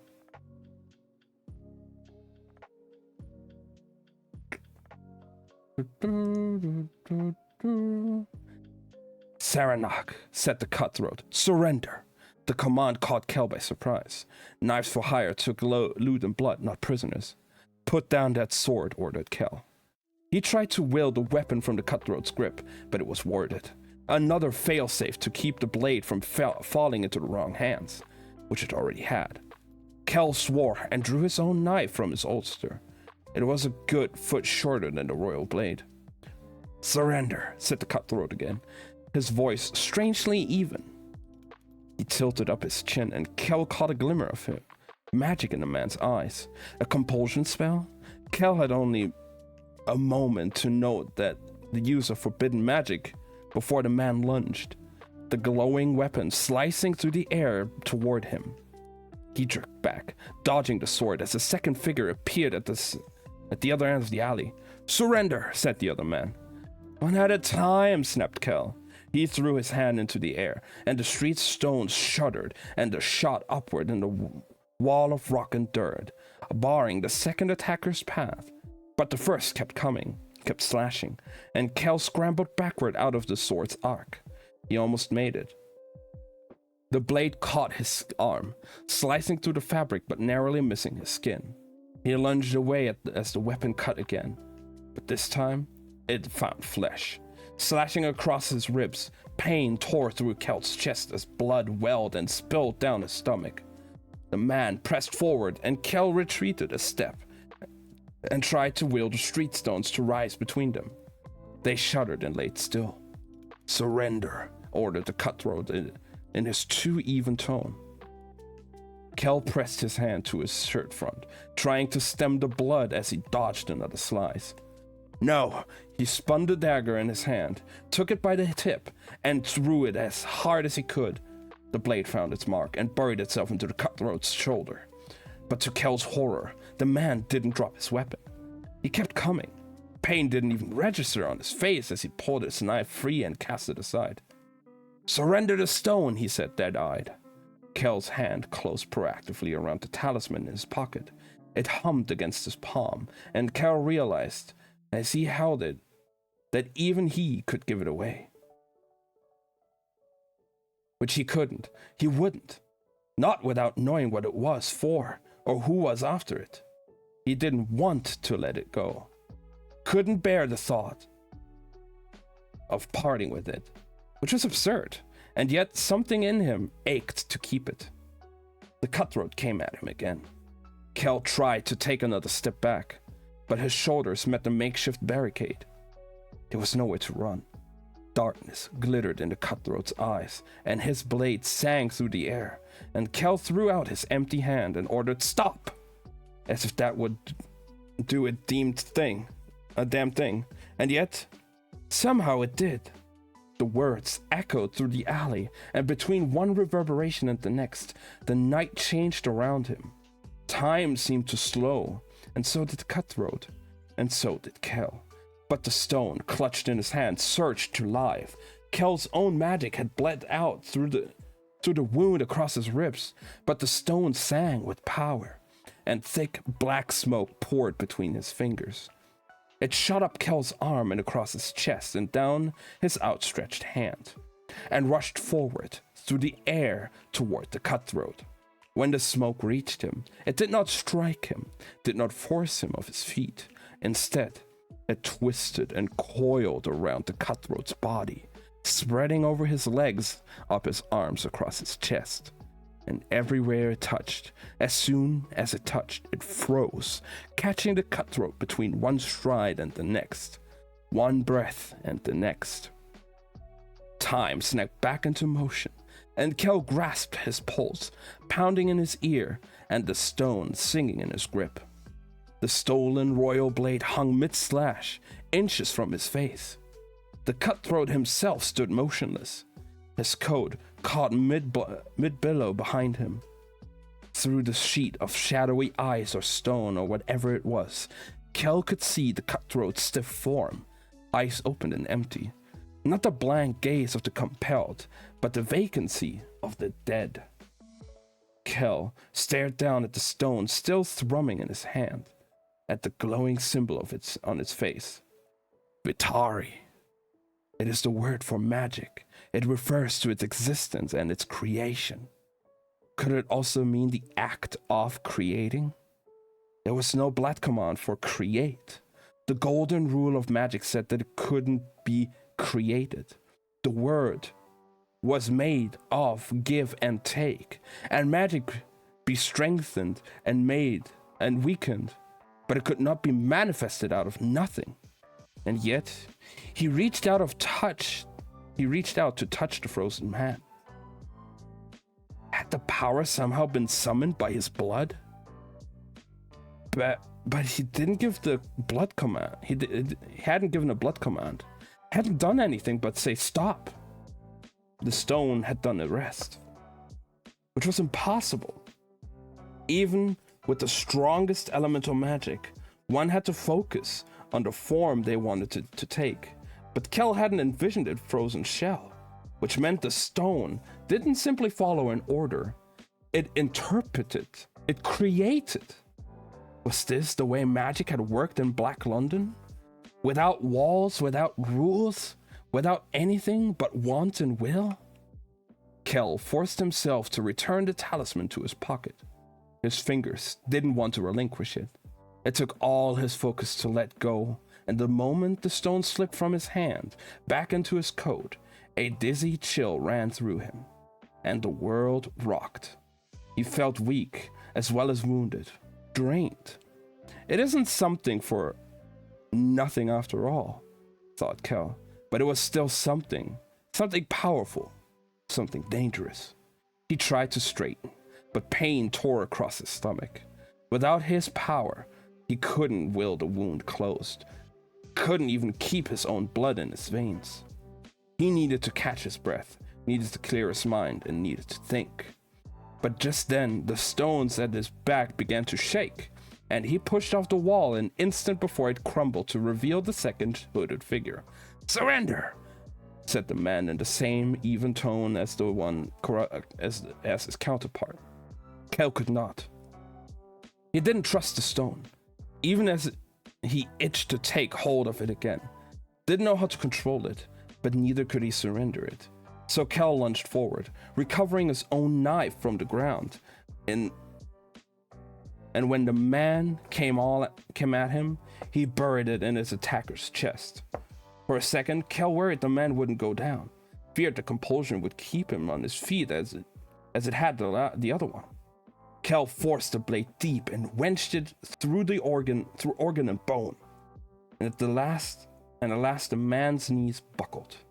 For one brief moment, the compulsion broke, and the light flooded back into his eyes. And then it was gone. It wasn't the first time Kel had killed someone, but he still felt ill as he pulled the knife free and the man crumpled, dead at his feet. The alley swayed and Kel clutched his stomach, fighting for breath as pain rolled through him.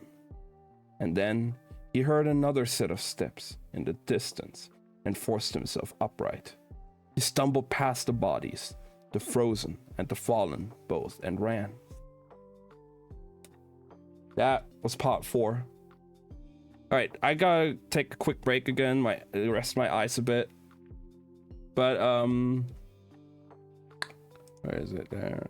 I hope you guys enjoyed the book so far, though. I know it's getting like a bit more gritty and a bit more dark. But hey, why not? It's a good book.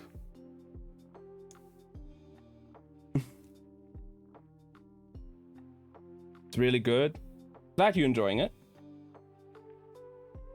I just gotta quickly, because I'm sitting like in a dark room with just like a little light coming from the top to like light up the area where I read, so my eyes can be a bit strained after a while, so I just gotta take a few breaks in between.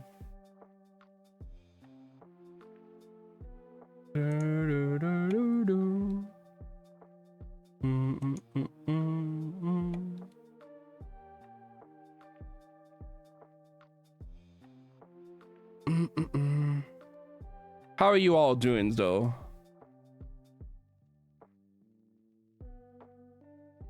I hope you're all having a good day. I hope you are cozy, having some snacks, relaxed.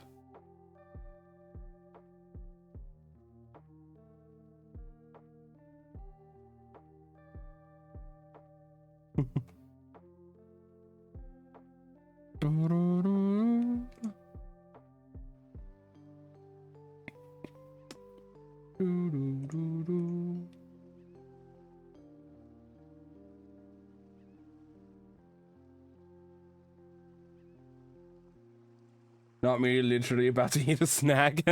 Good. Good.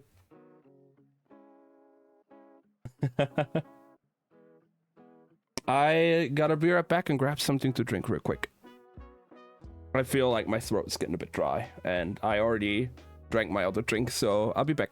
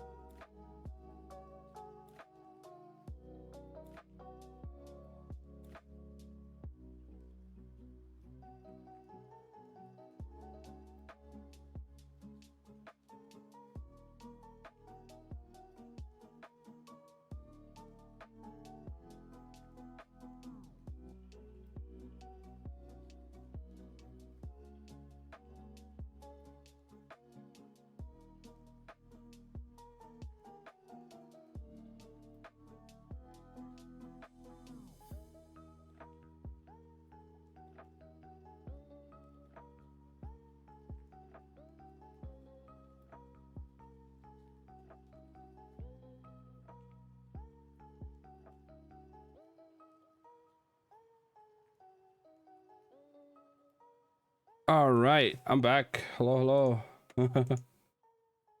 I also just took like a little stretch. Just went out on the balcony, get some fresh air. But we back. Do, do, do.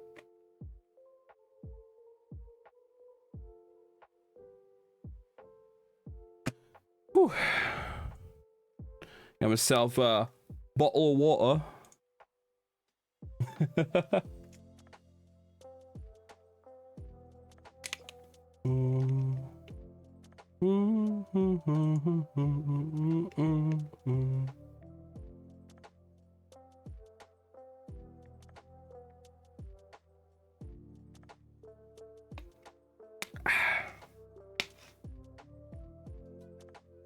Lemonade, of course.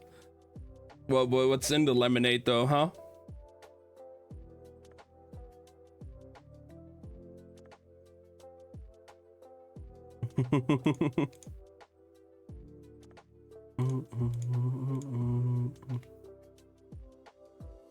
It's just lemonade. Uh-huh. Sure.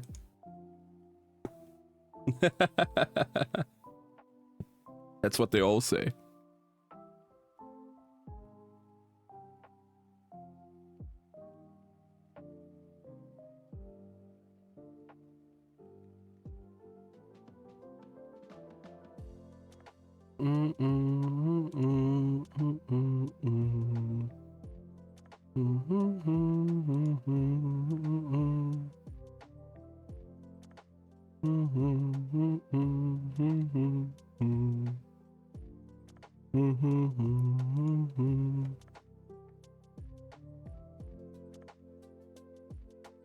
Who else drinks this much lemonade? People that drink lemonade, I guess.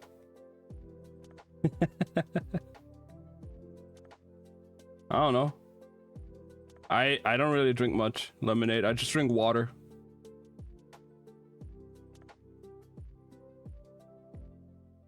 I just drink a lot of water. And it's also just fucking hot right now, so I'm drinking even more water.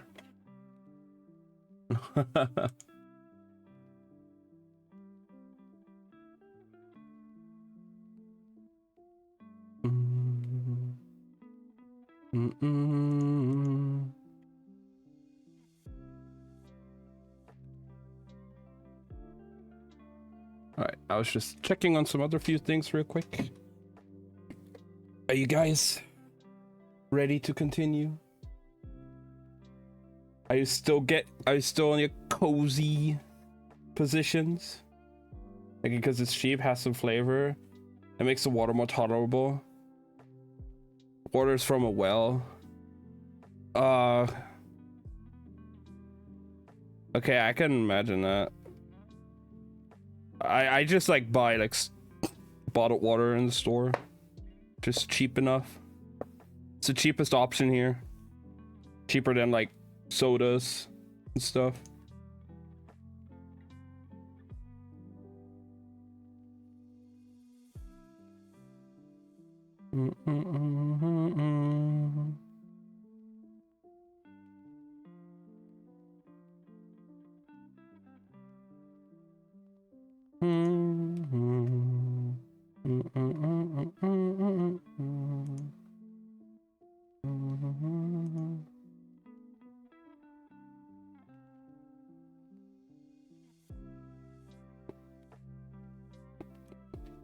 All right, let's continue. Part 5. Kel couldn't stop the blood. It soaked through his shirt front, the fabric clinging to him as he ran, almost stumbled through the narrow maze of the streets that gathered, web-like, in the corners of Red London. He clutched at his pocket to make sure the stone was safe, and the thrum ran through his fingers as they felt it there. He ran. He should have run for the river, but should have pitched the talisman into the glittering isle and let it sink. He should have, but he hadn't. And that left him with a problem. And the problem was catching up. Kel cut a corner too sharp and skidded into a wall, biting back a gasp as his wounded side collided with the bricks. He couldn't keep running, but he had to get away. Somewhere he wouldn't be followed. Somewhere he couldn't be followed. Kel dragged himself to a stop and reached for the Grey London pendant at his neck, ripping the cord over his head. Footsteps echoed, heavy and too close, but Kel held his ground and pressed his hand to his blood-soaked ribs. Wincing, he brought his palm and the coin in it against the alley stones and said, "As travas." He felt the word pass his lips and shiver against his hand at the same time. But nothing happened. The wall stayed where it was, and so did Kel. Pain tore white hot through his side from the royal blade, the spell work cutting him off from his power. No, pleaded Kel silently. Blood magic was the strongest kind in the world. It couldn't be disabled, not by a simple piece of spell work. It was stronger. It had to be stronger. Kel closed his eyes. As Travas, he said again. He shouldn't have to say anything else. Shouldn't have to force it, but he was tired and bleeding and fighting to focus his eyes, let alone his powers, and so he added, "Please." He swallowed and brought his forehead to rest against the stones and heard the steps getting closer and closer and said, "Please let me through." The stone hummed in his pocket, a whispered promise of power, of aid, and he was about to draw it out and call upon its strength when the wall finally shuddered and gave way beneath his touch. The world vanished and an instant later reappeared and Kel collapsed on the cobblestone street. The subtle, steady light of Red London replaced by the dank, smoke-filled Grey London night. He stayed a moment on his hands and knees and actually considered losing consciousness right there in the alley, but finally managed to get on his feet. When he did, the city slanted dangerously around him. He took 2 steps and promptly collided with a man in a mask and a broad-brimmed hat. Distantly, Kel knew it was strange to be wearing a disguise, but he was hardly in a position to judge appearances given his current state. "Sorry," he mumbled, pulling his coat close around him to hide the blood.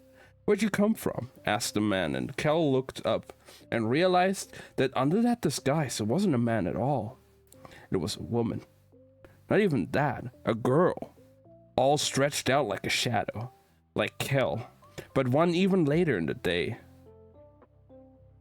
Too long and too thin, but she was dressed like a man, boots and breeches and a cloak. And under that, a few glinting weapons, and of course, the mask and the hat. She seemed out of breath, as though she'd been running. Strange, thought Kel again. He swayed a little on his feet. "You all right there, gent?" asked the girl in disguise. Footsteps sounded in the streets beyond the alley, and Kel tensed, forcing himself to remember that he was safe now, safe here. The girl cast a quick glance back before returning attention to him. He took a step toward her, and his legs nearly buckled beneath him. She went to catch him, but he caught himself against the wall first. "I'll be okay," he whispered shakily. The girl tipped her chin up, and there was something strong and defiant in her eyes and the lines of her jaw. A challenge. And then she smiled, not with her whole mouth, just the edges. And Kel thought, in a far-off, woozy way, that under different circumstances they might have been friends. "There's blood in your face," she said. "Well, wasn't there? Where wasn't there blood?" Kel thought, his hand to his cheek, but his hand was damp with it, too, so it wasn't much help. The girl came closer. She drew a small, dark handkerchief from her pocket and reached out, dabbing his jaw with it before pressing the fabric into his hand. "Keep it," he said.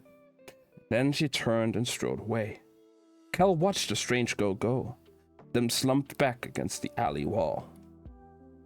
He tipped his head back and stared up the grey London sky, starless and bleak over the tops of the buildings.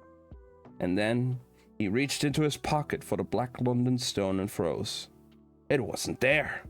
He dug furiously through his pockets, every one of them, but it was no good. The talisman was gone. Breathless and bleeding and exhausted, Kel looked down at the handkerchief clutched in his hand. He couldn't believe it. He had been robbed.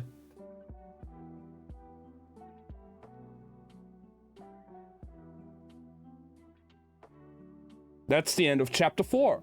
Chapter 5, actually. Damn. Okay. Shit's getting real now. Kel almost fucking dying. Now that, like, mysterious stone that has mysterious powers has gotten stolen. In a world where magic is no longer a thing. Because, Lily, for you, we probably haven't heard about, like, the beginning and, like, the explanations of the different Londons. Basically, Red London, where Kel comes from, is the world where it's like brimming with magic. Everybody knows about magic and it's like flourishing. While White London still has magic, but it's kind of like dying out and starving out. So people are fighting over it and it's more like a rule of power. The strongest will be the kings. While Grey London has been completely devoid of magic at this point. They're just living as like common people, not knowing any magic.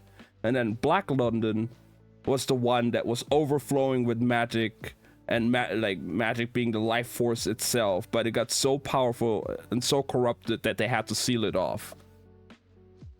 Because at some point, all those 4 Londons, all those worlds were actually connected. But as soon as like Black London got like too corrupted, they had to seal that off, and that like devoided the other realms of power because the magic cannot flow through the realms anymore. So yeah, now having a Black London talisman that's basically magic itself in a world that has no magic whatsoever. Oh boy.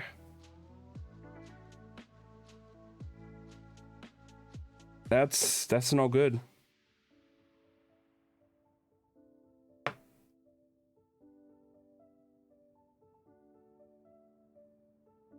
All right.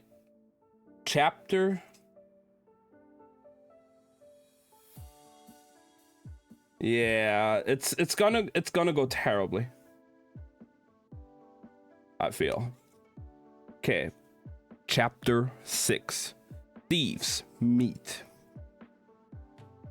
A London away, the city bell struck 8. The sound came from the sanctuary at the city's edge, but it rang out over the glittering Isle and through the streets, pouring in open windows and out open doors, and down alleys until it reached the ruby fields, and just beyond, the frozen figure of a man in the dark. A man with an axe on the back of his hand and a stolen royal sword still raised above his head. A man trapped in ice or stone or something stranger. As the bells trailed off, a jagged crack formed in the shell over the man's face, and then another down his arm, and a third along the blade. Small fissures that deepened quickly, spreading like fingers through the casing. Stop! The young Antari had ordered his attacker, and the attacker had not listened, but the magic had. It had poured out of the black stone and in the Antari's hands, coiled around the man, and hardened into a shell. And now, the shell was breaking. Not as a shell should break. The surface fracturing and the shards crumbling away, raining down upon the street.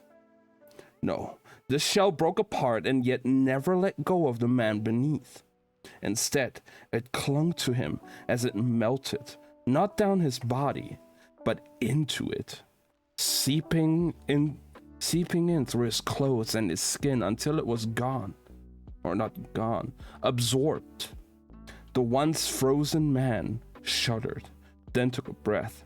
The royal half-sword slipped from his fingers and clattered to the stones as the last shimmering drops of magic glistened like oil on his skin before sinking in, the veins darkening, tracing over him like ink.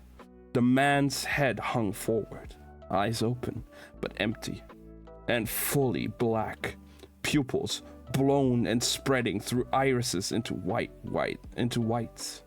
The compulsion spell already cast on him had stripped the man's resistance and allowed the other magic to slip it right in, through vein and brain and muscle, taking hold of everything it touched. The once red core of life now burning pure and dark. Slowly, the man, or rather now, the thing inside him, lifted his head. His black eyes shone, slick against the dry dark as he surveyed the alley. The body of the second cutthroat lay nearby, but he was already quite dead. The light snuffed out, nothing to salvage, nothing to burn. There wasn't much life left in his own body either, just enough flame to feed on, but it would do for now. He rolled his shoulders and began to walk, haltingly at first as a man unused to his body, and then faster, surer. His posture straightened, and his legs strode toward the lights of the nearest building. The man's mouth drew into a smile. It was late, but the lanterns were lit in the windows, and laughter, high and sweet and promising, filled the air like the sound of bells. Part 2. Lila hummed as she made her way back to the stone's throw. As she walked, she began to divest herself of the disguise. The mask came off first, followed by the broad-brim hat. She'd forgotten she was wearing them when she ran into the drunk fellow back in the alley, but he'd been so deep in his cups that he'd hardly seemed to notice, just as he'd hardly seemed to notice her hand in his coat as she held up the handkerchief, or her fingers curling around the contents of his pocket as she pressed the dark cloth into his palm. An easy mark. Truth be told, she was still cross with herself for running, or rather, for falling into a trap and needing to run from the trio of street rats. But, she thought, closing her hand around the satisfying weight of her cloak pocket, the outing hadn't been a total waste. As the tavern came into sight, she pulled the trinket from her cloak and paused beneath a lamppost to get a closer look at the take. When she did, her heart sank. She'd hoped for metal, something silver or gold, but the lump was stone. Not a gem or a jewel either, not even a bit of crystal. It looked like a river rock, glossy and black. One side smooth and the other jagged, like it had been smashed or chipped off from a larger piece of stone. What kind of gent walked around with rocks in his pocket, and broken ones at that? And yet, she thought she could feel something, a kind of prickle where her skin met the stone's surface. Lila held it up into the light, and squinted it at a moment before dismissing the sensation and deeming the rock worthless. A sentimental trifle at best. Her mood soured as she shoved it back into her pocket and climbed the steps at the stone's throw.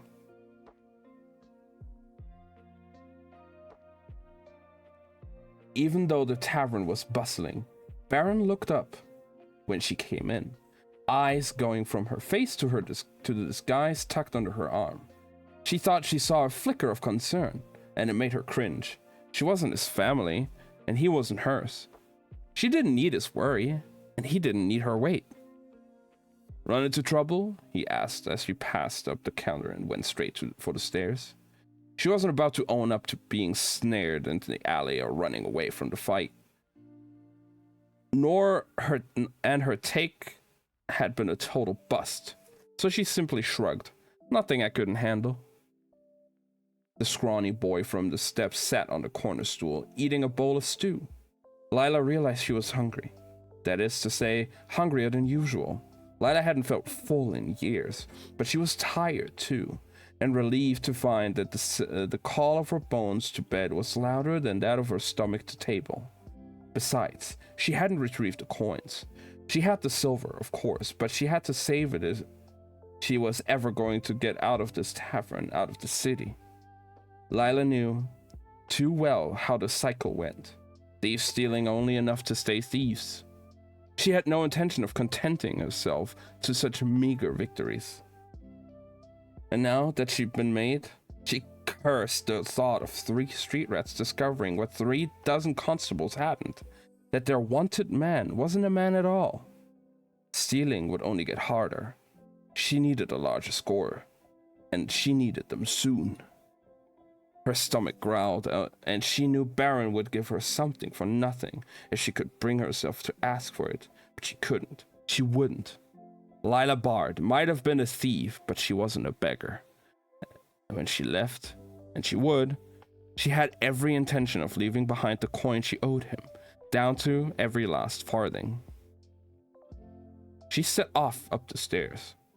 At the top of the narrow steps stood a little landing with a green door. She remembered slamming that same door, shoving past Baron and down the steps, leaving only a tantrum in her wake. She remembered the fight. She'd stolen from a patron, and Baron had put her to task for it.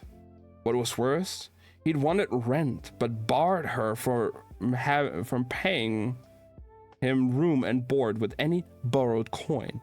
He'd wanted only honest money, and she had no way to get it.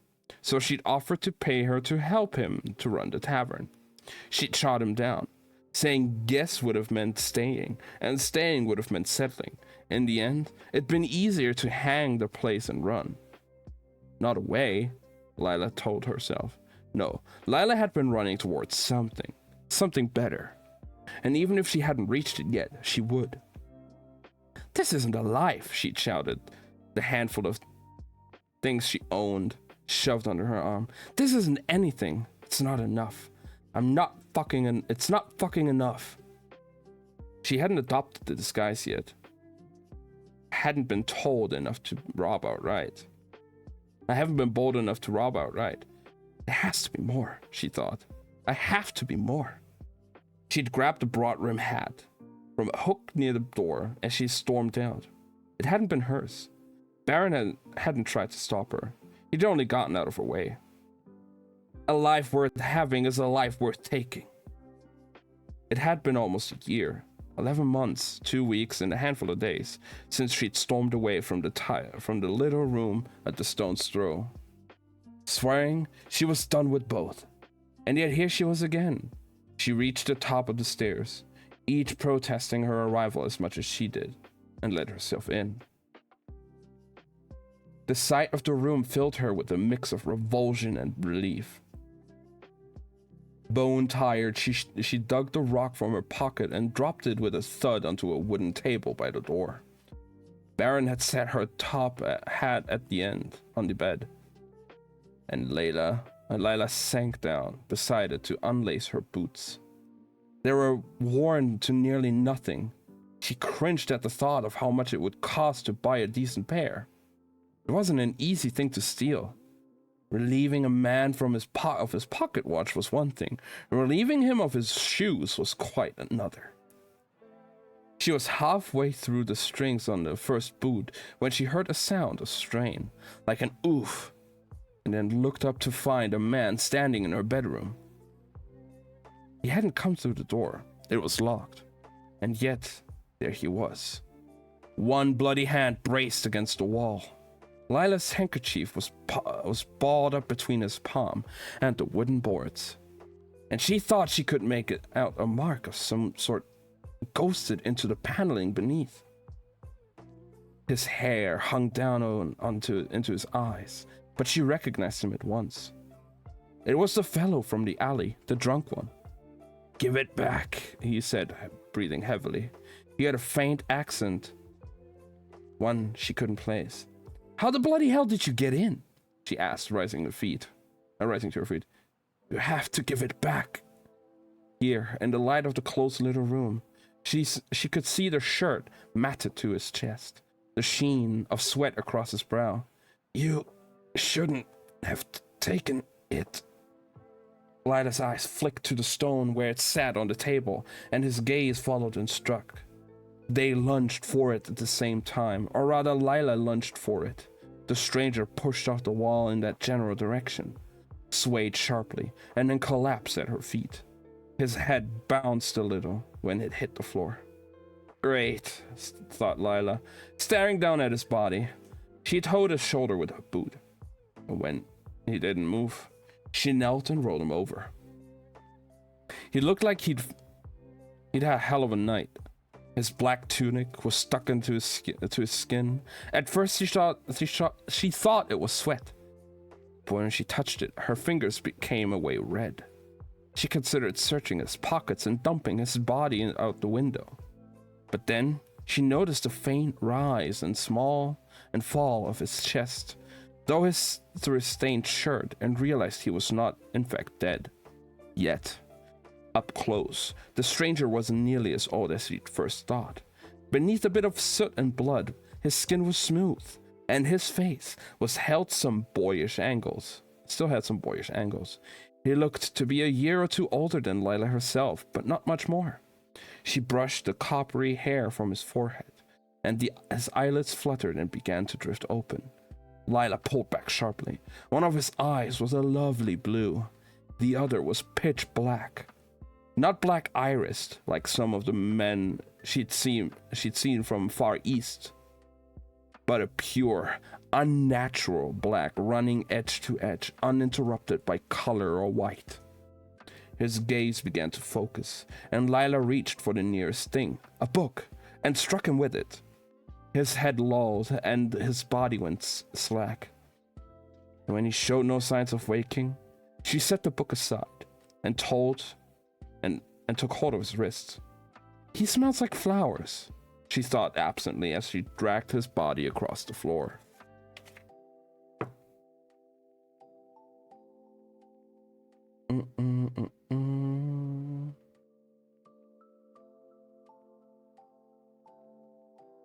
Part 3.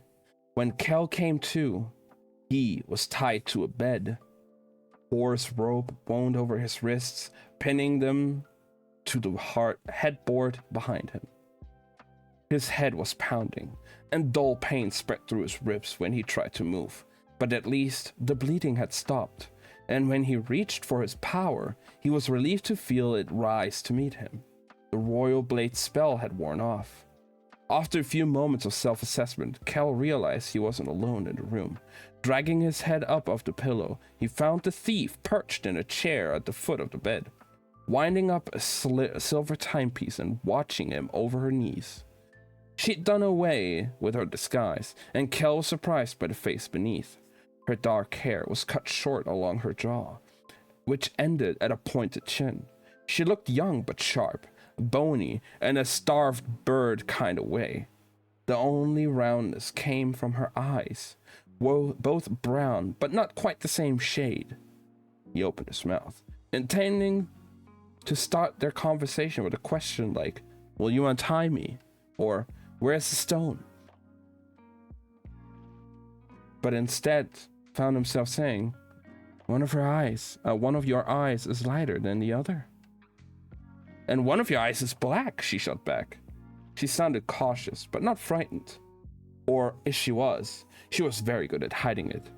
"What are you?" "A monster," said Kyle hoarsely. "You'd better let me go." The girl gave a small, mocking laugh. "Monsters don't faint in the presence of ladies." "Ladies don't dress like men and pick pockets," retorted Kel. Her smile only sharpened.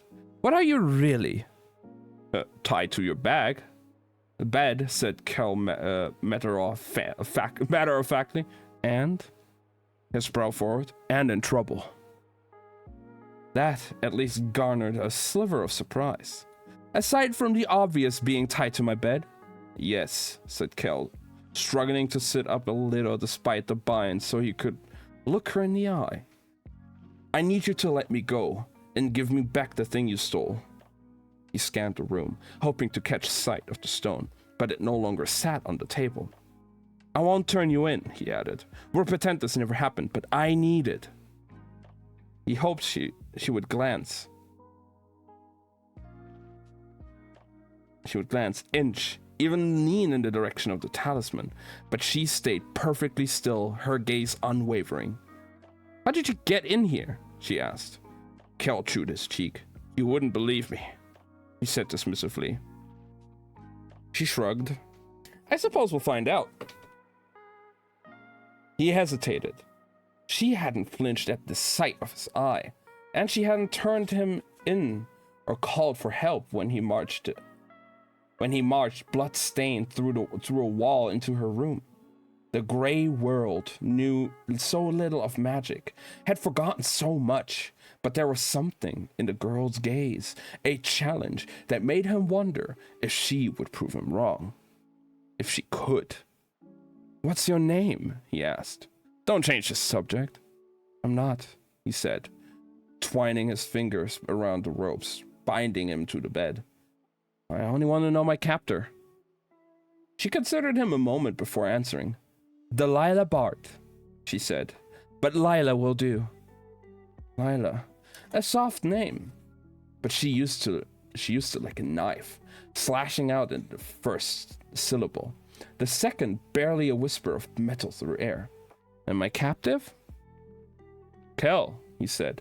"My name's Kel, and I come from another London, and I got into your room using magic." Sure enough, her lips quirked. "Magic," she echoed dryly. "Yes," he said, "magic." This time, when he said the word, his grip tightened on the ropes, and they caught fire and desired effect. And it burned instantly to ash. A bit showy, but it had the desired effect. Lila stiffened visibly in her chair as Kel sat fully upright on the bed. A wave of dizziness rolled over him, and he paused there, rubbing his wrists while he waited for the room to right itself. "Specifically," he said, "I used magic to make a door." He patted himself down and discovered that his knife was missing. She'd disarmed him. He frowned and swung his legs slowly off the bed, boots coming to rest against the floor. "When you picked my pocket in the alley, you gave me your handkerchief. I was able to use it to make a door, one that led me to you." Which was incidentally much harder than it sounded. Doors were meant to lead to places, not people. It was only the second time Kel had ever successfully used his magic to find his way to someone. Not to mention, he had been bleeding power with every step. It had been too much. The last dregs of magic had gotten him here, and then... "Another London," said Lila. Yes. "And you made a door." "Yes." "Using magic." "Yes." He met her eyes. Then, expecting confusion, skepticism, disbelief, and finding something else. She was staring at him blankly. No, not blankly. Her gaze was intense. Assessing. Kel hoped she wouldn't ask for another demonstration. His power was only just trickling back, and he needed to save it. She lifted a finger to the wall, where the ghosted echo of his door still lingered. "I guess that explains the mark." Kel frowned a little. Most people couldn't see the echoes of spell work, or at least they didn't notice them. The marks, like most magic, passed beneath the spectrum of their senses. "And the rock?" she asked. "Magic," he said. "Black magic, strong magic, dead magic, bad magic." Finally, Lila slipped. For the briefest moment, her eyes flicked to a chest along the wall. Kel didn't hesitate. He lunged for the top drawer, but before his fingers met the wood, a knife found his throat. It had come out of nowhere. A pocket, a sleeve, a thin blade resting just below his chin. Lila's smile was as sharp as its metal edge. "Sit down before you fall down, magic boy." Lila lowered the knife, and Kel sank slowly onto the foot of the bed. And then she surprised him a second time by producing the talisman, not from the top drawer of the chest, as she hinted, but out of thin air. One moment, her palm was empty, and the next, the stone was simply there. Her sleight of hand flawless. Kel swallowed, thinking. He could strip the knife from her grip, but she probably had another. And worse, she had the stone. She was human and knew nothing of magic. But if she made a request, the stone might very well answer. Kel thought of the cutthroat encased in rock. Lila ran her thumb over the talisman. What's so bad about it? He hesitated, choosing his words. It should not exist. What's it worth? Your life, said Kel, clenching his fist. Because trust me, whoever's after me will kill you in a blink to take it back. Lila's gaze went into the window. You were followed? Kel shook his head. No, he said slowly. They can't follow me here. Then I have nothing to worry about. Her attention returned to the talisman. Kel could see the curiosity burning through her. And he wondered if the stone pulled at her the way it had at him. Lila, he said slowly, please put it down. He squinted at the symbol on its face, as if somehow that would help her read it. What does it mean? Kel did not answer. You tell me, I'll give it back. Kel did not believe her, but answered anyway. It's the symbol for magic, he said. Vitari. A magic stone called magic. Not very original. Not very original. What does it do? I don't know. It was a kind of truth. I don't believe you. I don't care. Lila frowned. I'm beginning to think you don't want it back. I don't, said Kel, and it was mostly true, though a part of him wanted nothing more than to hold it again. But I need it, and I answered your question. Lila considered the stone. A magic stone called magic. She mused, turning it over in her palm, which leads me to believe that it is what? Makes magic? Or makes things out of magic? She must have seen the answer in Kel's worried face, because she smiled triumphantly. A source of power, then! She appeared to be having a conversation with herself. Can it make anything? Oh, I wonder how it works. Kel went for the talisman. His hand made it halfway there before Lila's knife slashed through the air and across his palm. He gasped as blood dripped to the floor. I warned you, she said, wagging the knife like a finger. Lila, he said wearily, cradling his hand to his chest. Please give it back. But Kel knew she wouldn't. There was a glint of mischief in her eye. A look he knew. He had warned himself as her fingers curled around the stone. What would she summon? What could she summon? This gangly little human. She held both hands ceremoniously out before her, and Kel watched, half in curiosity and half in concern, as smoke plumed out between her fingers. It wrapped around her free hand, twisting and hardening until she was holding a beautiful sword in polished scabbard. Her eyes widened with shock and pleasure. It worked, she whispered half to herself. The hilt shone the same glossy black of Kel's eye, and the stone, and when she pulled the sword free of its sheath, the metal glinted, black as well, in the candle light, and solid as any hammered steel. Lila let out the delighted sound. Kel let out a breath of relief at the sight of the sword. It could have been worse, and watched as she set it against the wall. So you see, said Kel carefully, now I hand it over. She didn't realize, or couldn't realize, that this kind of magic was wrong, or that the stone was feeding on her energy. Please, before you hurt yourself. Lila gave him a... Wait, what? Derisive look, a derisive glare, and fondled the stone. Oh no, she said. I'm just getting started. Lila, began Kel, but it was too late. Black smoke was already pouring between her knuckles, much more of it than before, and taking shape into the room between them. This time, instead of a weapon, it pulled itself into a form of a young man. But not just any young man.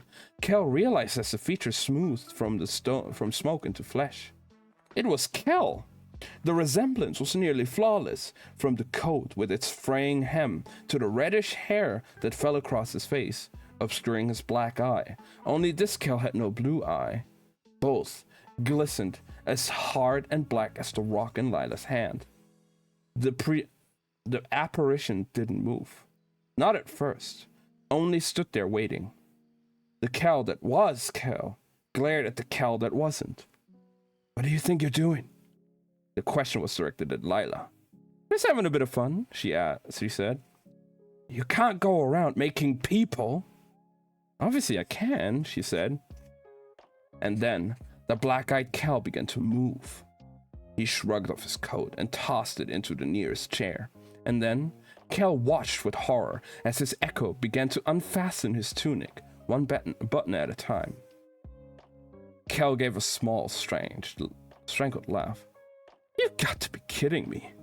Lila only smiled and wrote the stone in her palm as the Kel that wasn't Kel slid slowly, teasingly out of his tunic and stood there, bare-chested. His fingers began to undo his belt at his waist. Okay, enough, said Kel. Dispel it. She sighed. You're no fun. This isn't fun.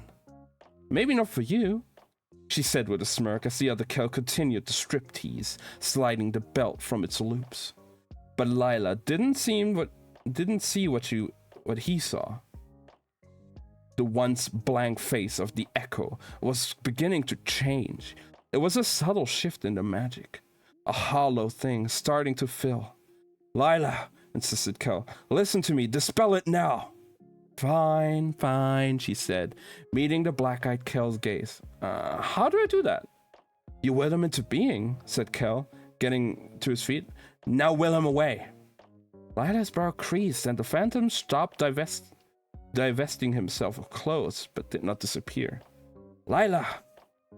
I'm trying, she said, tightening her grip on the stone. At that, the phantom Kel's face contorted, shifting rapidly from vacant to aware to angry. It was as if he knew what was happening. His eyes flicked from Lila's face to her hand and back to her face. And then he lunged. He moved so fast, an instant, a blink, and he was upon her. The stone tumbled from Lila's grip. As the Kel that wasn't Kel slammed her back against the wall. His mouth opened to speak, but before he could, his hands dissolved. He dissolved. Suddenly back into smoke, and then into nothing. And Lila found herself face to face with the Kel that was Kel, his bloody hand raised, and to the place where the illusion had been, his command, Az Anase, still echoing through the room. Lila swayed on her feet and caught herself on the chest of drawers, her brief possession of the stone clearly taking its toll. The way it had on Kel, she managed to drag in a single shaky breath before he closed his bleeding hand around her throat. Where's my knife? He growled. Top drawer, she said, gasping. Kel nodded, but didn't let her go. Instead, he grabbed her wrist and pinned it back to the wall beside her head. What are you doing? She snapped, but Kel didn't answer.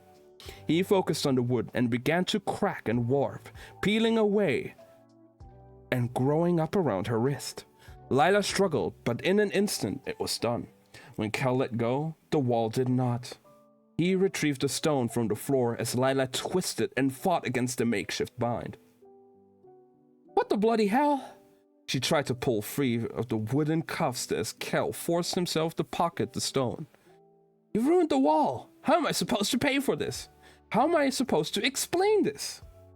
Kel went to the drawer. There, he found most of the contents of his pockets. Thankfully, she'd only raided the black coat he'd been wearing, and his knife. You can't leave me here like this, she muttered. Kel refilled his pockets and ran a thumb over the familiar letters on his blade before returning it to the holster against his forearm. And then he heard the sound of metal sliding free of leather behind him as Layla fetched another dagger from a sheath at her back.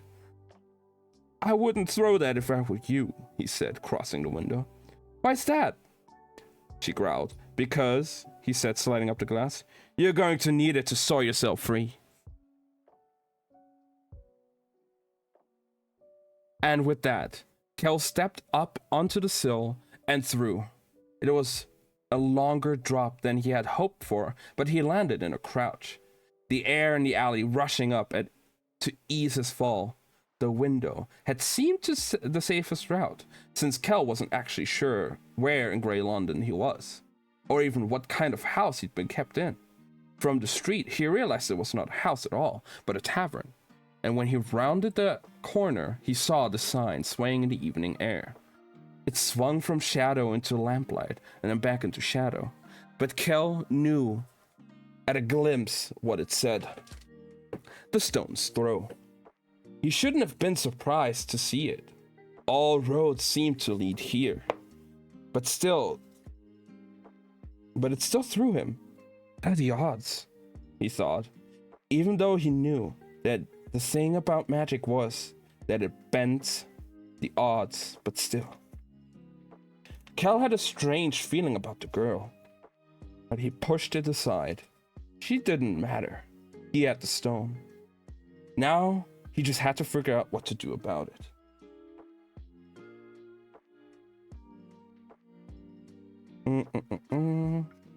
I think we're gonna finish this chapter, and then we're gonna end. Because how long have we been going now? Like 5 hours almost? A bit over 5 hours? I'm feeling yeah, damn. I'm feeling like my eyes are getting worse, and my throat is getting more and more dry.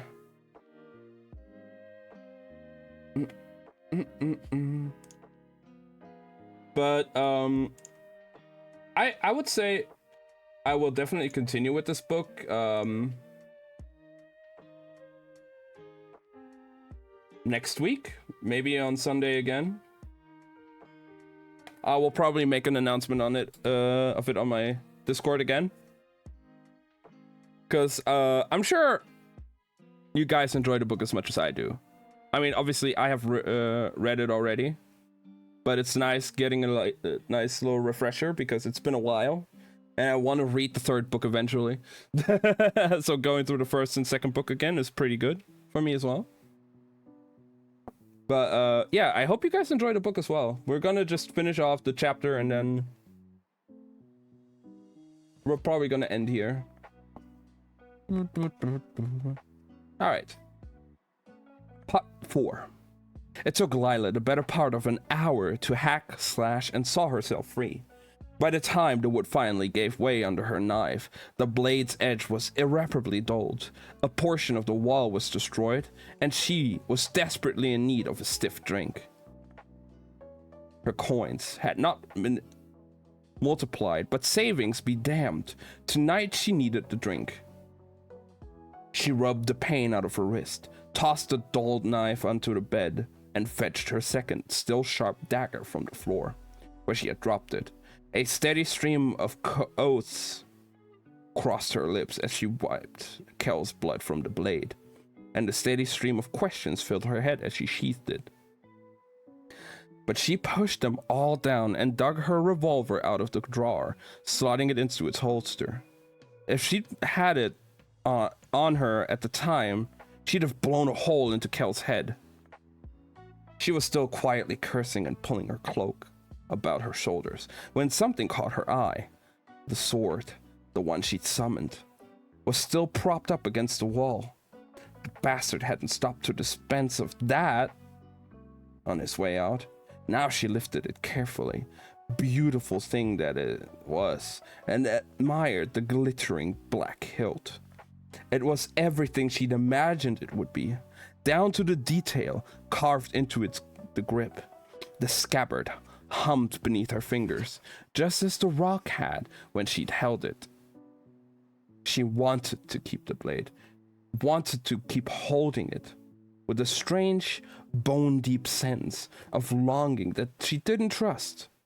Lila knew that it felt like what it felt like to want something, knew the way it whispered and sang and screamed into your bones. And this felt like that, but wasn't. an imposter of longing. She remembered the way she had felt when she lost the rock, the sudden, gutting dizziness that followed, like all the energy had gone out of her limbs. Stolen when she wasn't looking. In a strange way, it reminded Lila of a pickpocket, a sly piece of sleight of hand. That was the way it worked. A proper trick of two hands, and one you paid attention to, the other you failed to notice. Lila had been so focused on the one in front of her face, waving something shiny, that she hadn't noticed the other stealing from her pocket. Bad magic, Kel called it. No, thought Lila. Clever magic. And clever was more dangerous than bad any day of the week. Lila knew that much, and so, much as it pained her to do it, she went to the open window and cast the sword out. Good riddance, she thought as she watched it tumble to the alley street stones below. Her gaze drifted up to the rooftops and the chimney stacks. Uh-oh, that's not a good idea. A stone made out of a rock made out of a sword made out of that same rock. I mean, we knew what happened with the guard that was frozen. He was basically possessed by the rest of the magic that was there that was freezing him. So now there's a magic sword in the world with no magic. So now we have two things. We have the possessed guard in Red London, which is the magic world. And we have the magical sword in the magicless world. Her gaze drifted up to the rooftops and the chimney stacks, and she wondered where Kel had gone. She wondered, but a question spawned a dozen others, and knowing she would never learn the answers to any of them, she slammed the window shut and went to find that drink. A man stumbled through the front door of the Stone's Throw and nearly fell down the front stairs. Tricky buggers, he thought groggily. Surely they hadn't been there when he entered the tavern only a few hours earlier. Or if they had, they'd gone and changed, rearranged somehow. Maybe there were more of them now, or fewer. He tried to count them, but his vision blurred and he gave up, swaying on his feet. The man's name was Booth, and he had to piss. The thought rose up out of the fog, and there it was, bright as a light. Booth scuffed his boots along the cobblestones to the nearest alley. He had the decency not to relieve himself on the steps, even if they had come out of nowhere. He half walked, half tumbled into the narrow gap between the buildings, realizing only then how dark it was. He couldn't see his own hand, even if he'd been sober enough to look for it. But his eyes kept drifting shut anyway, so it didn't really matter. Booth leaned his forehead against the cool stones on the tavern wall as he pissed, humming softly to himself, a shanty about women and wine, and something else that probably began with W. Though he couldn't remember now. He let the melody wander off as he refastened his pants. But as he turned back toward the mouth of the alley, his boot caught something on the ground. It skidded away with a scrape before fetching up against the wall. And he might have left it there had a gust of wind not blown the nearest lantern on its hook, sending a flash of brightness into the darkened alley. The shard of light glinted of metal, and Booth's eyes widened. He might have been several pints along, but greed was a sobering thing. And as the light vanished again, he found himself on his hands and knees on the damp alley floor, grasping in the shadows until his fingers curled around the prize. Booth struggled to his feet and toddled a few steps nearer to the lantern light, and there realized what he was holding. The casing of a sword. The weapon still safe within. The hilt glittered, not silver or gold or steel, but black, black as oil and smooth as rock. He wrapped his fingers around the grip and drew the weapon from its sheath, letting out a low groan of appreciation. The metal of the blade was as glossy and dark as the hilt. A strange sword, and rare by the looks of it. Booth weighed it in its meaty hands. It would fetch a pretty penny. A very pretty penny. Only in the right places, of course. Couldn't be thought stolen, of course. Finders keepers, finders sellers. That is, and such, of course. Funny thing, though. His fingertips, where they curled around the hilt and had started to prickle. That was a bit peculiar, he thought, in that calm and distant way that comes with thorough intoxication. He wasn't worried, not at first, but then he tried to loosen his hold on the weapon and couldn't. He told his fingers to let go, but they remained firmly around the sword's gleaming black hilt. Booth shook his hand first slowly, then vigorously, but couldn't seem to free his fingers from the weapon. And then, quite suddenly, the prickle became a jolt, hot and cold and foreign at once, a very unpleasant feeling. It spread up his arm, beneath his skin, and then he stumbled back a step, toward the light, at the mouth of the alley. He saw that the veins on the back of his hand, over his wrist and up his forearm were turning black. He shook his hand harder and nearly lost his balance, but still, he couldn't seem to release the sword. It wouldn't let him. "Let go," he grumbled, unsure of whether he was speaking to his own hand or the weapon locked within it. In response, the hand holding the sword, which did not seem to belong to him anymore at all, tightened on the hilt. Both gasped as his fingers turned the blade slowly back toward his own stomach. "What the devil?" he swore, grappling with himself, his free hand fighting the hold of the other at bay. But it wasn't enough. The thing taking hold was stronger than the rest, and with a single clean thrust, Booth's hand, the one with the sword, drove it into his gut and buried it to the hilt. He doubled over in the alley with a groan, hand still fixed to the grip. The black sword glowed with a dark internal light, and then began to dissolve. The gleaming weapon melted, not down but in. Through the wound, into Booth's body, into his blood. His heartbeat faltered and then redoubled.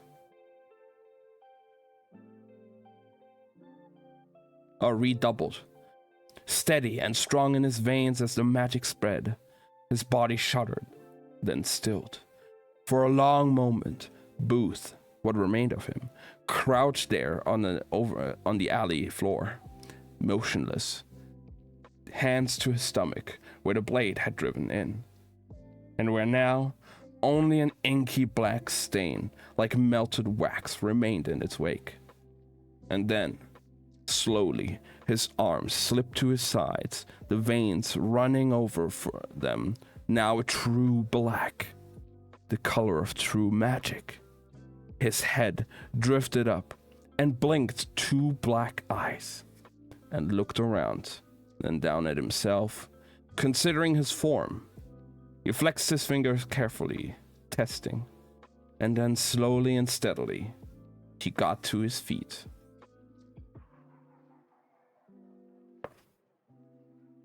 And with that, chapter 6 ends.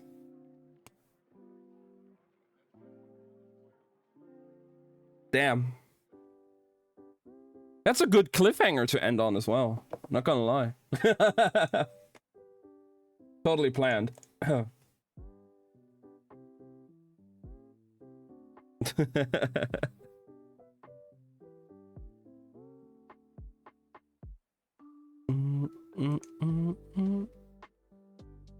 I will try and like after the stream make the VOD available like as a highlight for all time, so people can just read it, can just listen to it whenever.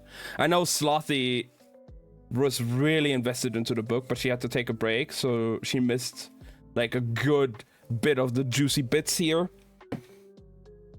So she can definitely check them out later, so she's ready for next week. But yeah.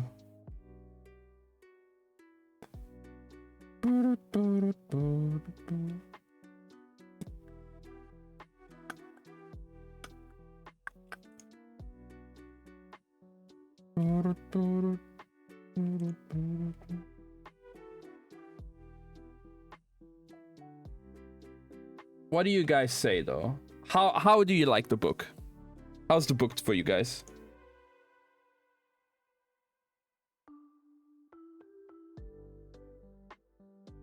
Oh wait, wrong thing. There we go.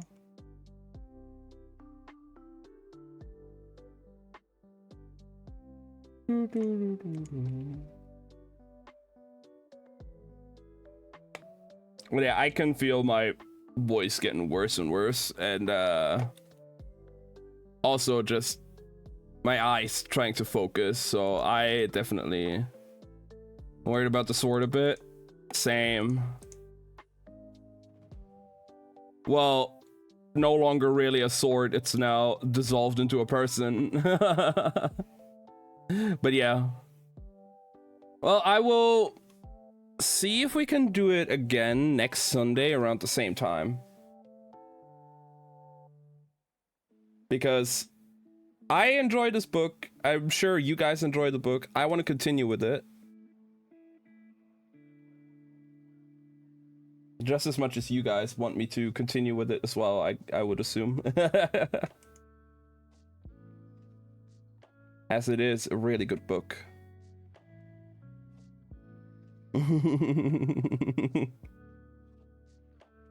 Can't type, it's all good. It happens.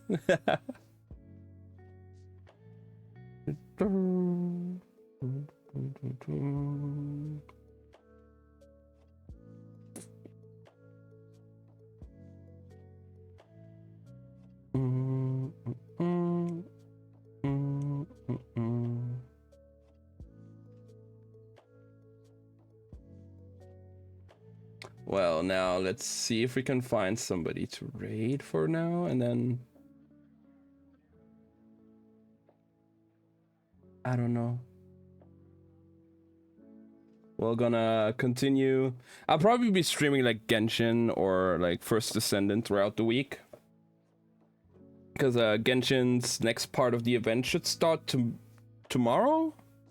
So maybe we do that. There's gonna be a lot more story and stuff going on again. So maybe we're gonna take a look at that. And then again, I'll see for next week on Sunday if we can continue on. Maybe we finish the book next week. We are at... Wait, where are we at? We're now at chapter 7.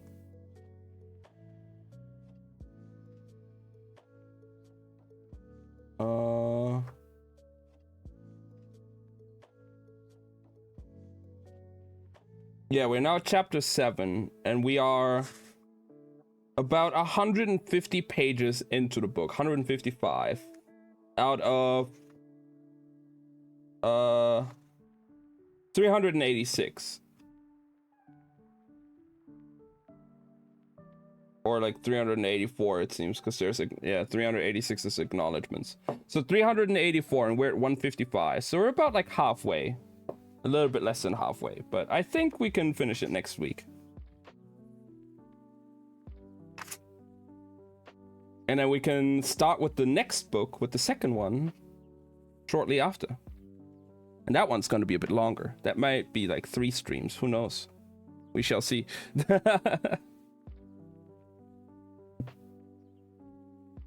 All right, but again, for now, I gotta give my voice a little bit of a rest, and probably gonna go EP soon. I don't know, or maybe I just farm a bit in First Descendant.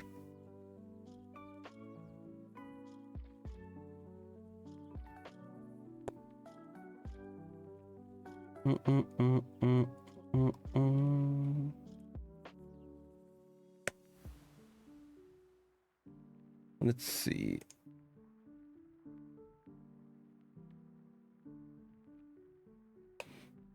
I'm glad though, Lily, you're enjoying the book as well. I know Slothy was really invested into it.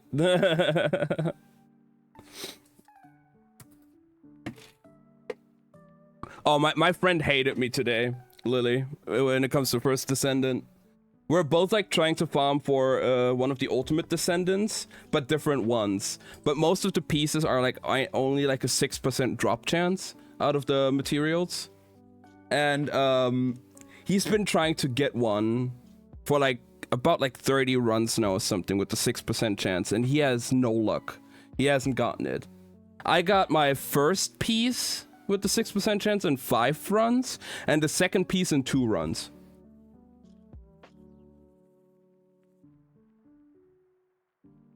And when I took a break before, I posted a picture of it in our PlayStation group chat saying like, for a second try, and then in brackets like, sorry Ben, my friend, and he just replied back, "You're dead to me," and also came into my chat and just said, "I hate you."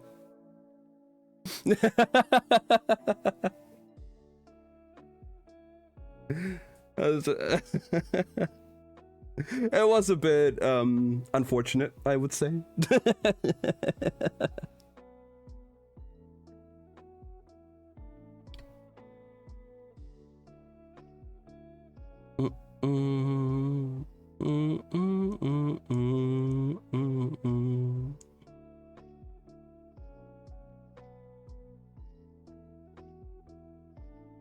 Let's see.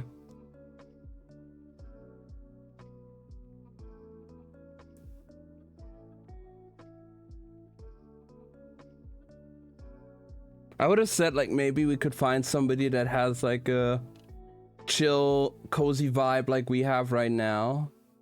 But most of the streamers that are currently on, that I see here, are a bit more of on the energetic side.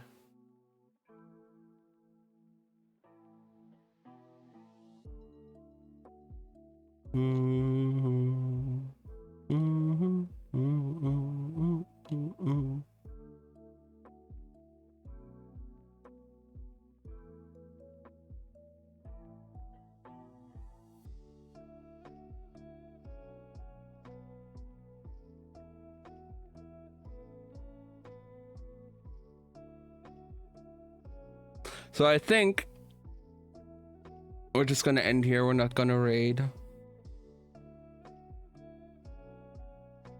But again, I will see if we can continue the book next week, because I am absolutely enjoying it.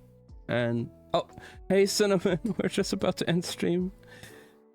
Yeah, but we're making the stream. I'm gonna make the stream a highlight, so you can watch it whenever, not just the 2-week VODs. And we're basically like, it was a very, very cozy stream. We were just reading a book. Nothing crazy was going on. I'm just sitting here reading. Because people apparently like my voice. And they like me reading them things.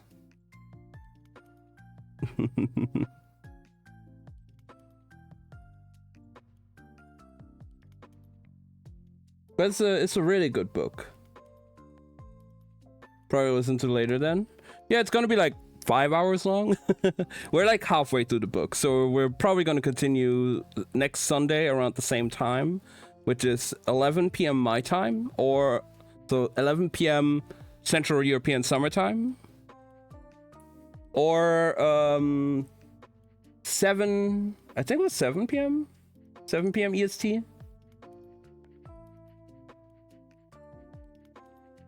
Something like that.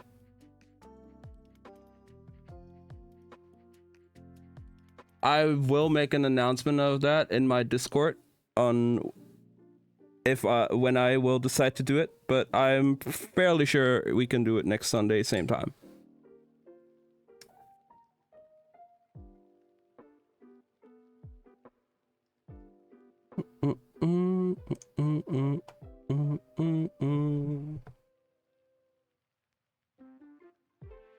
I will immediately work on getting that highlight set up for you guys.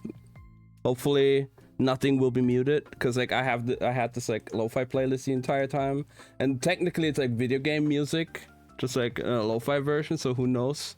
I hope nothing gets muted, because I really want you guys to be able to listen to the entire book. But let's pray to the Twitch gods. We'll see. Oh guys, again, thank you guys for watching today. I had a lot of fun reading. I hope you guys enjoyed it just as much as listening, being cozy, sitting there with some snackies and all that stuff. And I'll probably see you guys around this week, streaming Genshin, First Descendant, whatever. And if not, at least on Sunday, maybe again, for the next reading stream. Until then, I hope you guys have a great rest of your day, night, evening, whatever time it is. Love you all, and I'll see you guys next time. Bye bye.